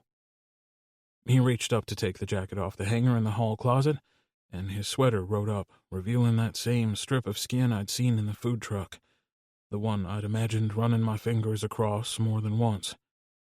Damn, I was grateful for the chilly night and my choice of dates, because I was determined to talk things through with him before we took this any further, and that outfit didn't make it easy to keep my hands to myself. He slipped on his jacket and turned to face me. "Where are we going?" "You'll have to wait until we get there to find out why, but we're headed over near the Weston Hotel on 5th Street. It wasn't a long drive, and the parking spots were all filled in front of the hotel. There was a small group milling around out front waiting, and I assumed that was our group. Rory noticed them as well and shot me a look like he was trying to figure out what was going on. Luckily, I snagged a spot on the next street over, and we didn't have far to walk. We started toward the group that we'd passed. "So, are you going to tell me what we're doing?" Now would probably be a good time to tell him, but I enjoyed him not knowing too much to spoil it. Instead, I just reached for his hand, twining our fingers together. "You'll see when we get there." I'd always been an affectionate person with my partners, and if the smile on Rory's face was an indication, he wasn't going to shy away from public displays of affection either. We joined the group, and a tall, willowy man who was decked out in what looked like an outfit from the Roaring '20s met us with a big smile. "Are you here for the walk?" "We are," I confirmed. "Great. I am Philip, and I'll be your guide. We're just waiting for everyone to arrive. This is going to be awesome. Here's a brochure with all the info you'll need, and don't throw it away. There are some fabulous coupons on the back." It was obvious he loved his job, or else he faked it really well. I took 2 of the brochures from him, handing one to Rory. "Oh my God, you've got to be kidding," Rory exclaimed, sounding just as enthusiastic as Philip had. "Seriously, Bishop, are we going on a true crime and murder tour?" "We are. It should be fun. We'll be walking while Philip takes us on," I read from the brochure. "A spine-chilling journey through Austin's murderous past with all the morbid details." I thought it sounded just like you. "This is the very best first date ever. Like, hands down, you win." That was exactly the reaction I was hoping for. I wanted this to be a first date he would remember, no matter what happened between us. I kissed him on his temple, and then looked to the front of the group, where Philip had started talking, telling everyone about how the first ever recorded serial killer in U.S. history was in Austin. The tour guide hadn't been kidding about not sparing any gruesome details. The group listened as he told us about the midnight assassin and how he brutally killed his victims with an axe. Not my cup of tea, but when I looked at Rory, he was enthralled. Rory. I couldn't believe this was what Bishop picked for our first date. There wasn't anything he could have done that would have been better. I knew the whole true crime thing wasn't his deal at all. He'd chosen this just for me, and somehow that made it even more special. He leaned over, speaking into my ear so only I could hear him. I was thinking about taking you axe throwing for our second date, but now I'm having second thoughts. Axe throwing sounds like a lot of fun. Who knows, maybe we'll pick up some tips tonight that would come in handy. That's really morbid. You know that, right? Says the man who planned a murder tour for a first date, I teased. True, you got me there. This was what a first date was supposed to be like, and I was so glad I'd decided to come. Not the murder part, but the fun part. By choosing something like this, he'd made sure we not only had a good time, but were engaged enough in what was going on to not be nervous about the fact that this was exactly that. A first date. Throughout the evening, we moved as a group from location to location, stopping every so often at various pubs along the way. Philip told us story after story about, as he called it, the city's dark underbelly. Often when we arrived at a location, someone else from that location would step up and tell part of the story. Overall, I had to say it was everything it had promised to be: gruesome, sinister, and a really great time. Bishop had been very attentive all night, making sure I had whatever I wanted to eat or drink at each stop, never getting very far away. I still wasn't sure about the daddy thing, but after Terrence and I'd talked yesterday, I realized he was right. I did know Bishop, and I needed to talk this thing through with him before I made a decision. But now that I did know, I couldn't help but wonder how much of what he did naturally was his daddy nature shining through. Like the way he positioned himself between me and the road as we walked from place to place, or how he took great effort to make sure that any time we stopped so Philip could show us something of interest, I was in a position to see and hear what was going on. He wasn't rude to the other tour members. He just quietly maneuvered us so that I had the best view. When we reached the end of the tour, we thanked Philip for being an amazing tour guide and headed back to the truck. As we walked down the sidewalk together, Bishop took my hand again. I'd never gone out with anyone who was a hand holder before, but it seemed like my big old Papa Bear wasn't happy unless he was touching me, and I wasn't complaining about that at all. There's a really nice little coffee shop not far from here that has the best pie. Do you want to stop and grab a cup of coffee or call it a night? I know you've had a long few weeks and might be tired. I was nowhere near ready for the night to end, so I jumped on the idea of coffee. I'm actually not too tired at all, and pie sounds great. Okay, pie it is then.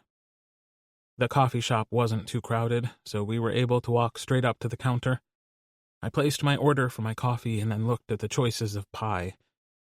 Oh man, they have both my favorites. How am I supposed to choose? Which ones? I love chocolate cream pie, but I also love pecan pie. No one should be forced to pick between such amazing options. He chuckled. Well then, don't choose. I love both of those as well. You get one and I'll get the other. Then we can share. We placed our order and then took our drinks and our pieces of pie to a booth near the back. I make this pecan pie cookie that's delicious, but it really only sells around the holidays. You know, I didn't even make any of those for the festival. I shook my head. I can't believe I totally forgot about that cookie. You only had a month to get ready. I'm guessing over the next couple of weeks you'll think of all kinds of things you could have done different. But the thing to remember is this was a bigger success than you imagined it would be. You not only sold out of cookies, but you have enough orders to keep you busy for months. That's a huge success. Pecan pie cookies or not. I know, and you're right. I can't focus on what I wish I'd done differently, especially since it was such a success. Right. You need to own what an amazing job you did, baby. You kicked ass. My heart gave a little jump at him calling me baby. Was that something he would do all the time if we made this thing between us work? Thank you. And thank you for tonight. This was so much fun. Who knew this city had such a dark past? It was interesting, that was for sure. I'm glad you had fun. I did. and I'd totally be up for that axe throwing you mentioned earlier. I was hoping by saying that he'd realize that I was more than willing to go out on a second date. Ricky's gone a couple times. He's even talked about joining an axe-throwing league, so I'll have to see where we could go. But before I do that, I think we need to talk about a few things. I pulled in a deep breath. I was pretty sure I knew what was coming, that he was about to tell me he was a daddy. But there was a small part of me that thought it might be something else.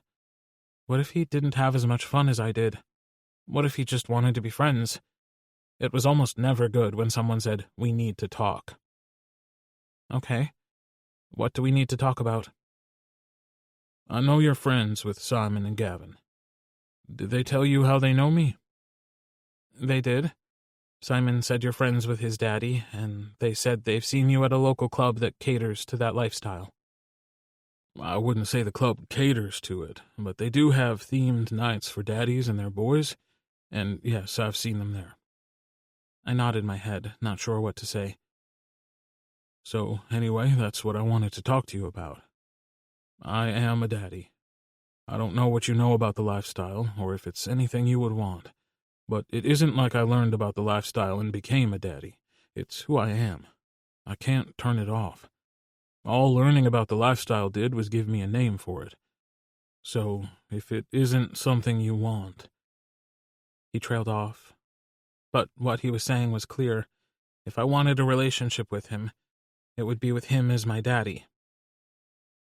I've been thinking about this ever since the guys told me on Saturday. And I'll be honest, I have some concerns. I don't consider myself a boy, so how would that work? And also, I have issues. Hell, Bishop, my issues have issues. I spent so much of my life trying to get out from under my mother's insane overprotectiveness that the idea of someone telling me what to do scares me. He reached across the table and took my hand. I know, and that's one of my biggest fears as well. But, Rory, I don't want to control you. I'm well aware of how amazing and how strong you are. I realize you don't need someone to run your life for you, and I don't want to. I just want to make sure you have everything you need to be happy, healthy, and successful. How would it look, though? Like, what would it be like? So far, I'm not impressed with what I've seen. For example, when I ask Gavin if he wants to go do something, he says he has to ask Cooper first. Like, what the hell? Isn't Gavin a grown-ass man who can decide what to do with his day? Because I sure as fuck am. Bishop chuckled and shook his head. Baby, Cooper and Gavin are Cooper and Gavin, not Bishop and Rory or Simon and Gunnar. Just like with any other relationship, a daddy-boy relationship is individual to the couple. You've spent a lot of time with Gavin, right? Yeah. Then you know how he is. He gets off on being a brat. I mean, I guess, but he's honestly a great guy, and he's been a really good friend to me. I know. I don't mean brat in a bad way. Some people love being bratty, and some people love brats. Cooper sure does. But a relationship like that doesn't work without firm boundaries and rules. So that's what works for them. So you wouldn't want to have rules for me? If I agree to this, I mean? I wouldn't say that. I may in fact want to have rules for you. It would depend on how the relationship developed. Like, for example, I might have a rule that says you have to stop work for lunch every single day, and I might want you to text me when that happens so I'd know you didn't forget because you're bad about that, and it isn't good for you to run on fumes and coffee all day. I know, but I just get so caught up in what I'm doing that I lose track of time. He gave me one of those smiles that made my stomach flip, the kind with soft eyes and a slight tilt to his lips that told me he thought what I said was cute. I know. And as your daddy, it would be my job to make sure you took better care of yourself. But you already do that. Well, I mean, you don't make me text you when I eat. But you already remind me every day. Here's the thing. From the moment you kissed me on the cheek and then bounced into the garage the day I bought you the freezer, you've been my baby boy. At least that's the way I've seen you in my mind. So if we move forward, I wouldn't treat you any differently from the way I already do. It's just that you'd be aware of why I'm doing it. And what if I'm not comfortable calling you Daddy? For me, it's not about the title. Don't get me wrong, I'd love to hear you call me Daddy. But as long as that's the place I hold in your life, I don't really care what you call me. Can we see how it goes? Like, do I need to decide now if I want you to be my daddy? You don't have to decide anything right now. I just wanted to lay everything out on the table before we went any further, because I really like you, Rory. You're the brightest part of my day, and I would hate myself if I made you feel suffocated, or if you felt like being with me dimmed your light in any way. All I want is for you to shine. And holy shit, someone needed to pick me up off the floor, because I swear I melted into a puddle when he said that. That was the most romantic thing anyone had ever said to anyone ever. I was sure of it.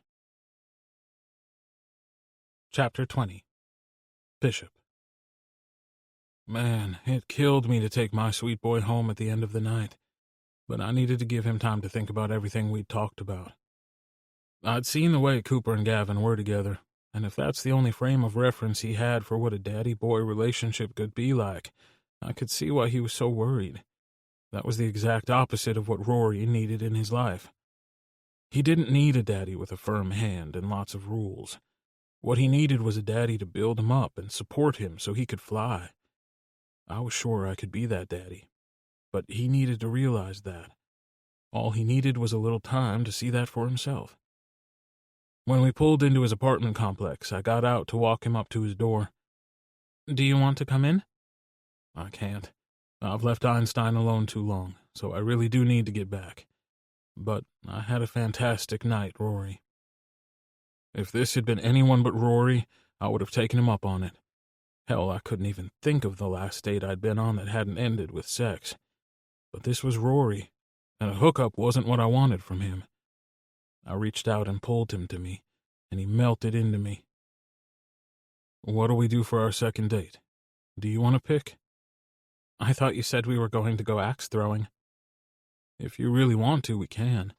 But after tonight, I'm a little hesitant to put an axe in your hands, I teased. It actually sounds like a lot of fun, but maybe we could do something else first, you know? Something less violent? That works for me. How about Friday night? We can either go out to a club, or we can go out for dinner and a movie, whatever you want. And don't forget we're supposed to be playing video games with your friends this week. He tipped his head back and looked at me, and fuck, he was beautiful. A dinner and a movie sound good. I reached up and brushed my thumb across his lower lip, watching as his eyes darkened with want. I needed to leave if I planned on going. I'd never wanted anyone the way I wanted him, but I needed us to be on the same page the first time I made love to him. I brushed my lips across his, planning to give him a gentle goodnight kiss, but as soon as my lips touched his, he let out a little whimper and opened for me. I only had so much willpower, so without hesitation I kissed him back. His whimper changed to a moan as my tongue delved into his mouth, tasting him for the first time. It took everything in me to pull back and break the kiss before I forgot all about my good intentions. You don't make it easy for me to be a good guy, Rory. Who said I wanted a good guy? He asked, with a wicked grin. Trust me, baby boy. I know exactly what you want. But you'll have to wait to get it. This is, after all, only our first date. Now go on inside and I'll see you online tomorrow night. The garage was crazy busy on Tuesday, which was a good thing because it kept me from thinking too much about what a good time I'd had Monday night and how much I missed having Rory around throughout the day. I'd gotten used to popping out back to see him between jobs and having him running in to get Charlie or one of the guys to taste his cookies. We'd agreed he'd take this week off to rest and make a plan for how he was going to get all the orders he got from the festival done, but then he'd be up here to clean out the truck, and the days of him being close enough for me to run out and grab a cookie and maybe steal a kiss were over. During our video game session on Tuesday, he told me he was thinking he might join the boys for their Thursday boys' night, and I thought that was a great idea. Spending some time with some of the other boys and hearing that not all daddies were like Cooper would be good for him and for us. Rory. Gavin had texted me a couple of times since the festival on Saturday, but I told him I was crazy busy. Which I guess was true, if you counted stressing and worrying as busy. I'd wanted to see how the date went before I talked to Gavin about it, because if it hadn't gone well, there wouldn't be anything to talk about. I'd promised him we'd talk after class on Thursday, which seemed to satisfy him. But the date hadn't just gone well. It had been perfect. And now it seemed like Thursday was way too long to wait to share what I was thinking with someone who'd understand. So about midday on Wednesday, I caved and sent Gavin a text. Me. Hey, I was wondering what you and your friends were doing tomorrow night, and if maybe I could come this time? I'd expected him to respond with something a little bit snarky, like, it's about time, but instead my phone rang almost immediately. Rory, he exclaimed. If you want to join us, that must mean you talked to Bishop. How did it go? I've been trying hard to be patient and wait until tomorrow, but I'm dying to know. I want all the details.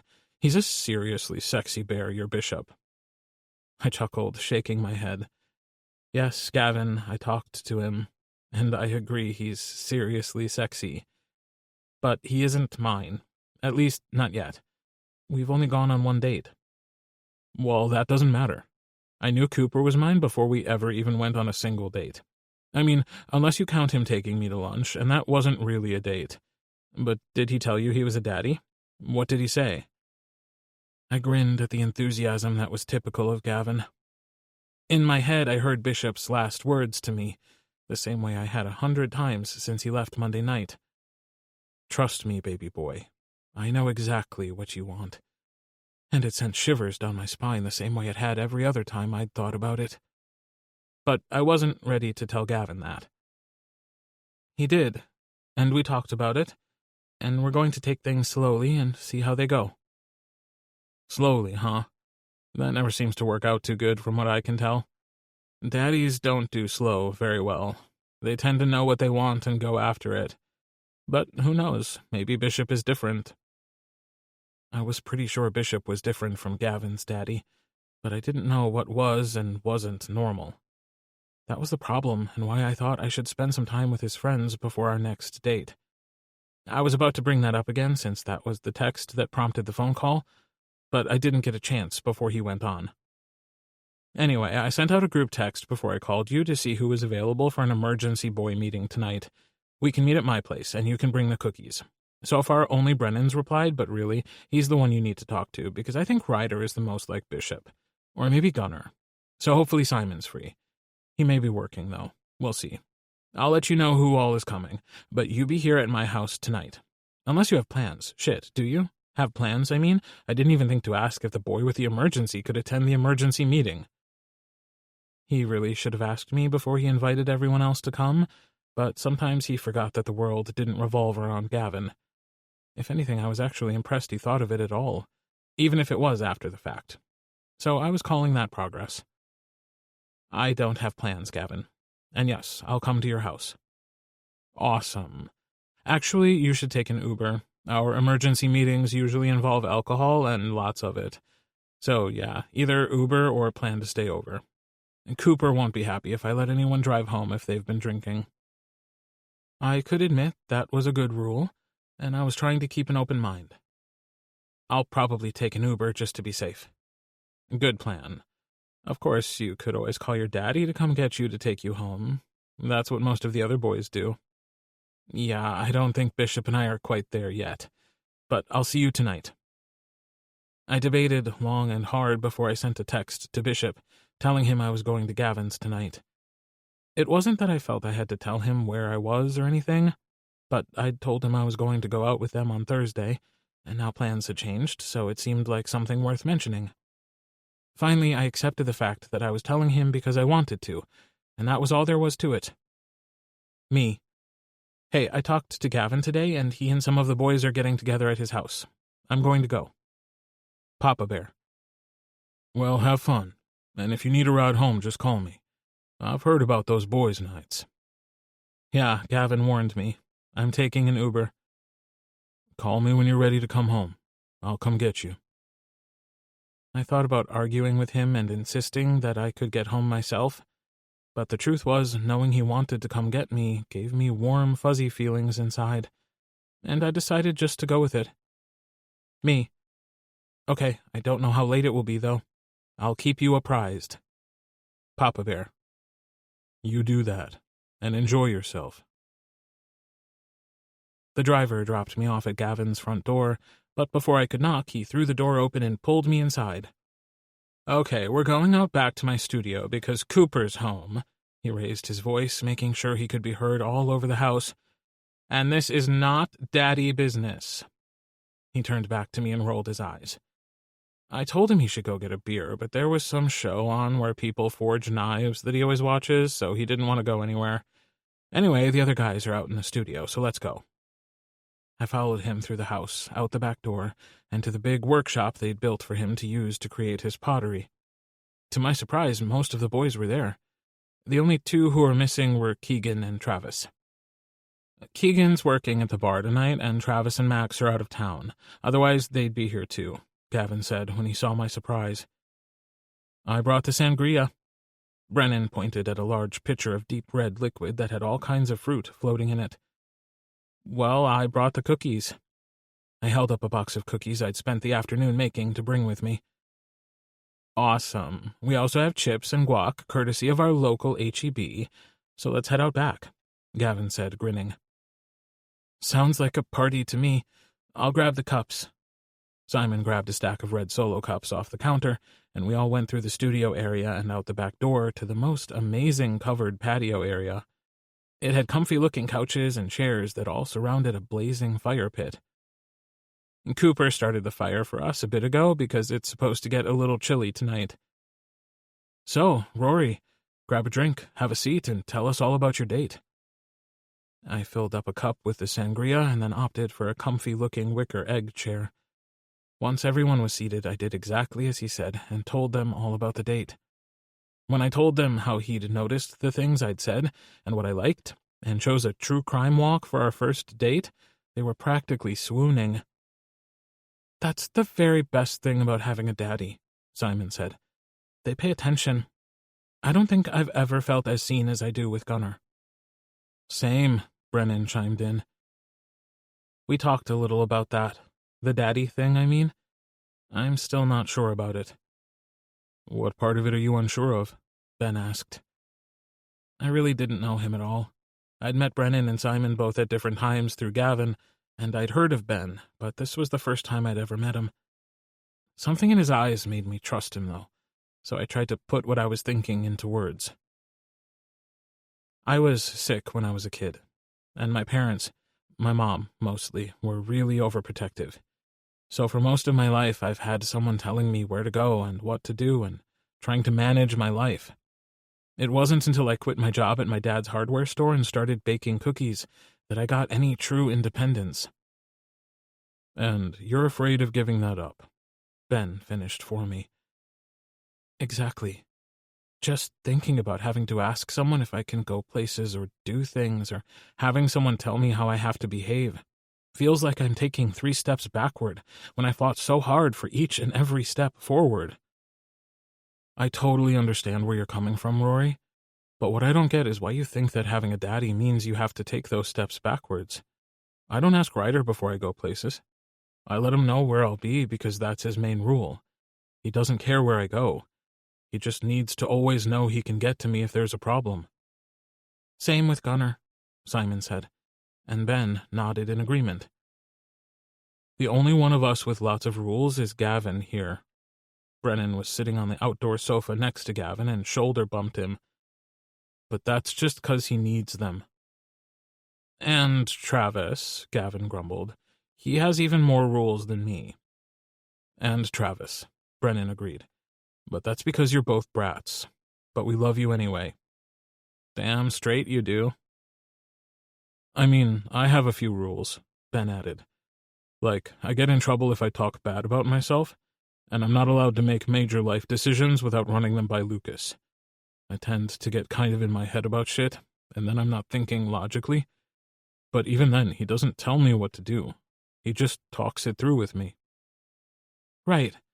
I think we all have some like that. And rules about food. I swear, what's it with daddies and the freaking food? Simon asked in mock outrage. Oh my goodness, I haven't even agreed to be his boy, and Bishop is already talking about what I eat. I think it's just an outward manifestation of their need to take care of us. I like it. Brennan shrugged and shoved a chip covered in guac into his mouth. Besides, he mumbled around the food in his mouth, I love food. Most of my rules have to do with me being naked, Gavin said with a smirk, and then started counting them off. No clothes in the bed, no clothes in the hot tub, no clothes. We got it, Gavin, Ben said with a laugh. Your daddy likes you naked. We all burst out laughing, and the conversation went downhill from there, but only in the best kind of way. They all told stories about times their daddies had suggested ridiculous rules, and that turned into stories about all the things they loved about having a daddy. But through all the laughter and all the booze, because I'd had sangria before, and I don't think it's normally that boozy, the main thing I'd taken away was that, just like Bishop had said, every daddy-boy relationship was just as unique as the men who were in them. I didn't have to be anyone but me to be Bishop's boy, and him being my daddy didn't mean he would turn into some bossy bear who was trying to control me. But if I was really lucky, I might get a few rules about being naked, and I had no problem with that. Chapter 21. Bishop. I would have normally been in bed by now, but tonight I was binge-watching a show about Vikings and waiting to hear from Rory. I hoped that tonight went in my favor, and the boys were able to help him work through some of his thoughts. I'd just about decided that he'd opted to take an Uber back home when my phone buzzed with a text notification. Rory. Papa Bear, can you come get me? Then, before I could reply, another one came in. Rory. You don't have to. I can call a ride, but you said to call you. Does texting count as calling? Or should I have called? I think texting is the same, and it counts. So, for future reference, if you say call me, I'll probably text. I chuckled. I had no idea how much he'd had to drink, but I was guessing it was a lot. Me. Texting is fine. Now where are you so I can come pick you up? It took a few minutes, but a text finally came through with an address that sat on the edge of town and said, pick me up around back. Me. On my way. I pulled in about the same time Ryder did, so I assumed the party was over. Hey, Bishop, what are you doing here? I'm here to pick up my boy, same as you. And wasn't that a nice thing to get to say? Not that he'd officially agreed to be my boy, but he had agreed to see where things went, and he did call me to pick him up tonight, so I was taking all that as a positive sign. Did Brennan not tell you what they were all doing here? Nope, he just said it was boy business, not daddy business. They're pretty protective of each other, so it could have been anything, and we wouldn't have known unless it was something that required our help. But a new boy in the fold would for sure warrant a get-together. I'm just not sure how you happened to find a boy who was already in the middle of this little band of brothers. I thought we pretty much knew all their friends. He's friends with Gavin, I explained, just as Cooper herded a group of boys out the front door of the outbuilding I'd pulled up to. I assume 2 of these belong to you, he grumbled, motioning to the huddle of giggling boys who had all obviously had too much to drink. Yup, Ryder said. And I'm picking up Simon and Ben as well. Gunner's tattooing tonight, and Lucas was going to grab 'em. I was at the bar with Lucas when we got the message, so I offered to grab all 3 of them. I turned to look for Rory, but didn't get a chance, because a small red-headed blur barreled into me, giggling, Never fear, Papa Bear is here to save the day. He paused and tilted his head to one side like he was trying to figure something out. Or the night, as it were. I rolled my eyes, fighting back a smile.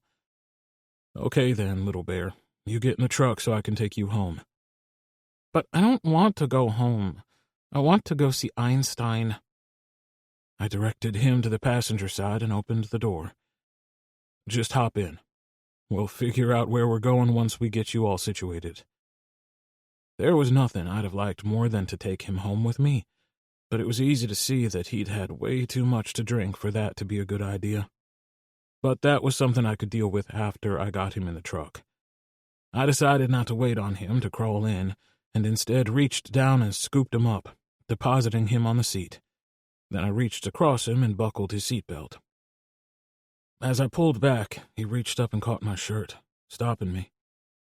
"Give me a kiss, Papa Bear." I leaned down and brushed a light kiss across his lips. Lips that tasted like strawberries and something sweeter. When I broke the kiss, he flopped back against the seat and closed his eyes. I got buckled in and directed the truck back towards town. Once I got on the road, I glanced over to see if he was awake. His eyes were closed, but I didn't think he was out yet. "So, did you have fun with your friends tonight?" His eyes popped open and he twisted in the seat to face me. "I did. They're really nice guys. Up until tonight, I really only knew Gavin. I mean, I had met the others in passing, but I didn't know them very well. But they all gave up their night to come and boy coach me." "Boy coach you?" "Yeah, like teach me all about how being a boy doesn't mean having to walk backwards, and sometimes rules are stupid, but sometimes they can be fun. Like, no clothes in the hot tub is a fun rule. So, coaching." No, actually, I had no idea what he was talking about. But it all seemed to make sense to his sangria-addled brain, so I decided to wait until tomorrow and try again. "How about if I take you to your house, and you can come see Einstein tomorrow?" "I want to see him tonight, and I want snuggles. Brennan said daddies give the best snuggles, and that very first day when I saw you and you picked me up, 'cause my car died, and I had the cookie emergency, remember?" "Yeah, baby, I remember." "Right. Anyway, that day, I thought to myself, I bet you give the best hugs. And you know what?" He paused, waiting for me to answer. "What?" "I was right. Best hugs ever. But now I want snuggles because Brennan said they're the best. And if you're going to be my daddy, you need to show me you're qualified." A drunk Rory was just about the cutest thing I'd ever seen. He wasn't slurring his words at all. Instead, he was speaking very slowly and very deliberately, being extra cautious about saying everything correctly, which somehow made him seem drunker than the other would have. "With snuggles, huh? That's how you'll know I'll be a good daddy." "Yes," he insisted. "That's how I'll know." Who was I to argue with logic like that? I figured I could take him to my place and let him sleep this off, and then, hopefully, tomorrow morning we could have a serious conversation about how he was feeling. And if that meant I got to snuggle my boy all night, I wasn't going to complain. "Okay, we'll go to my house, but you need to let your roommates know you won't be home tonight. I don't want them to worry." "Yay!" He pulled out his phone and started typing, saying what he was typing out loud as he did it. "I won't be home tonight. Papa Bear is taking me to Snuggle Town. See you tomorrow." Then he hit send and turned to look at me, beaming. "Okay, all done." Yeah, I was totally fucked where this boy was concerned, but there wasn't any place I'd rather be. Rory. Bishop had been so sweet last night. I'd been drunk enough to lose all inhibitions I might normally have, but not so drunk I didn't remember every single thing I said. Like, I'd seriously told Terrence that Bishop was taking me to Snuggle Town. How freaking embarrassing. Although I hadn't been lying. He'd brought me to his house and let me play with his dog for a little bit. When he thought we'd played long enough, he sent me into the bathroom with a new toothbrush and one of his t-shirts to get ready for bed. Then, after forcing me to down a glass of water, he climbed into bed beside me and wrapped me up in the most awesome snuggle ever. Snuggle Town indeed. I didn't feel anywhere near as bad as I'd feared when I woke up. Instead, I felt like I was right where I belonged, in Bishop's bed, with his arm tossed lightly over my stomach. No, not Bishop's bed. My daddy's bed. I let that sink in for a minute to see how it felt, and it didn't feel bad or wrong. It felt right. I still didn't have it all figured out, and I had no idea how a relationship like this would look for us.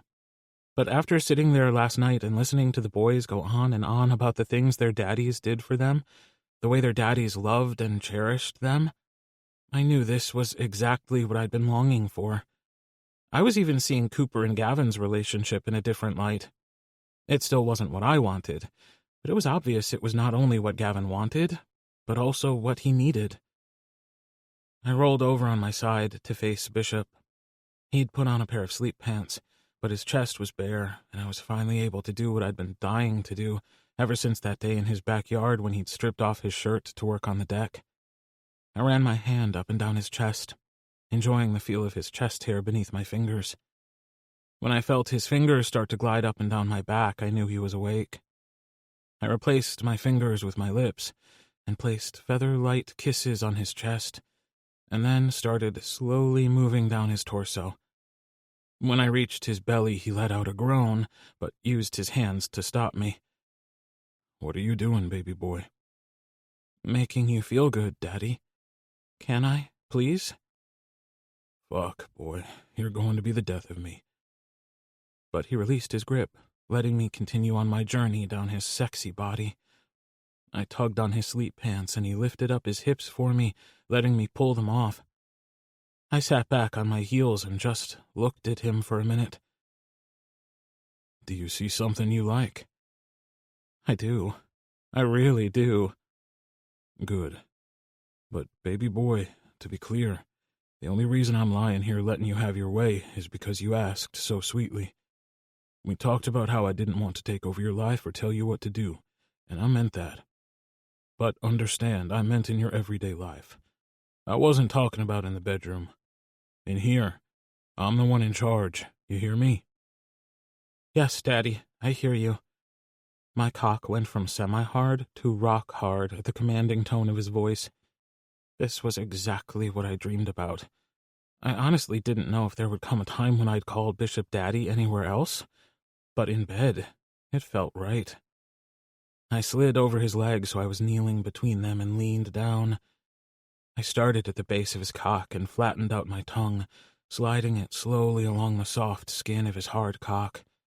When I reached the tip, I lapped up the drop of fluid that had gathered there. The musky smell of him mixed with the tangy taste of his pre-cum, and I moaned in pleasure. There were few things I enjoyed more than giving head, but this was next level. This was Bishop, which made it even more. I opened my mouth, wrapped my lips around the head of his cock, and gave a good hard suck.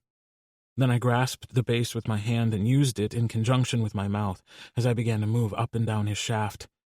I continued doing that, but every so often I'd pause at the top and stop to swirl my tongue around that sensitive area underneath the head. His breath grew more ragged, and I could tell he was about to come when he reached down and pulled me up off him. I whimpered in distress, but he just chuckled. "Baby boy, the first time I come with you, you'll be coming with me. Now get out of that shirt and ditch the boxers." I was disappointed I didn't get to taste him fully, but I rushed to do what he said because, hello, orgasms are great, and he said the first time, which meant I'd get a chance to taste him later. As soon as I removed my clothes, he reached over and grabbed something from the nightstand before sliding up the bed so he was sitting up, leaning against the headboard with his legs out in front of him. I tossed my clothes off to the side, and he reached for me, gripping me around my waist and positioning me so that I was straddling his legs. I wasn't sure at first if he was going to have me ride him or what he wanted. Sitting like this, my cock was laying against his, making it hard not to compare. He wasn't much longer than I was, but he was thicker, enough so that it would stretch me in all the best ways. He reached out with one finger, running it along my cock, making it twitch in anticipation. "You have a beautiful cock, boy." I wanted to argue. It was perfectly fine, but I'd never really thought of it as beautiful. But the reverence in his voice stopped me. He wasn't just saying that. He actually meant it. "I bet it would feel amazing buried in my ass." I gasped. "Daddy, you want me to... you'd be willing to do that?" "To bottom for you? Of course I would. When it comes to top or bottom, I'm not picky. Are you? I don't know. Everyone just always assumes I'll bottom. Well, like I said, I'm not picky at all. So we'll just have to try it both ways and figure out which way you like it better. But not today. He reached for the bottle he'd dug out of the table beside the bed and poured lube into his hand. Then he reached for both our cocks and squeezed them together and began stroking them slowly. I fell forward, bracing my hands on his chest for balance while he lit my world up with his touch. You like that, baby boy? You like feeling my cock rubbing against yours? Oh, yeah, I gasped out. He increased both the pressure and the speed. I started thrusting my hips in time with his strokes, sliding my cock against his. That's it, boy. Make yourself come all over my cock. I want to see you fall apart. I don't know what did it, the pressure or his words, but I felt the tingle start at the base of my spine, spreading outwards, and knew I was about to come. He continued stroking us with one hand and used the other to reach up and grab me by the back of the neck, pulling me down into a kiss and stealing my cries as we both erupted. When it was over, he rolled us to the side and wrapped his arms around me, holding me tight. We should probably take a shower, he said, nipping at my ear. Together? I asked, hopefully, but he just chuckled and shook his head. Nope. Today is Thursday, and I have to work. Oh, crap, I'm sorry. I didn't think about that. Did I make you late? Yeah, but no worries. Being the boss has its privileges. Plus, I sent Ricky a text last night before I went to sleep to let him know I'd be in late. I started to speak because if he'd told Ricky he was going to be late, that meant we had time. But he put his finger across my lips, hushing me. Not that late, boy. And if I get in the shower with you, it won't be quick. Now, why don't you hop in the shower while I make some coffee, and then I'll get in when you're finished. Chapter 22. Bishop. I'd been so wrapped up in Rory and making sure he had what he needed for the festival, I'd completely forgotten about the poker run I'd told Lucas I'd participate in. That wasn't like me at all to forget something like that. I'd planned on ordering something like a key ring or something to hand out to participants, but I wouldn't have time for that now. I had 1 week to sort that out, though, so what was currently on my mind was Friday night. I'd barely even had a taste of Rory and was already addicted, which is why I sent him a text asking him what he thought about staying in for our date night. We could do dinner and a movie at my house just as easily as we could go out, and what was even better was at my house. Clothing was optional. When I got back an enthusiastic reply that dinner at my house sounded perfect, I was seriously tempted to tell him not to wait until Friday, but to come by my house tonight. But instead of suggesting that, I reminded myself that while I might think his place was in my space at all times, that attitude was what made my previous partners feel suffocated. I was determined to do things differently with Rory. Midday Friday, I was in my office researching ideas for the poker run when I heard a commotion up front, and I stepped out of my office to find Rory standing there surrounded by my guys. Okay, so these are orange cranberry cookies. I think they'll be great for the holidays. And these are another version of the chocolate chip ones. I'm still trying to get them perfected. He was handing out cookies, and the guys were acting like he'd given them $1 million. Guys, I said, raising my voice loud enough for them to hear me over all the chewing and moaning about how great the cookies were. If that Tundra isn't finished in time for the owner to pick it up by 5, y'all will be working this weekend to finish it, so I suggest you get back to work. Okay, boss, Ricky said. It was good to see you, Rory. We missed you this week. You and the cookies. I'll take these to the break room. He grabbed the cookies out of Rory's hands, and they headed back into the garage area. Rory watched them go, and then he came around the counter, stopping in front of me. He lifted up on his toes and planted a kiss on my cheek. Don't worry, Papa Bear. I have cookies for you, too, but I'm saving them for dessert tonight. Boy, I love your cookies, but I have other ideas for dessert. You two are adorable, Charlie said with a grin. I made up the coupons for the free oil change for you to hand out for the poker run, so you'll have that anyway. I emailed it to you so you can approve it, and if you like, I'll send it over to the printer. Did you come up with anything else? Charlie, you're a lifesaver. I'll take a look at it in a minute, but I'm sure it'll be perfect. I haven't come up with anything else, so the coupon might have to do. Poker run? Rory asked. Aren't those done on motorcycles usually? They are, but sometimes they're done in cars or even on boats. But this one is motorcycles. I agreed to be a stop on a poker run that Lucas Davenport was helping organize.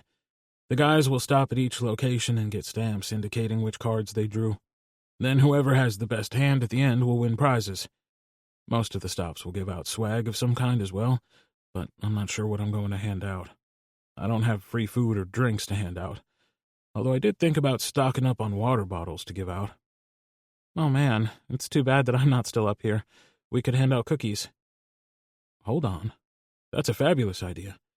The whole point of signing up to be a stop is to get eyes on your business. If I give away a free oil change and you give away cookies, that will get eyes on both our businesses. What do you think? I could make motorcycle cookies. That could be fun. Or poker cards, since it's a poker run. That would be so much fun. How many would we need? Lucas said this one's a decent-sized run, so they have a couple hundred participants signed up. All the money is going to charities to help families over the holidays. 200 cookies. Okay, I can do that. When's the poker run? Next weekend. I winced. That's a lot of cookies by next weekend, isn't it? Well, it's not a small amount, but I think I can pull it off if I can use the food truck ovens for another week. Do you think they'd mind? I'm sure they wouldn't mind at all. But didn't you get a bunch of holiday orders you need to get started on? I did, but I can bake those cookies while I'm working on yours. Like you said, it would be good advertising, and it's for a good cause. If you're sure you don't mind, that would be great. Now, what do you want for dinner tonight? Are we cooking or ordering in? If I'm cooking, we're using the grill, so I can either pick up takeout or I can toss a couple steaks on the grill when I get home. Your choice. Steaks sound perfect. Do you want me to stop at the store and pick up what we need on the way to your house? Nope. All I want you to bring is you. Well, and your overnight bag, because I have no plans to let you leave tonight. Rory. I was getting ready to go to Bishop's for our date when Dustin called to talk about Thanksgiving. Rachel really wanted to have the meal at their house this year, but Dustin knew Mom would get bent out of shape if it wasn't at her house. I didn't honestly care where we ate, but I did feel bad for Rachel. We could do something crazy and eat out for the holiday, Dustin suggested. Yeah, that's never going to happen. Besides, then they'd both be disappointed. Mom wouldn't get to make her dressing, and Rachel wouldn't get to make her pies. Plus, you and Dad wouldn't get to watch the ball game, so everybody loses. True. Terrence is planning on coming, and I was thinking I might see if Bishop wanted to come this year. I hadn't asked him or anything, but I wanted to test the waters a little to see how Dustin felt about it. I take it your date went good? It went great. I figured he told you all about it. Nope, he didn't. We're in uncharted territory here, so it might take us a while to find our way. I don't want to cause trouble between you two. You've been friends forever. You aren't going to cause trouble between us, and I'm glad you had a good time. I think you two are good for each other, and you must think so too if you're thinking about inviting him for Thanksgiving. I do think so. As a matter of fact, we have a date tonight, so I need to go finish getting ready. The more I thought about it, the more sure I was that I wanted Bishop to join my family for the holidays. I knew from things he had said that he wasn't close to his family, so I doubted he was going there. And the idea of spending the day with my family while he was alone just didn't sit right. When I arrived at his house for dinner, he greeted me at the door with a kiss, and so did Einstein. He's been waiting for you to get here. I told him you were coming for dinner, and he's been wound up ever since. I think he associates your name with cookies. And why would he do that? I tried to look completely innocent while I reached into my jacket pocket and pulled out a dog cookie that I'd made earlier just for him. Bishop raised one eyebrow when he saw me give him the treat. What? I'm not above bribing your dog to like me. He reached for me again and pulled me close. Baby boy, you don't have to bribe anyone into liking you. You're perfect. What's not to like? You're sweet, but I think you may be a little bit biased. I may be. Or maybe you're just perfect for me. I snuggled into his embrace, taking a minute to enjoy the way he felt wrapped around me. This right here was exactly what I needed. I was trying to figure out how to say that to him without it sounding too serious, too fast, when Einstein saved me by pushing in between us, trying to get to my jacket pocket and the other cookie he could smell there. Why don't we go out back? I'll put the steaks on, and we can throw the ball for this guy while they cook. I went outside and I started throwing the ball for the dog. It didn't take Bishop long to get the steaks seasoned and on the grill, and he joined me out in the yard. I don't know who has more fun, you or the dog, he teased. Me, definitely. I feel bad because Dustin missed out on having a dog because of me. Did your parents have one before you were sick? I thought about that and realized that I didn't think they ever had one. I don't think so. Not that I remember, anyway. Yeah, I don't remember Dustin ever having one. I don't think that was so much about your asthma as your mom not wanting a dog. You know, you may be right. I threw the ball and Einstein ran after it. But instead of bringing it back, he ran around the side of the porch, dropped the ball, and then plopped down in the middle of the deck. I think he's done. Looks like it. Well, our dinner is about ready anyway, so let's go eat. I wouldn't say this had been the perfect date, because a date wasn't big enough. Instead, I'd say it had been a perfect night. It felt ordinary in the best possible way, and I couldn't imagine ever getting tired of it. After a delicious meal, we finished off the evening by watching a movie curled on the couch with Einstein. I had no idea what movie, though, because it didn't take long before our cuddling on the couch turned into a really hot makeout session. At some point, Einstein got annoyed with us and retired to his bed along the far wall. I thought maybe we were headed in the same direction as the other night, but when I reached for his zipper, he stopped my hand. Boy, not in here. If we're doing this, we need to take it to the bedroom. I detected a slight change in his demeanor, and I had a feeling Bishop was all daddy at this point. Not that I was complaining. A growly, in-charge Bishop was sexy as fuck. Okay, then let's go to the bedroom. I'd said that boldly, like I was the one in charge. And I guess at that moment I was, because if I'd said no, nothing else would have happened. What I didn't know was that was the last time that night I would be in charge at all, because the second we walked through the bedroom door, Daddy Bishop had come out to play. I went on inside the room, but he'd just stopped inside the door. He stood there with his hands on his hips, watching me. I'd expected him to follow me in, but before I had a chance to say anything, he issued his first command. Take off your clothes and get on the bed, boy. Hearing him call me boy in that gruff voice of his had to be the sexiest thing I'd ever heard, so I hurried to do as he said. As soon as I was naked and on the bed like he'd asked, I reached down and stroked my cock while I waited for him to join me. Aren't you going to take off your clothes, Daddy? I want to see you too. Boy, he growled. Did I tell you that you could touch that? I froze with my hand on my cock, afraid to move because just hearing him talk to me like that made me want to come, and I was pretty sure that would be a big no-no. No, Daddy, you didn't tell me I could touch my cock. I'm sorry. It's just that I'm so hard for you. He gave me a stern glare as he reached down, swatting my hand away. I can see how hard you are, but that's Daddy's toy, and you don't get to play with it unless I say so. Are we clear? It seemed my sweet Papa Bear turned into a bit of a grizzly in bed, and I have to tell you, I was totally there for it. I'd been worried this would feel awkward because, as much time as I'd spent watching videos of people doing this, I'd never been with a man who was dominant like this in bed. But there was nothing awkward about it at all. It was exciting in a way nothing I'd ever done before had been. And if this was what having a daddy was like, I wanted one. Or at least I wanted this one. But Daddy, I whined, getting into the role. Only good boys get to come. Do you want to come tonight? Yes, please, Daddy, I want to come. Then you need to be a good boy and follow the rules. He started taking off his clothes, but the whole time he watched me in this intense way like he was waiting to see if I would obey, and I wasn't sure what he was hoping for, and really I wasn't sure what I wanted either. On the one hand, I wanted to be a good boy for him because I really did want to come, But on the other hand, I wondered what would happen if I was a bad boy. Something told me that would be just as much fun. But we could save that for another night. Tonight, I just wanted him buried deep inside my body. I watched as he reached into the bedside table and grabbed a condom and a bottle of lube. The anticipation of what was coming was so strong, a sound like a whimper escaped my throat. Shh, boy.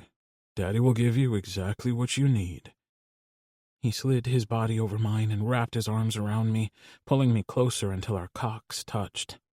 He rubbed his body against me as his mouth took mine in a kiss. He pulled back, looking down into my eyes. I could come just like this, boy. The feel of your body against mine, and the taste of your kiss. But I want more than that tonight.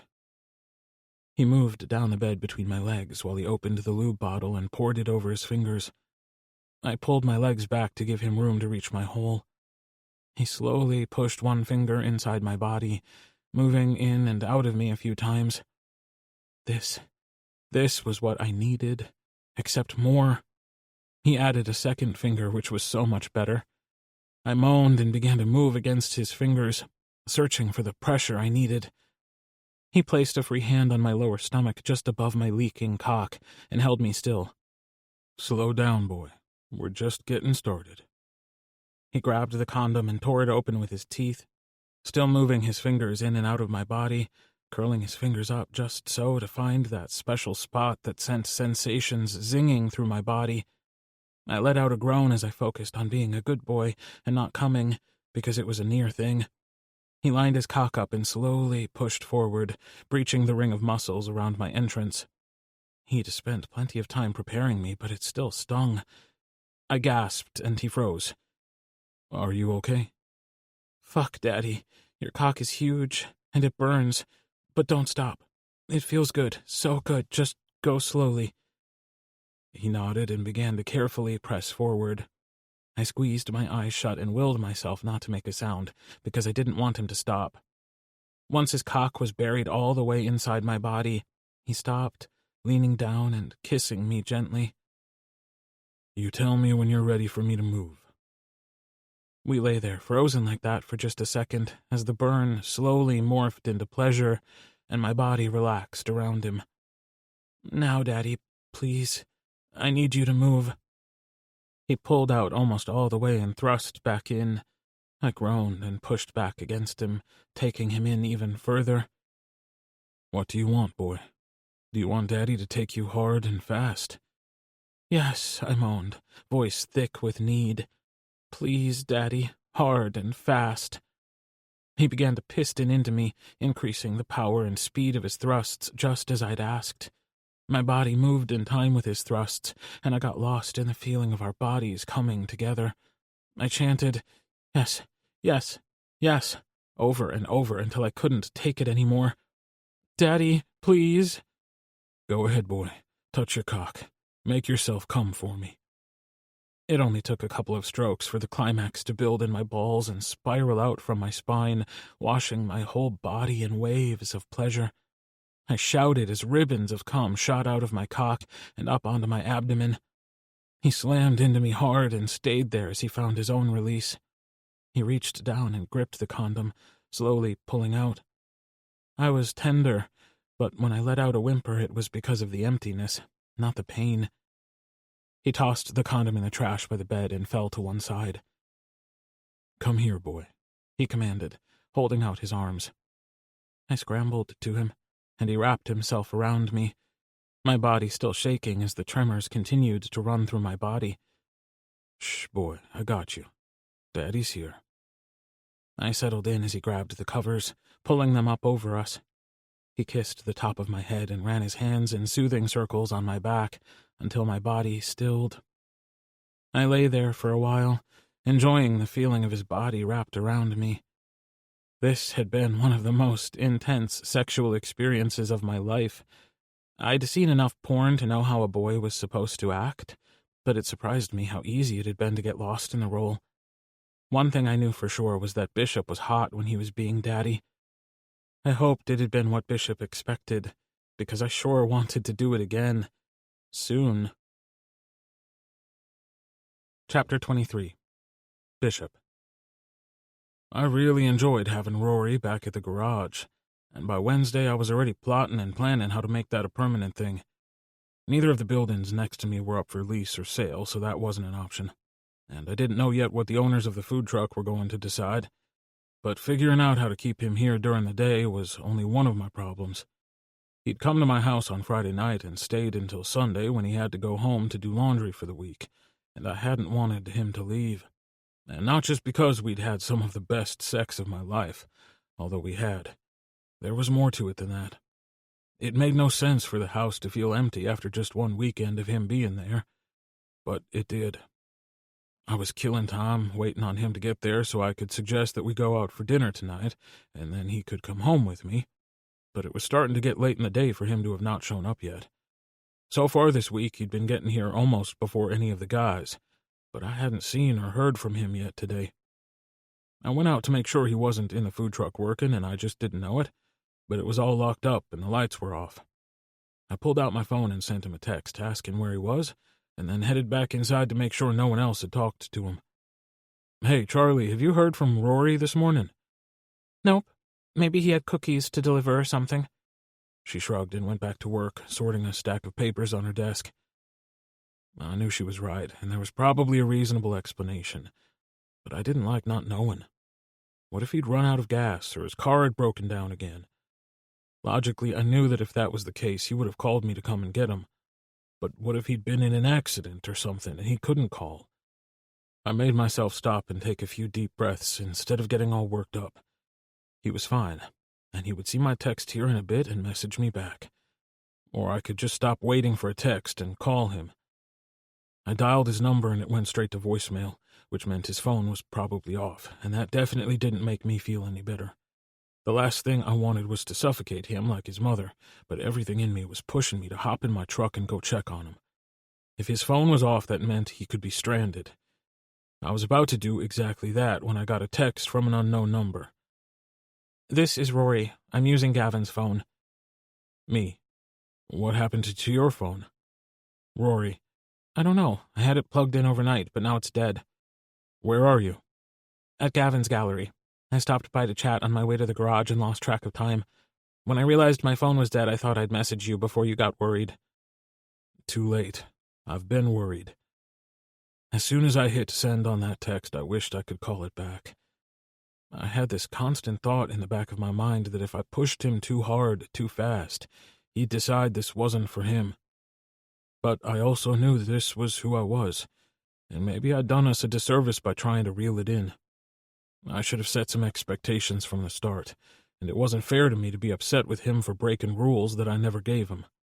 So I hurried to respond before he got too in his head about it. Me. "I'm glad you're okay, though. Are you headed here soon?" Rory. "Yeah, I really am sorry." "I know, baby boy. We'll talk about that later. Do you want me to pick you up something for lunch?" "I could stop and pick up lunch on the way there." "No, you don't have a phone, so I'd rather you just come straight here. I'll take care of lunch." "Okay, Papa Bear. I'm leaving now." Papa Bear. I chuckled. My boy might not be ready to call me his daddy outside of the bedroom, but he was embracing the idea in his own way. Now that I knew he was okay, I was able to think rationally about the situation. It hadn't been that big of a deal, but I still wanted to make sure it didn't happen again going forward.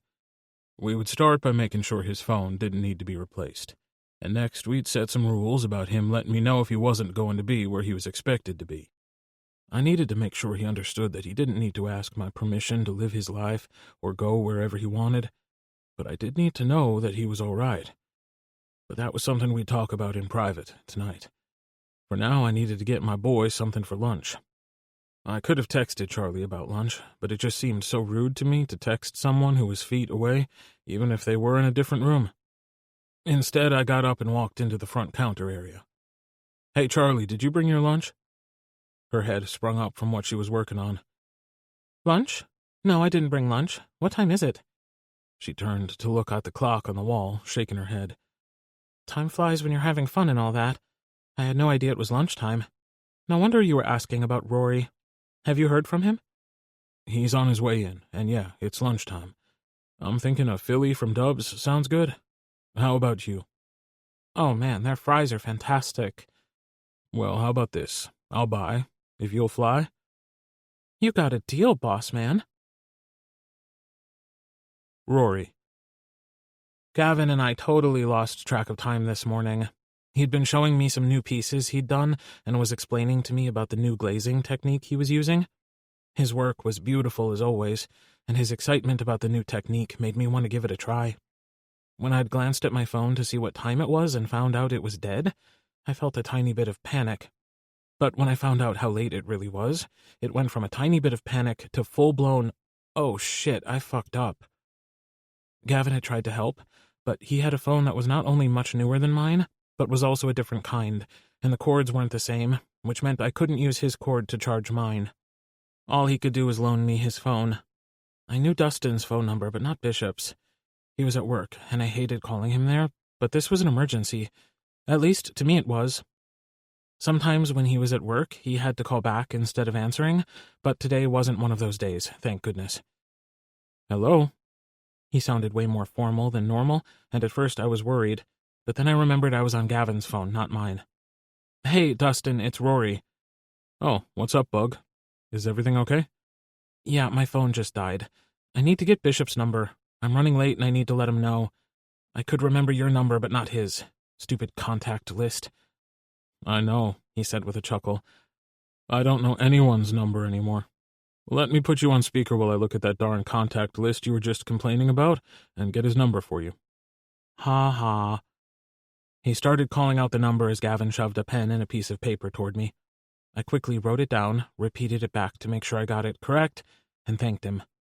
I hung up with him and sent a text to Bishop, letting him know I was running behind. I felt horrible because I knew him well enough to know he was a worrywart. I was willing to bet I'd missed more than one "where are you" texts or calls. And sure enough, I could tell from our text exchange that he wasn't happy with me. So he can't be too mad, right? He offered to pick up lunch for me. I'm sure he isn't. Besides, you said he hadn't given you any rules, right? So really, he shouldn't be mad at all. Someone doesn't have to give me rules for me to know when I was being a shitty human, Gavin. Of course not, but you made a mistake. You weren't bad on purpose. I really wasn't. Either way, I need to get going. I wanted to swing by my house and get my phone charger. That would add an extra 10 minutes, but I couldn't go all day without a phone. Stupid thing hadn't been acting right since the last update, but I'd been busy with the festival and now with the holiday orders, so I hadn't bothered to get a new one. I might need to move it up my priority list after today, though. Although I couldn't really blame the phone for me losing track of time, even if I wanted to.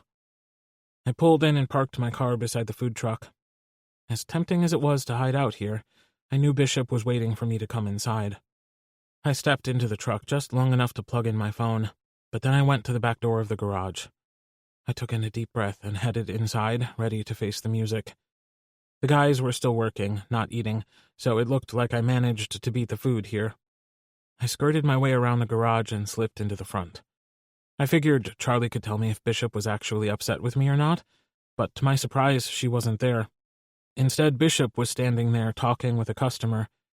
He glanced over to see who had come in, and then patted Charlie's chair, indicating that he wanted me to take a seat.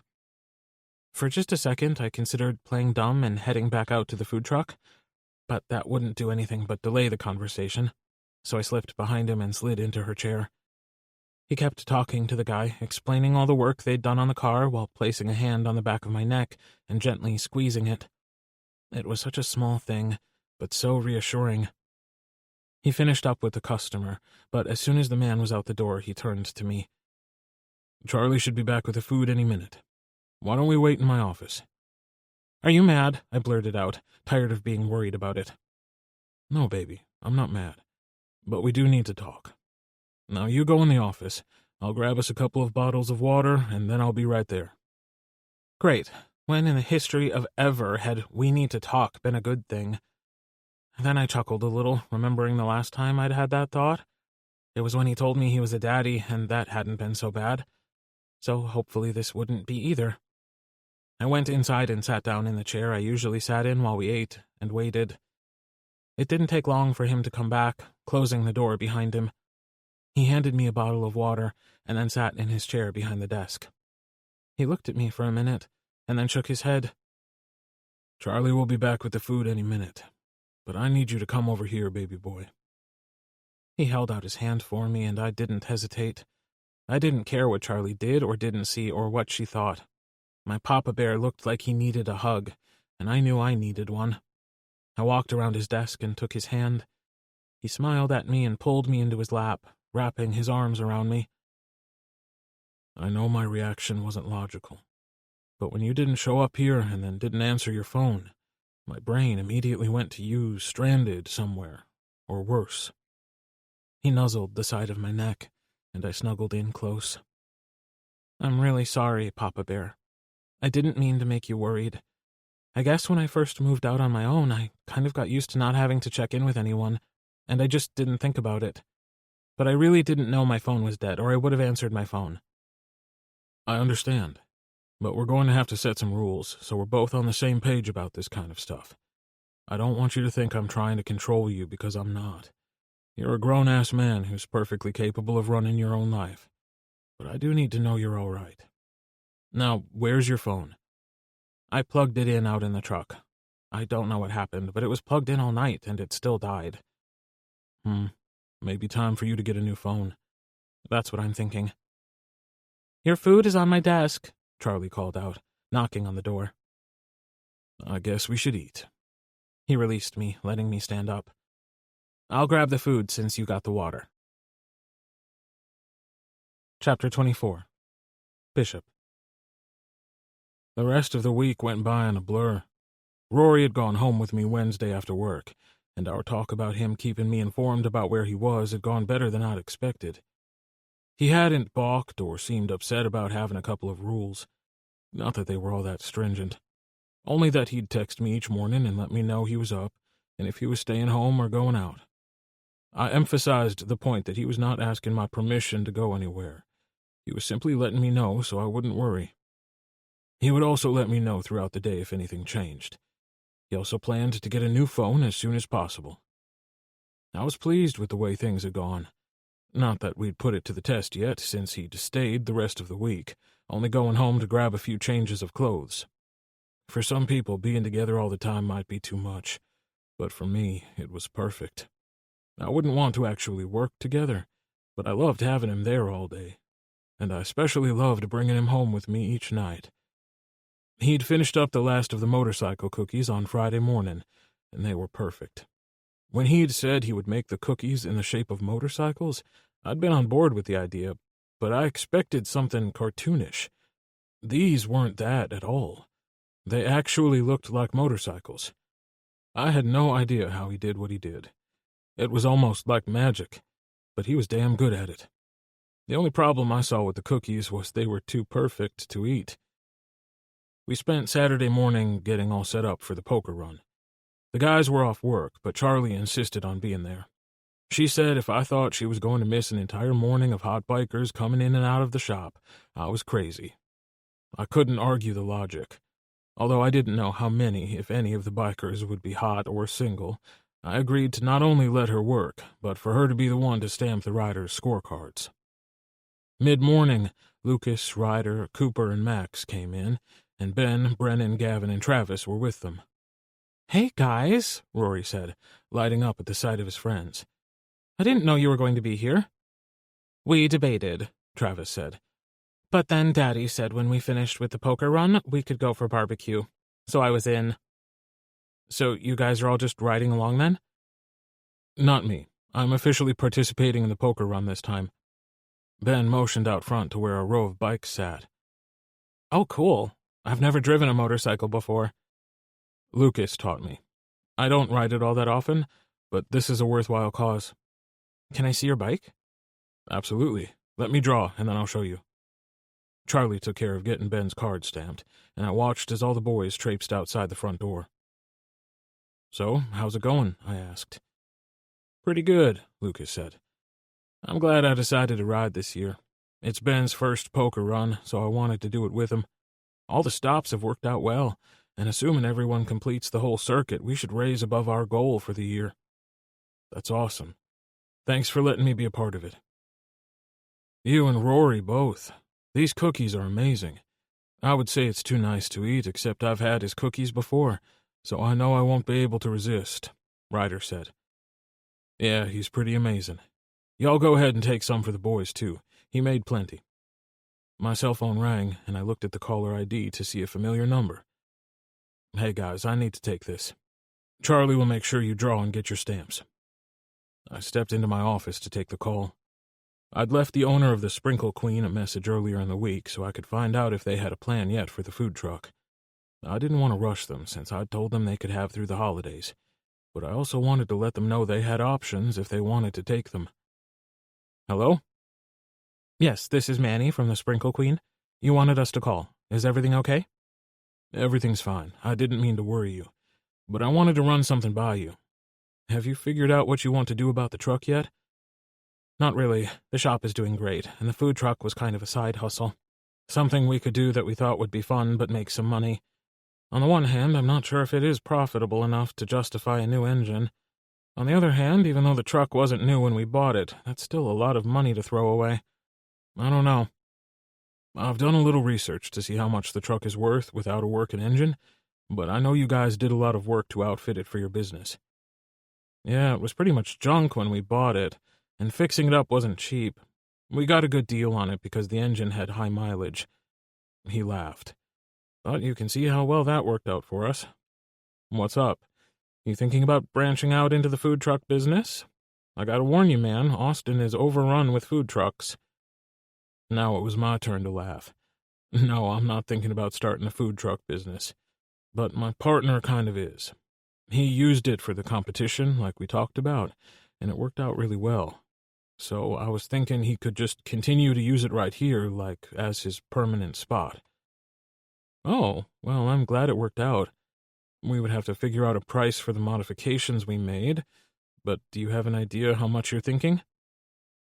From the beginning, when we picked up the food truck, I'd gotten the feeling that he didn't really want it back. I figured I'd take a shot and see if he was willing to bite. I tossed out a price that I didn't think would be taken advantage, but was low enough that it would be a good deal for a food truck. Let me talk to my wife, man, but I'm telling you, I don't see any problems with this plan. Let me talk to her, and I'll get back to you on how much we'd need to add to that price. I felt pretty good about it when we hung up, but that was the easy part. Now I had to convince Rory to let me buy it for him. Rory. Ben's bike was amazing. He said his father had left it to him when he died, and Lucas had redone it for him as a tribute, which just made it even more special. The more I got to know this group of boys, the more I regretted turning down Gavin's persistent invitations to spend time with them. They were really nice, and I could easily see why Gavin enjoyed spending time with them. We stood outside and talked for a few minutes until their daddies all came back out with cookies, and they acted like they'd brought them something special. I never got tired of seeing people love my cookies, and I got a kick out of how hard they always assumed the decorations were. Truth was, the motorcycles had actually been way easier than most of the ones I made on a daily basis. They were pretty much all flooding and very little line work. That was what always got me. My piping skills were probably my weakest, and what I needed to work on the most. A few more bikers pulled in, so I said my goodbyes and headed back to the shop. Bishop wasn't behind the counter. Instead, Charlie was the only one there. He took a phone call in his office. She pointed to Bishop's closed door. He'd been out here to greet all the participants so far, but Charlie and I could handle things for a while if he had something he needed to take care of. Not that Charlie actually needed me either. It didn't take long at all after the new group walked in before she had them eating out of her hands. She was joking and flirting and explaining why they should bring their cars here to Wilcox Automotive instead of taking them anywhere else.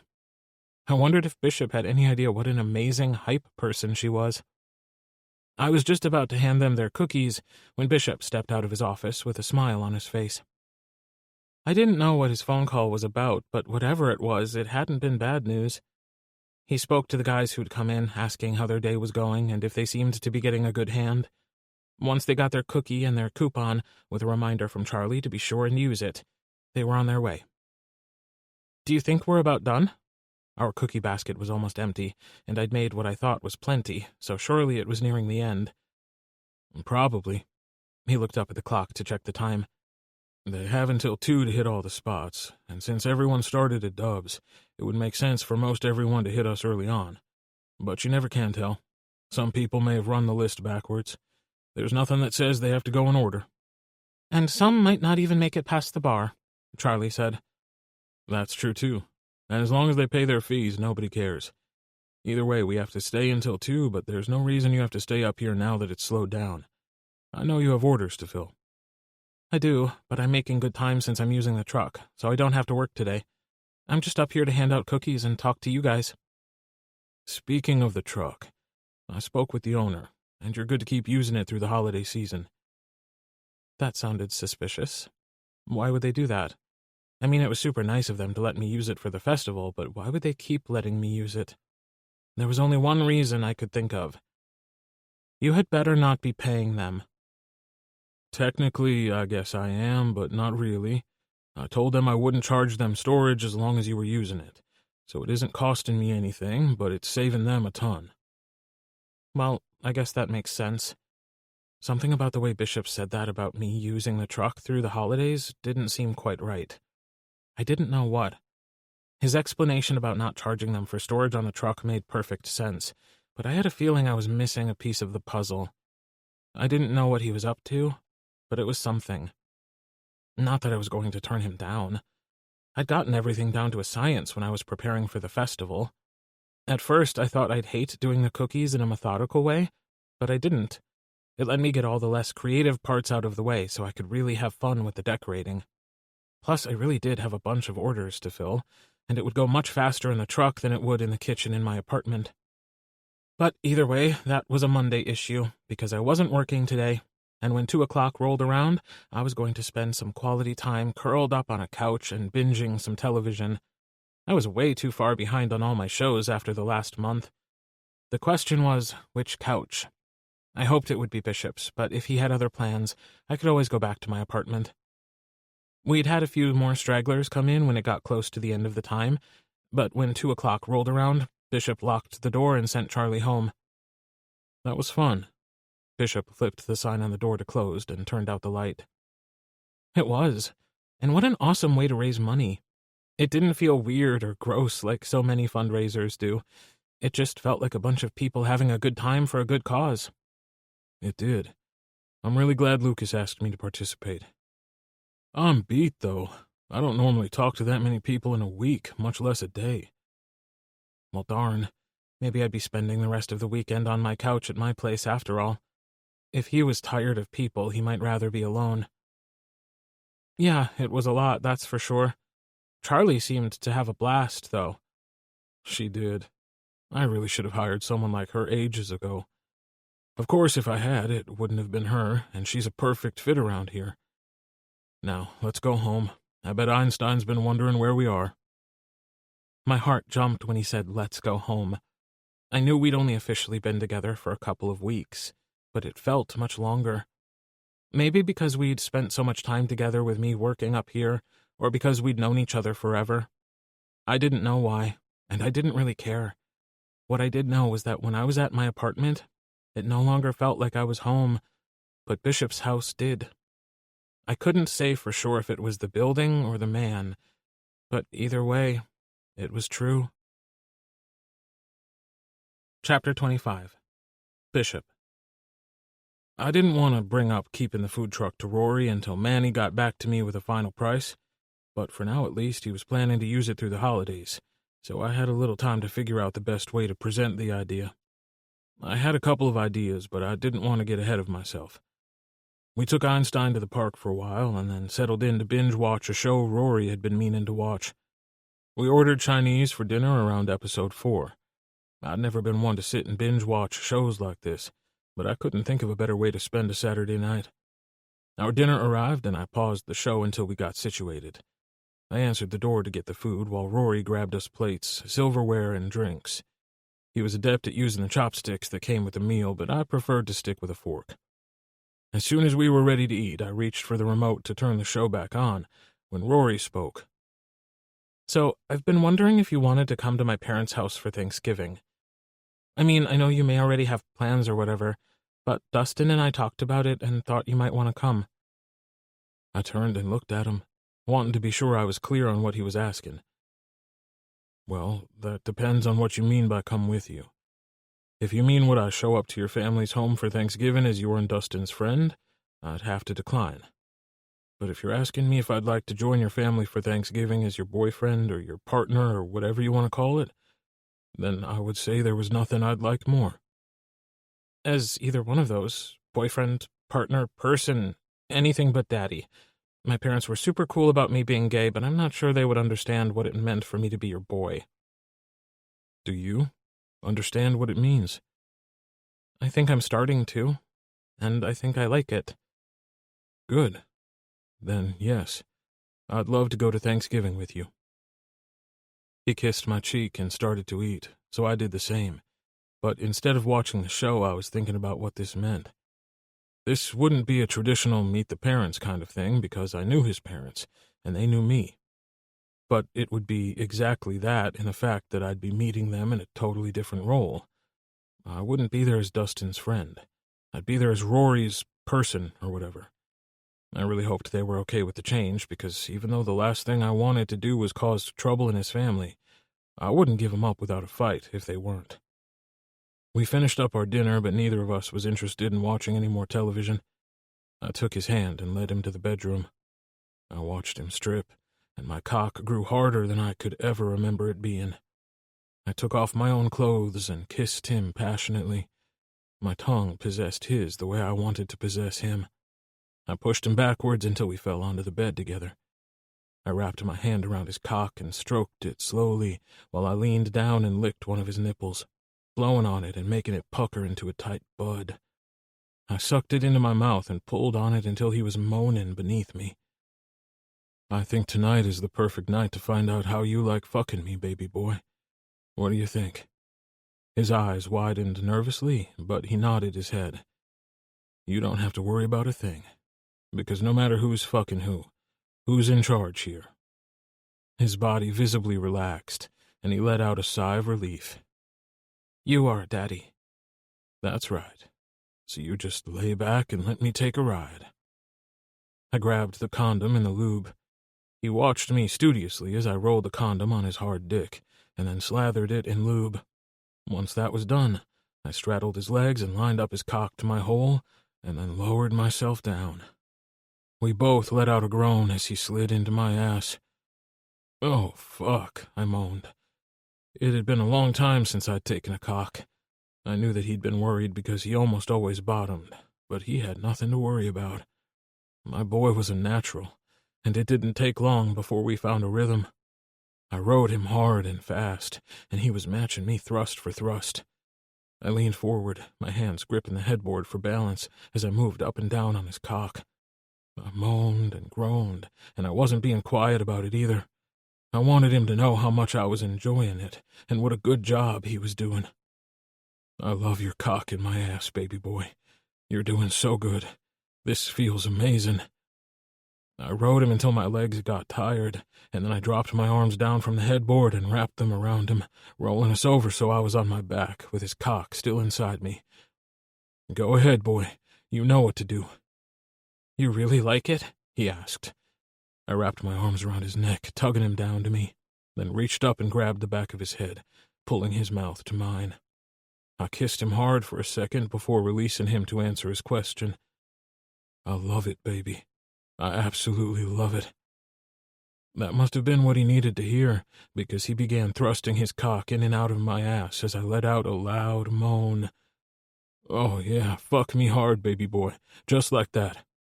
It feels good, Daddy. It feels so good. I watched his body tense and his face tighten. I knew he was getting close.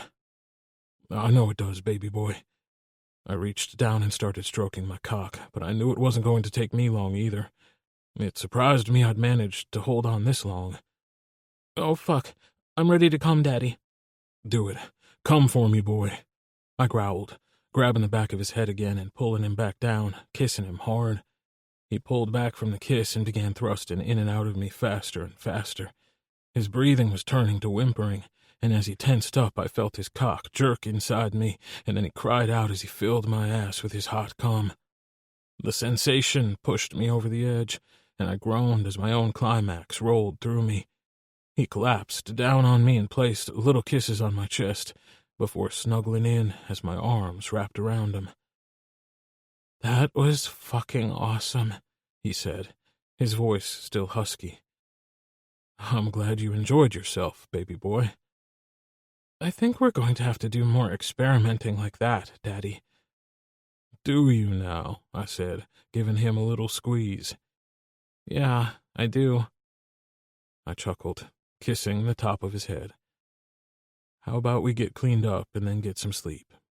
We can experiment again another day." Chapter 26. Rory. It had taken me almost right up until the last minute, but I'd managed to get all the Thanksgiving cookies ready just in time. Because of the festival this year, my orders had been mostly local, and Bishop had suggested I have people come to the shop to pick up their orders instead of me having to deliver them all. Everyone was leaving at lunch today since the day before Thanksgiving was traditionally a half day for pretty much everyone. I wouldn't be ready to go by then, but it would be close. I'd decorated enough turkeys and pilgrims and leaves to last a lifetime, or at the very least until next year.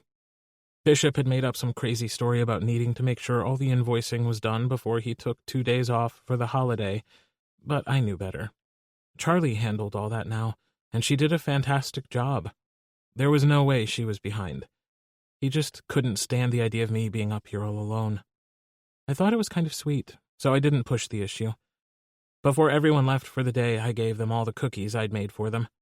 Ricky gave me a big hug for helping to make him the favorite son. I didn't know if cookies were all it would take to make that happen, but it was a sweet thing for him to say. As soon as everyone was gone, I went back out to the food truck to finish up the last of the orders. All I had left were the cookies for me to take to my parents' house. I'd been so busy trying to get the other orders filled, I'd left them to last. I mixed up the dough and got them in the oven. Once they were all baked, I could take them home to decorate. Well, to Bishop's house, anyway. I hadn't spent a night in my apartment since I didn't know when. While the cookies baked, I packed up all the stuff I would need to decorate them. It was close to time to take the cookies out of the oven when Bishop stuck his head in with a bottle of water for me. "Hey, baby. Just checking on you out here. How's it going?" "Good. I'm about ready to take the cookies out, and if you're ready, I thought we could leave. They'll have to cool completely before they can be decorated, so I'm just going to finish them at home." "Are you sure? I don't mind staying up here if you need to do them first." I chuckled at him and shook my head. "You didn't have to stay with me at all, you know. I'm just fine up here alone." "I know, but I feel better if someone's up here. And I'm glad I stayed because there's something I need to talk to you about." "Okay." Again with the talking. I swear this man was going to give me a heart attack, especially this time with as serious as he sounded. "Don't look so freaked out. It isn't anything bad. It's something I've been working on since the festival, but I was waiting to get all the information before I came to you with it." The timer went off on the oven, and I grabbed my oven mitts to take out the cookies. "Keep going. I can listen while I do this." I preferred that, actually, being busy when someone was about to drop something big on me. Whether the thing was good or bad gave me a chance to process. "So I was waiting to hear from the owners of the food truck about what they were going to do with it." He paused, which wasn't making me think this was good news. "And?" I really hoped he wasn't going to say they wanted it back sooner. I'd worked out a schedule to meet all of my mail orders as well as my local ones, based on being able to use the double oven. I could do it without it, but it would make for some really long days. "And they have decided to hang up the mobile part of their business and stick with the storefront, so they're willing to sell it to me at a great price. If you want it, of course. They can always list it for sale somewhere else, but I was thinking we could rebrand it Ginger Snapped and park it out front. Then you'd have a place to bake and a place where people could come to pick up their cookies. I researched it, and there are even these really cool add-on bakery cases you could put in the windows if you wanted." I took the time to remove the cookies from the oven and transfer them to the cooling racks to think about what he was saying. Did I want to work out of the truck permanently? Yeah, I kind of did. Did I love the idea of working up here with Bishop every day? Yeah, I really did. Could I afford to buy a freaking food truck? Nope, not even close. I think that sounds great, Papa Bear, but I just can't afford it. My business is doing good. I'm making enough to pay my bills, and that's more than I expected this soon, but it isn't even close to doing well enough for me to manage a payment on a food truck. He started to speak, but I knew what he was going to say, and I put up my hand to stop him. You are not buying me a food truck. I love the idea, but not enough for you to be out that kind of money for me. But you like the idea? He asked. Of course I do. It sounds amazing. I love working up here around the guys, and Charlie's awesome. Plus, do you know how much easier it made my life to have a pickup location instead of having to deliver the cookies? But I want this business to be fun, not stressful, so I really don't want to get over my head with a payment like that. I had a feeling you were going to say that. So I have a solution. Oh, really? You have an idea that would mean you weren't buying me the food truck and I don't have to sweat the payment. I wanted to hear this. I didn't see a solution that would cover both. I do. What if we could eliminate your other bills so the only payment you had to worry about was the food truck? I stared at him, open-mouthed. How could you eliminate my bills? I don't really have anything except my part of the rent and the utilities. I know. So I'll buy the food truck from them, and you come and live with me, eliminating your bills. Then you take that money each month and use it to pay me back for the food truck. You want me to come and live with you? I asked. It wasn't that I didn't like the idea, and under any other situation I would have been very tempted to say yes. But I couldn't move in with him because it made sense. I needed it to be because he wanted me there, not to help my business. Baby boy, I need you to listen to me.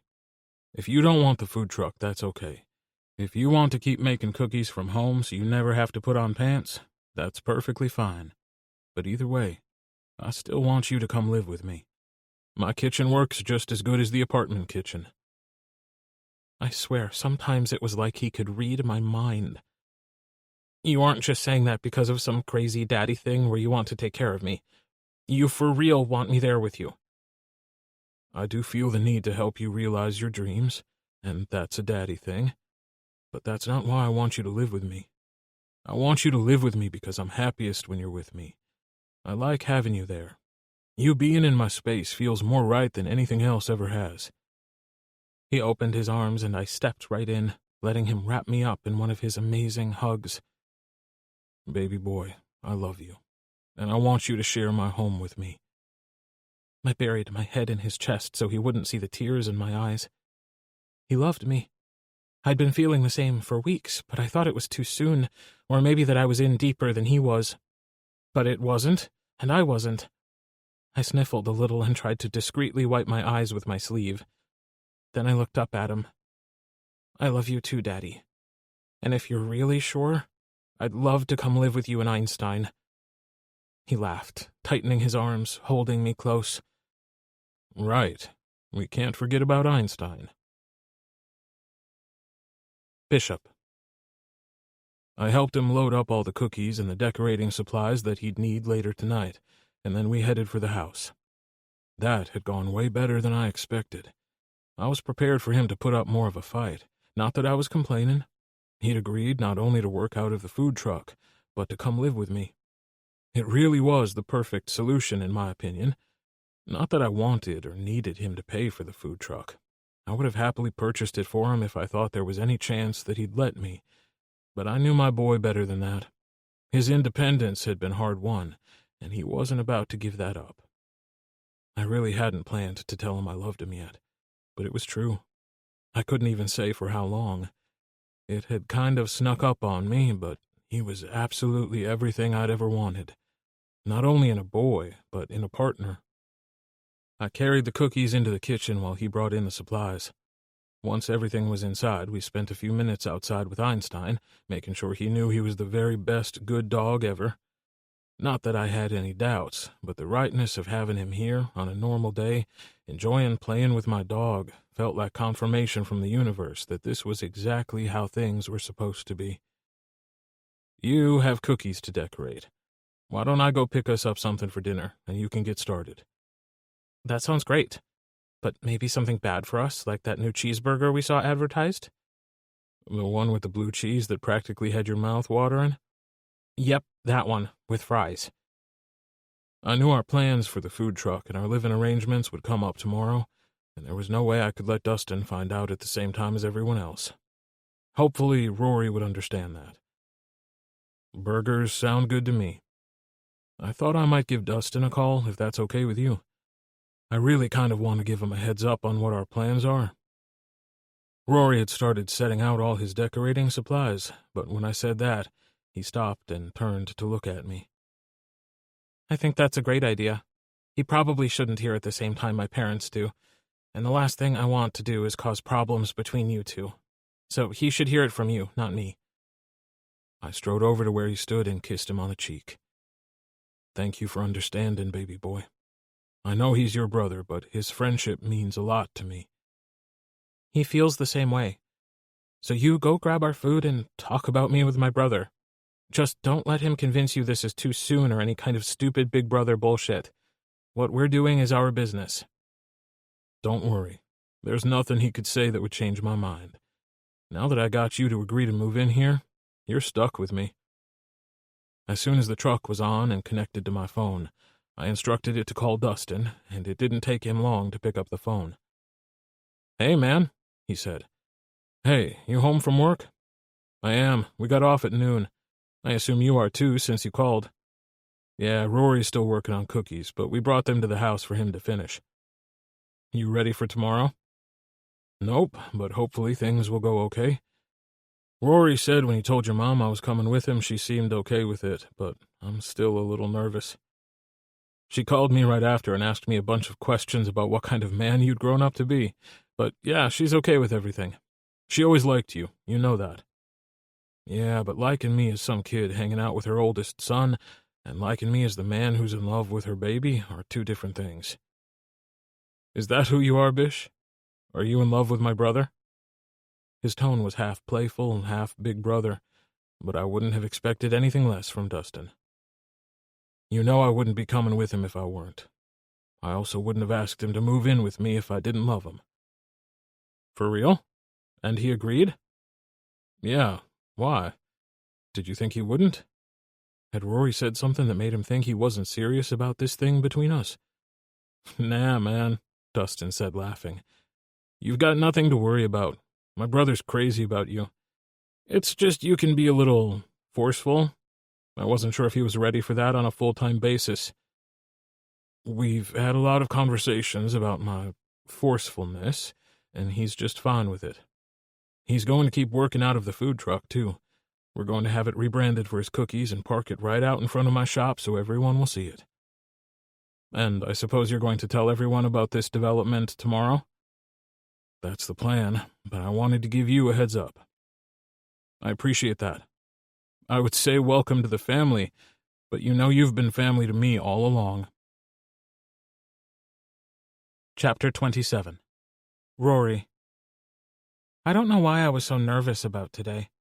I'd already told my mother that Bishop was coming with me as my boyfriend, and she hadn't seemed surprised at all. I'd expected more pushback about him being 10 years older than me, if nothing else, but she'd just said how glad she would be to have him back for the holiday this year. Terrence had called yesterday to let me know he wouldn't be coming because the guy he'd been seeing had surprised him with an invite to go to a bed and breakfast to spend the holiday weekend together. I couldn't have been happier for him because I knew he really liked the guy.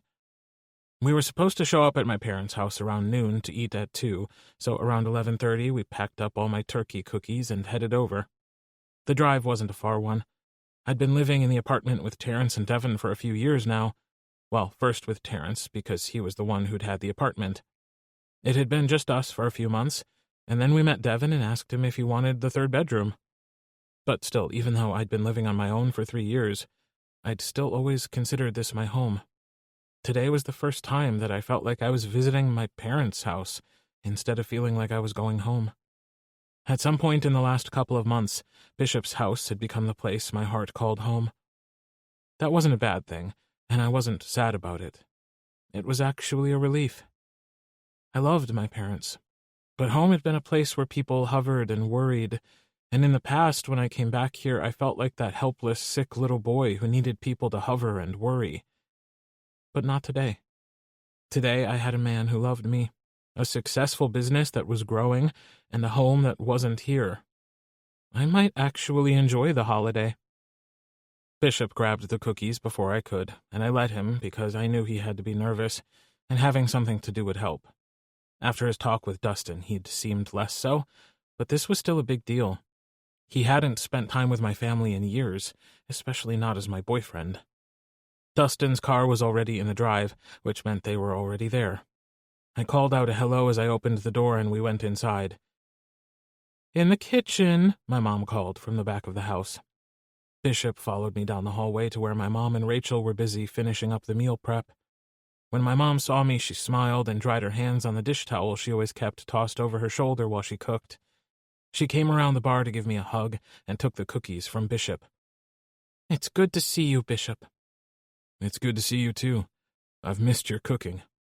Which was, of course, exactly the right thing to say to my mother. She'd always been really proud of her cooking ability, with good reason. She was an excellent cook, and she was where I got my love of baking. "Well, then, you shouldn't have waited so long to come for dinner. We have everything under control in here, so you boys go join everyone outside. Your father's cooking a roast out there, and it smells wonderful. Just stay out of the smoke, Rory." I was proud of myself because I didn't roll my eyes even a little bit. "I will, Mom, and I have my inhaler just in case."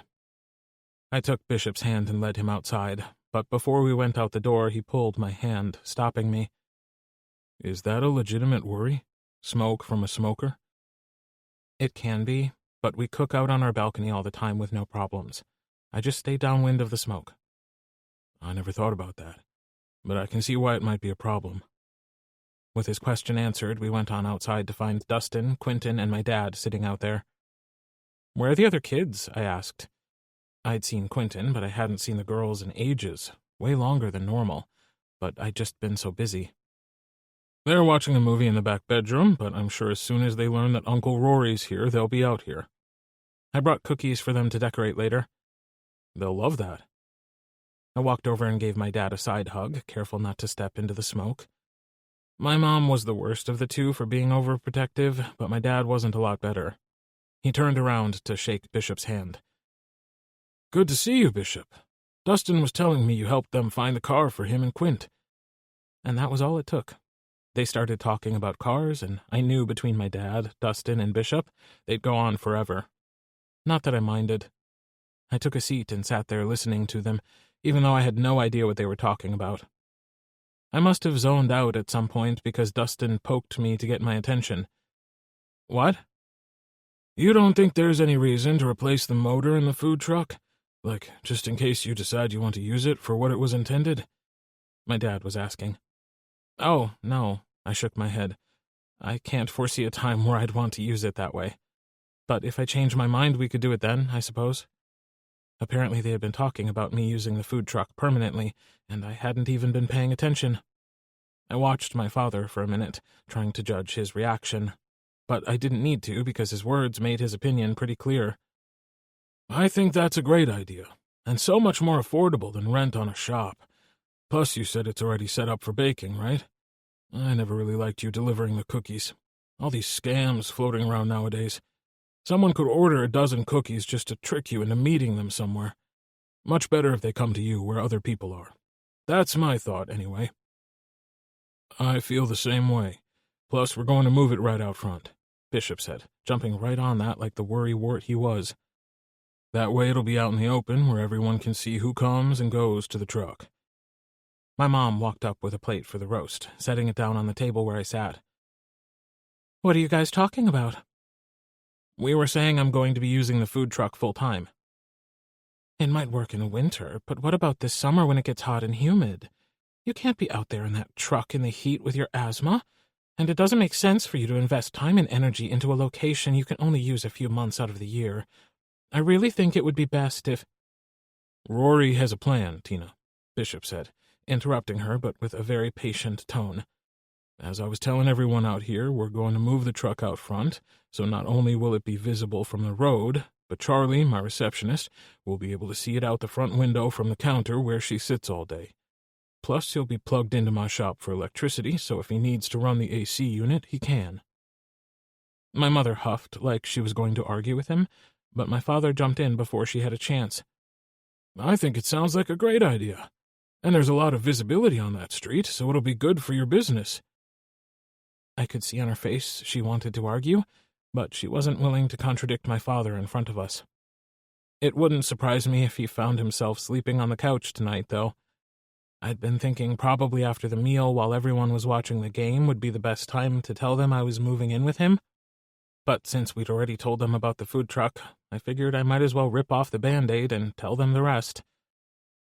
So the food truck isn't the only change. I looked at Bishop to make sure he was ready, and he just gave me a nod. I'm going to be moving in with Bishop. Really? My mom said. Where do you live? My dad asked. I own a house over on Rock Brook Drive, not too far from the garage. Well, it sounds like you boys have a solid plan then. Tina, hand me that platter. We do, I agreed. My mother hadn't said anything one way or another yet, and I wasn't sure if that was good or bad. My guess was she was still upset about not getting to tell me all the reasons the food truck was a bad idea. She reached to grab the platter and handed it to my father. She stood there for a minute, with her back to us, still not talking. When she turned back to face us, it was with a hesitant smile. Well, Bishop, if you already own a house, you probably already have everything you need. But Rory, don't forget your grandmother Walker's china is yours if you have a place to put it. We don't, Bishop said quickly. But I'll get a hutch or china cabinet. There's plenty of room in the dining room for one. I just never had any reason to get one. My mother reached over and patted his arm, and I knew she was thinking it was sad his family hadn't been the kind to pass down heirlooms or anything else. I also knew what she was saying by offering me the china, and her approval meant a lot.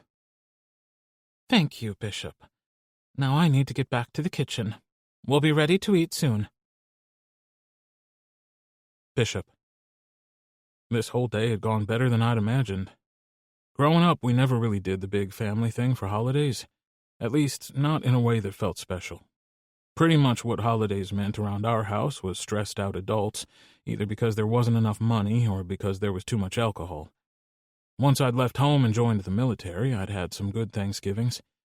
Usually there would be some guy who had a wife who'd insisted on feeding everyone, so we would all get together and eat and watch football. It had been nice, but it hadn't been family. But Rory's parents had made sure I felt like I had a place here. The meal had been amazing, and afterwards, most of us gathered in the living room to watch the game. Rory hadn't joined us, which didn't surprise me because he wasn't a football fan. Instead, he'd brought some undecorated cookies and all his stuff for Dustin's kids to use to make their own crazy turkey cookies. At halftime, I'd offered to go into the kitchen to get everyone a beer, partially to be nice, but mostly because I wanted to check in with him and see how he was doing. It was easy to see why the kids were so crazy about their Uncle Rory. He'd even tricked Quentin into participating by pretending he needed help with the girls. They were all laughing and having a blast in there, making rainbow turkeys with sprinkles, and in one case, Quentin's, what looked like a zombie turkey. I got the drinks and made a stop to grab a quick kiss, which left the girls in giggles, and headed back into the living room. How are they doing? Rachel asked. They're having a blast. They adore Rory, so I'm not surprised. I took my seat and got ready for the game to come back on, when I realized Rory's father was watching me. He stood, motioning for me to follow, and headed for the back door. This would be the real test right here. Had they been nice not to cause a fuss on Thanksgiving? Did he plan to tell me he didn't approve of Rory moving in with me? I had no idea, but what else could I do but get up and follow him out the door? He took a seat in one of the deck chairs, and I did the same. So, you and my son, huh? Yes, sir. Me and Rory. He nodded slowly and then took a drink of his beer. You know, I always liked you back when you and Dustin were kids. You were a good boy. Thank you. I tried. Not that Dustin and I didn't get in our fair share of trouble, but it had never been anything bad. You're a bit older than Rory, but I don't guess that matters much. He was always mature for his age. Being sick like that made him grow up faster than he should have. Having to understand why he couldn't do what the other boys his age did, and knowing what to do if things went wrong.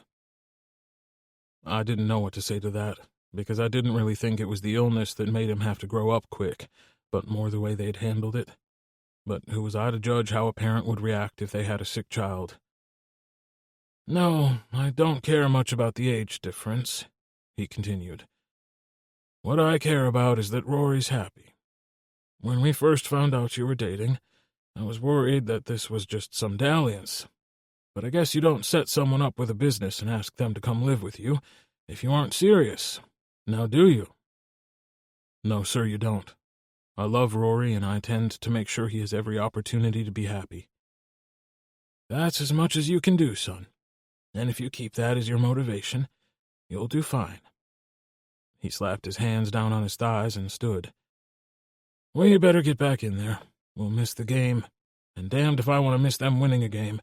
It happens way too rarely these days. I know, right? They need to shore up their defense if they're ever going to get back to being a Super Bowl contender. Hell, at this point I think they just need to scuttle the bunch and start fresh. As the day wore on, his mother relaxed a bit. I think it was because of the way she saw me fuss over Rory. I wasn't doing it to impress her, but she did notice, and I could tell she approved. It had never occurred to me that my future partner's mother would find my daddy ways to be a plus, but that turned out to be the case. I was pretty sure I would take a full ration of shit from Dustin about it, but that was what friends were for, and I could tell he approved, even if he kept rolling his eyes and shaking his head at me. By the time we were ready to leave, I'd eaten more food than I think I ever had in one sitting. I'd survived my first holiday at the Gallaghers, and I'd loved every minute of it. It was nice being with Dustin and his family, and I kind of regretted not taking him up on his offers in the past to join them for the holidays. But Dustin wasn't what had made it special. That was all Rory, and when I got him home, I planned to show him just how special. Chapter 28. Rory. The day had gone better than I'd anticipated. It had actually been fun. I'd helped the girls decorate their cookies, and once my mom saw me and Bishop together throughout the day, she seemed to settle into the idea of us being together. She didn't bring up the food truck again, but at one point she cornered me in the kitchen to let me know how sweet it was that he took such good care of me. Her words, not mine, and how she thought he was good for me. Part of me wanted to tell her I didn't need anyone to take care of me, but the truth was she was right. He did. And the best part was he did it in a way that made me feel special and loved, not incapable and weak. By the time we left, both of us juggling plastic containers of food for the weekend, I was ready to get home and curl up on the couch with my Papa Bear. However, my Papa Bear had other ideas, and we barely got the food put away before he dragged me off to the bedroom. Baby boy, I've been wanting to touch you all day. He reached for the bottom of my shirt and pulled it up over my head. Daddy, you've been touching me all day. And he had. I swear he used every opportunity to run his hand down my arm or place his hand on the small of my back or sneak little kisses all throughout the day. Not the way I wanted to, though. Not like this. He bent down and licked one of my nipples, then sucked it into his mouth, making my breath catch. Or like this. He slid his hand down, cupping my already hardening erection. Daddy, I whimpered, pushing into his hand. Get your clothes off and get on the bed for me. I scrambled to do as he said, tripping over my pants as I tried to remove them while I moved towards the bed. It didn't slow me down, though, and in a matter of seconds I had my pants off and was on the bed waiting for him. He made short work of removing his own clothes and crawled up on the bed beside me. I rolled to my side to face him and reached out to run a finger down his arm. That first time I came over here to stain the deck, remember? I do. You stripped off your shirt when we were painting, and all I could think about was how lickable your body was and how fucking sexy your chest hair was. I brought my hand around, running it through the hair on his chest. He didn't tell me to stop, so I took my time and explored every inch of his body, kissing and licking him all over. I love your tattoos, I said, before I ran my tongue along the lines of ink on his collarbone. He gripped me by the hips and flipped us over so he was on top of me. Looked like my playtime was over, and it was Daddy's turn. Personally, I prefer freckles. He trailed his fingers down my neck and across my chest. I'd always hated those stupid freckles, but I was starting to appreciate them since Bishop seemed to love them so much. His tongue replaced his finger, and he licked a path from my neck to my navel, then back up, taking my mouth with his in a kiss that set my whole body on fire. His hand slid down to my cock, and he gave it a long, slow stroke. I love the way your cock leaks for me, boy. Please, Daddy, I need you inside me. Is that what you want? You want me to fuck you? Yes! He pulled back and reached for the lube and condoms that we'd started keeping in a basket on the nightstand. No one else came into our room, and it just made sense to keep them within easy reach. He moved down the bed, popping the cap on the lube as he went. I was practically vibrating underneath him as he got me ready. By the time he slid the third finger inside my ass, I thought I was going to lose it. He watched as he fucked my ass with his fingers, moving them in and out of my body, and a satisfied look on his face, combined with the sensations every time he would curl his fingers up to brush my prostate, was almost too much. But at the same time, it wasn't enough. I was so close to coming, but I held back, wanting to feel him inside me. He pulled his fingers all the way out, and as much as I hated the empty feeling that followed, I shivered in anticipation of what was coming next. I watched as he rolled the condom on, took his cock in his hand, and ran the head through my ass cheeks and over my hole. I whimpered with need, wanting him inside me. He positioned himself and pushed his cock through the ring of muscle. I cried out, my eyes rolling back in my head. He kept going, slowly pushing inside my body. Fuck, baby boy. You feel fantastic. He leaned down so that his body covered mine, kissing me again, and I'd never felt as cherished or loved as I did at that moment. Our eyes locked as he began to move, slowly thrusting in and out of my hole. He smiled as he looked deep into my eyes, and it was as if he could see all the way into my soul. I love you, baby boy. Oh, fuck, Daddy. I love you too. He braced himself on his elbows and increased the speed of his thrusts, pounding into me harder and faster, building the tension within me. I moaned and whimpered as he fucked me. Yes, yes, yes, I chanted. He reached between us and started stroking my cock in time with his thrusts. The sensations were overwhelming, and I knew it wouldn't be long before I exploded. Come for me, boy, he growled.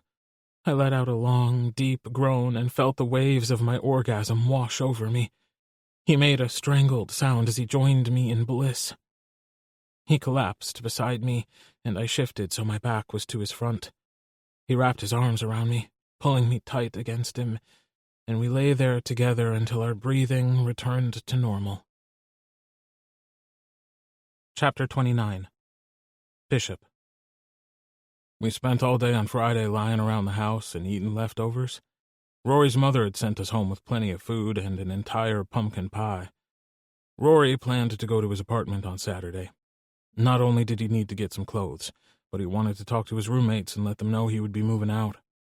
Then he would be headed back here Sunday morning so we could go over to Ryder and Brennan's house for a second holiday get-together. Gavin told Rory that Brennan loved to have everyone over to their house, and since the weather was still mild, he was hoping we would be able to eat outside. I was looking forward to spending the afternoon with the guys, but mostly I was thrilled with the way this little group of boys had claimed Rory. I remembered the way they all were together that night when I first met them at Club Verde, and I wanted that for him. This was the first 4-day weekend I'd taken off since I opened Wilcox Automotive, partially because until I hired Charlie and Mitchell, I was never caught up enough on work to manage it, but also because I didn't have any reason to take off. Now I did. Between Thanksgiving at the Gallaghers, spending time with Rory, and this get-together with friends, it was almost like I had a life outside of work.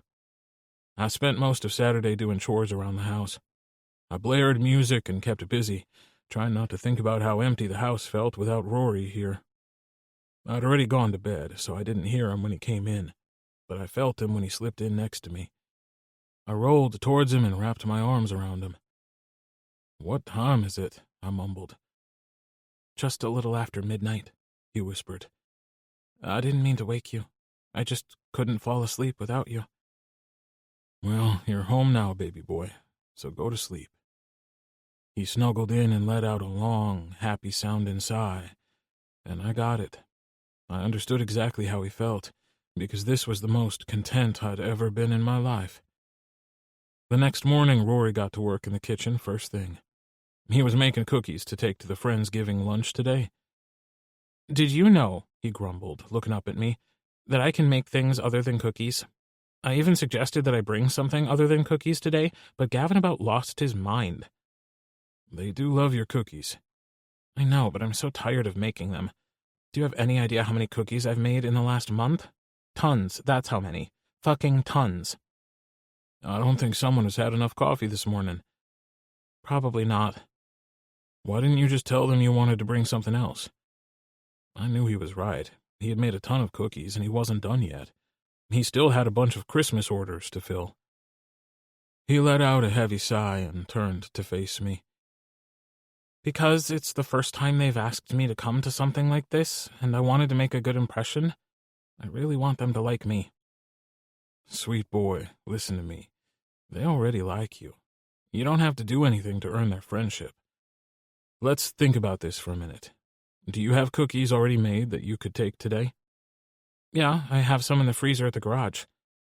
"Okay, why aren't you just taking those?" I could see he was thinking about it, but I already knew the answer.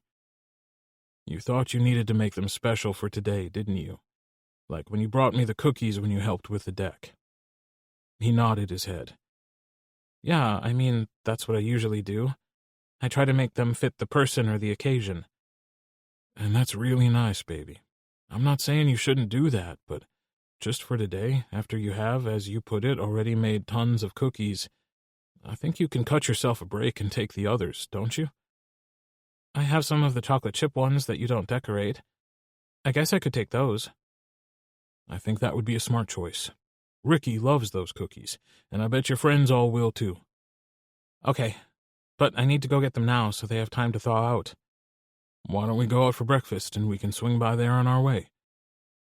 Later that day, I was pleased to see that I was right, and everyone was just as thrilled with Rory's chocolate chip cookies as they would have been if he'd spent his whole morning customizing a batch for them.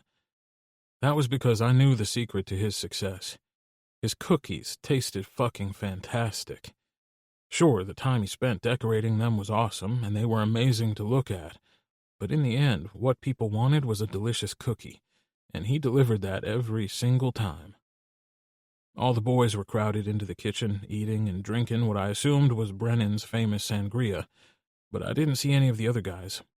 I was sure they were around there somewhere, though, if all the boys were here. I was about to ask when Ryder came in. "Anything else you want me to carry out for you?" he asked. "Just these for now." Ryder took the dishes that Brennan handed him. "Luckily, it's warm enough outside to eat. We don't have room in here for everyone." Brennan looked up at him with a warm smile, then turned to me to explain. "We turned the dining room into an office so I could work from home, but I'd rather eat outside anyway. Here, he has the guac and salsa. Can you take the chips out? You can just follow him." I took the bowl of chips from his outstretched hand and followed Ryder out of the kitchen, through a room that was obviously Brennan's office, and out a set of French doors onto a covered patio where Max and Gunnar were sitting. "This is a nice setup." I nodded a hello to the two men and walked over to a long table by the house that was already covered in appetizers, setting down the chips next to the 2 bowls of dip Ryder had placed there. A television was mounted on the wall over the table with a football game playing, which made sense if Brennan liked to entertain as much as Rory had said he did. I was a yard guy, and I was proud of mine, but Ryder's was just as nice. It was enclosed with a privacy fence and had a few large trees that I was sure provided a ton of shade in the summer. The other guys were out there playing a game of cornhole, and it looked like they were having a good time. A large dog that looked to be a lab mix of some kind was lying on the ground, watching them play. "Hey, Ryder, it's your turn," Cooper called from where the rest of the guys were standing out in the yard. "Bishop, man, good to see you." I waved hello, took a seat with Gunnar and Max, and listened while they talked about how their football teams were doing and what they needed to change for the next year. It didn't take long for them to draw me into the conversation. I was more of a baseball guy myself, and had never been a huge football fan. But I didn't mind it.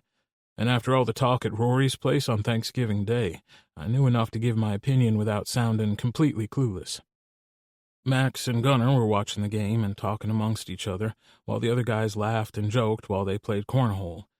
It was amazing how quickly things could change.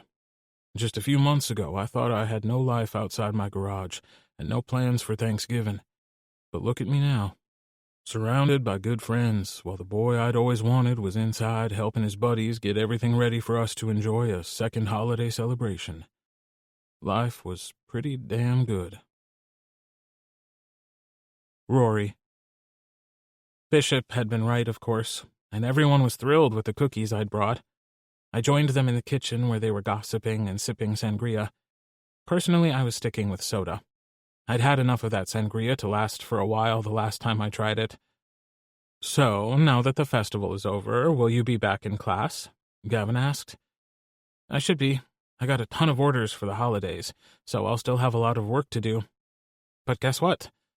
"What?" he asked, and I noticed everyone else had stopped talking, and they were all listening, waiting to see what I had to say. "I'm keeping the food truck." "Seriously? Are you going to hit the road?" "No, it doesn't have an engine, remember? I'm going to keep it parked at the garage and bake out of it. Bishop said he had a friend who can do the wraps so we can get it rebranded Ginger Snapped. Then we can park it out front and I won't even have to deliver the local orders. I can have people come pick them up instead." "That's awesome," Benton said. "That sounds perfect for you." "Right? But that isn't all." I could hear the excitement in my own voice, so I knew they could as well, but I was so happy I couldn't contain it. "Go on," Simon said. "Tell us the rest of it then." "He asked me to move in with him."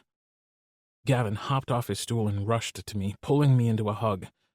"That's so awesome. I knew the first time I saw him he was a good daddy. I just didn't know he would be your daddy. I'm so happy for you." With my news delivered, the talk moved to what everyone was doing for Christmas. Gavin said he and Cooper were going to spend the holiday with his uncle in River Gorge. Most of the other guys had family plans as well, and I was sure I would too.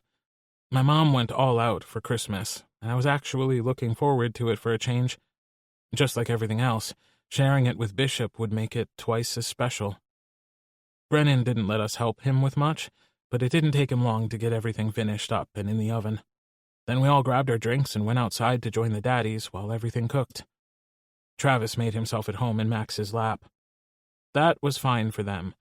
I wasn't sure I was comfortable with it myself. Instead, I took a seat on the outdoor couch next to Bishop. "Brennan says it won't be long before the enchiladas are ready." When we'd agreed to come today, Brennan had insisted that friends didn't let friends eat turkey 4 days in a row, so we were having Mexican food for our meal. And honestly, he had a good point, because I was pretty much turkeyed out and enchiladas sounded perfect. "Right, probably 45 minutes or so," Brennan said. When we'd come outside, I went straight for Bishop, so I didn't notice the dog that was out in the yard with the guys who were playing cornhole, but as soon as he heard Brennan's voice, he was up and headed our way. "Frisco, you good boy. Have you been helping them play?" The dog barked and turned in circles, and Brennan laughed. Anytime he hears the words good boy, he thinks a treat's coming. Frisco barked in agreement and wagged his tail in eager excitement. Brennan walked over to the table and grabbed something off a plate. "Just one, and don't you tell on me." He plopped down on a chair and ruffled Frisco's fur. "Ryder doesn't want him to have people food. He says it's too rich for him. But just one shouldn't hurt. I could make him some dog cookies like I make for our dog Einstein. He loves them." "He does," Bishop agreed, giving my leg a reassuring squeeze. "What are you guys talking about?" Keegan asked. "Rory was saying he could make dog cookies too. Isn't that cool?" "That is cool. If you decide to sell them, let me know. I would love to buy some." "Buy what, sweetness?" Owen asked, walking up behind him and wrapping one arm around him. "Dog cookies. If his dog cookies are as good as his people cookies, Talk will love them." "Talk?" I asked. "That's our dog." "Oh, well, I don't have any plans to sell dog cookies, but I make them for Einstein all the time, so I would be happy to make extra." "Well, we could at least pitch in for ingredients and stuff." "How did your cornhole game go?" Gavin asked as Cooper took a seat and pulled him down into his lap. "Good. Owen and I won this round."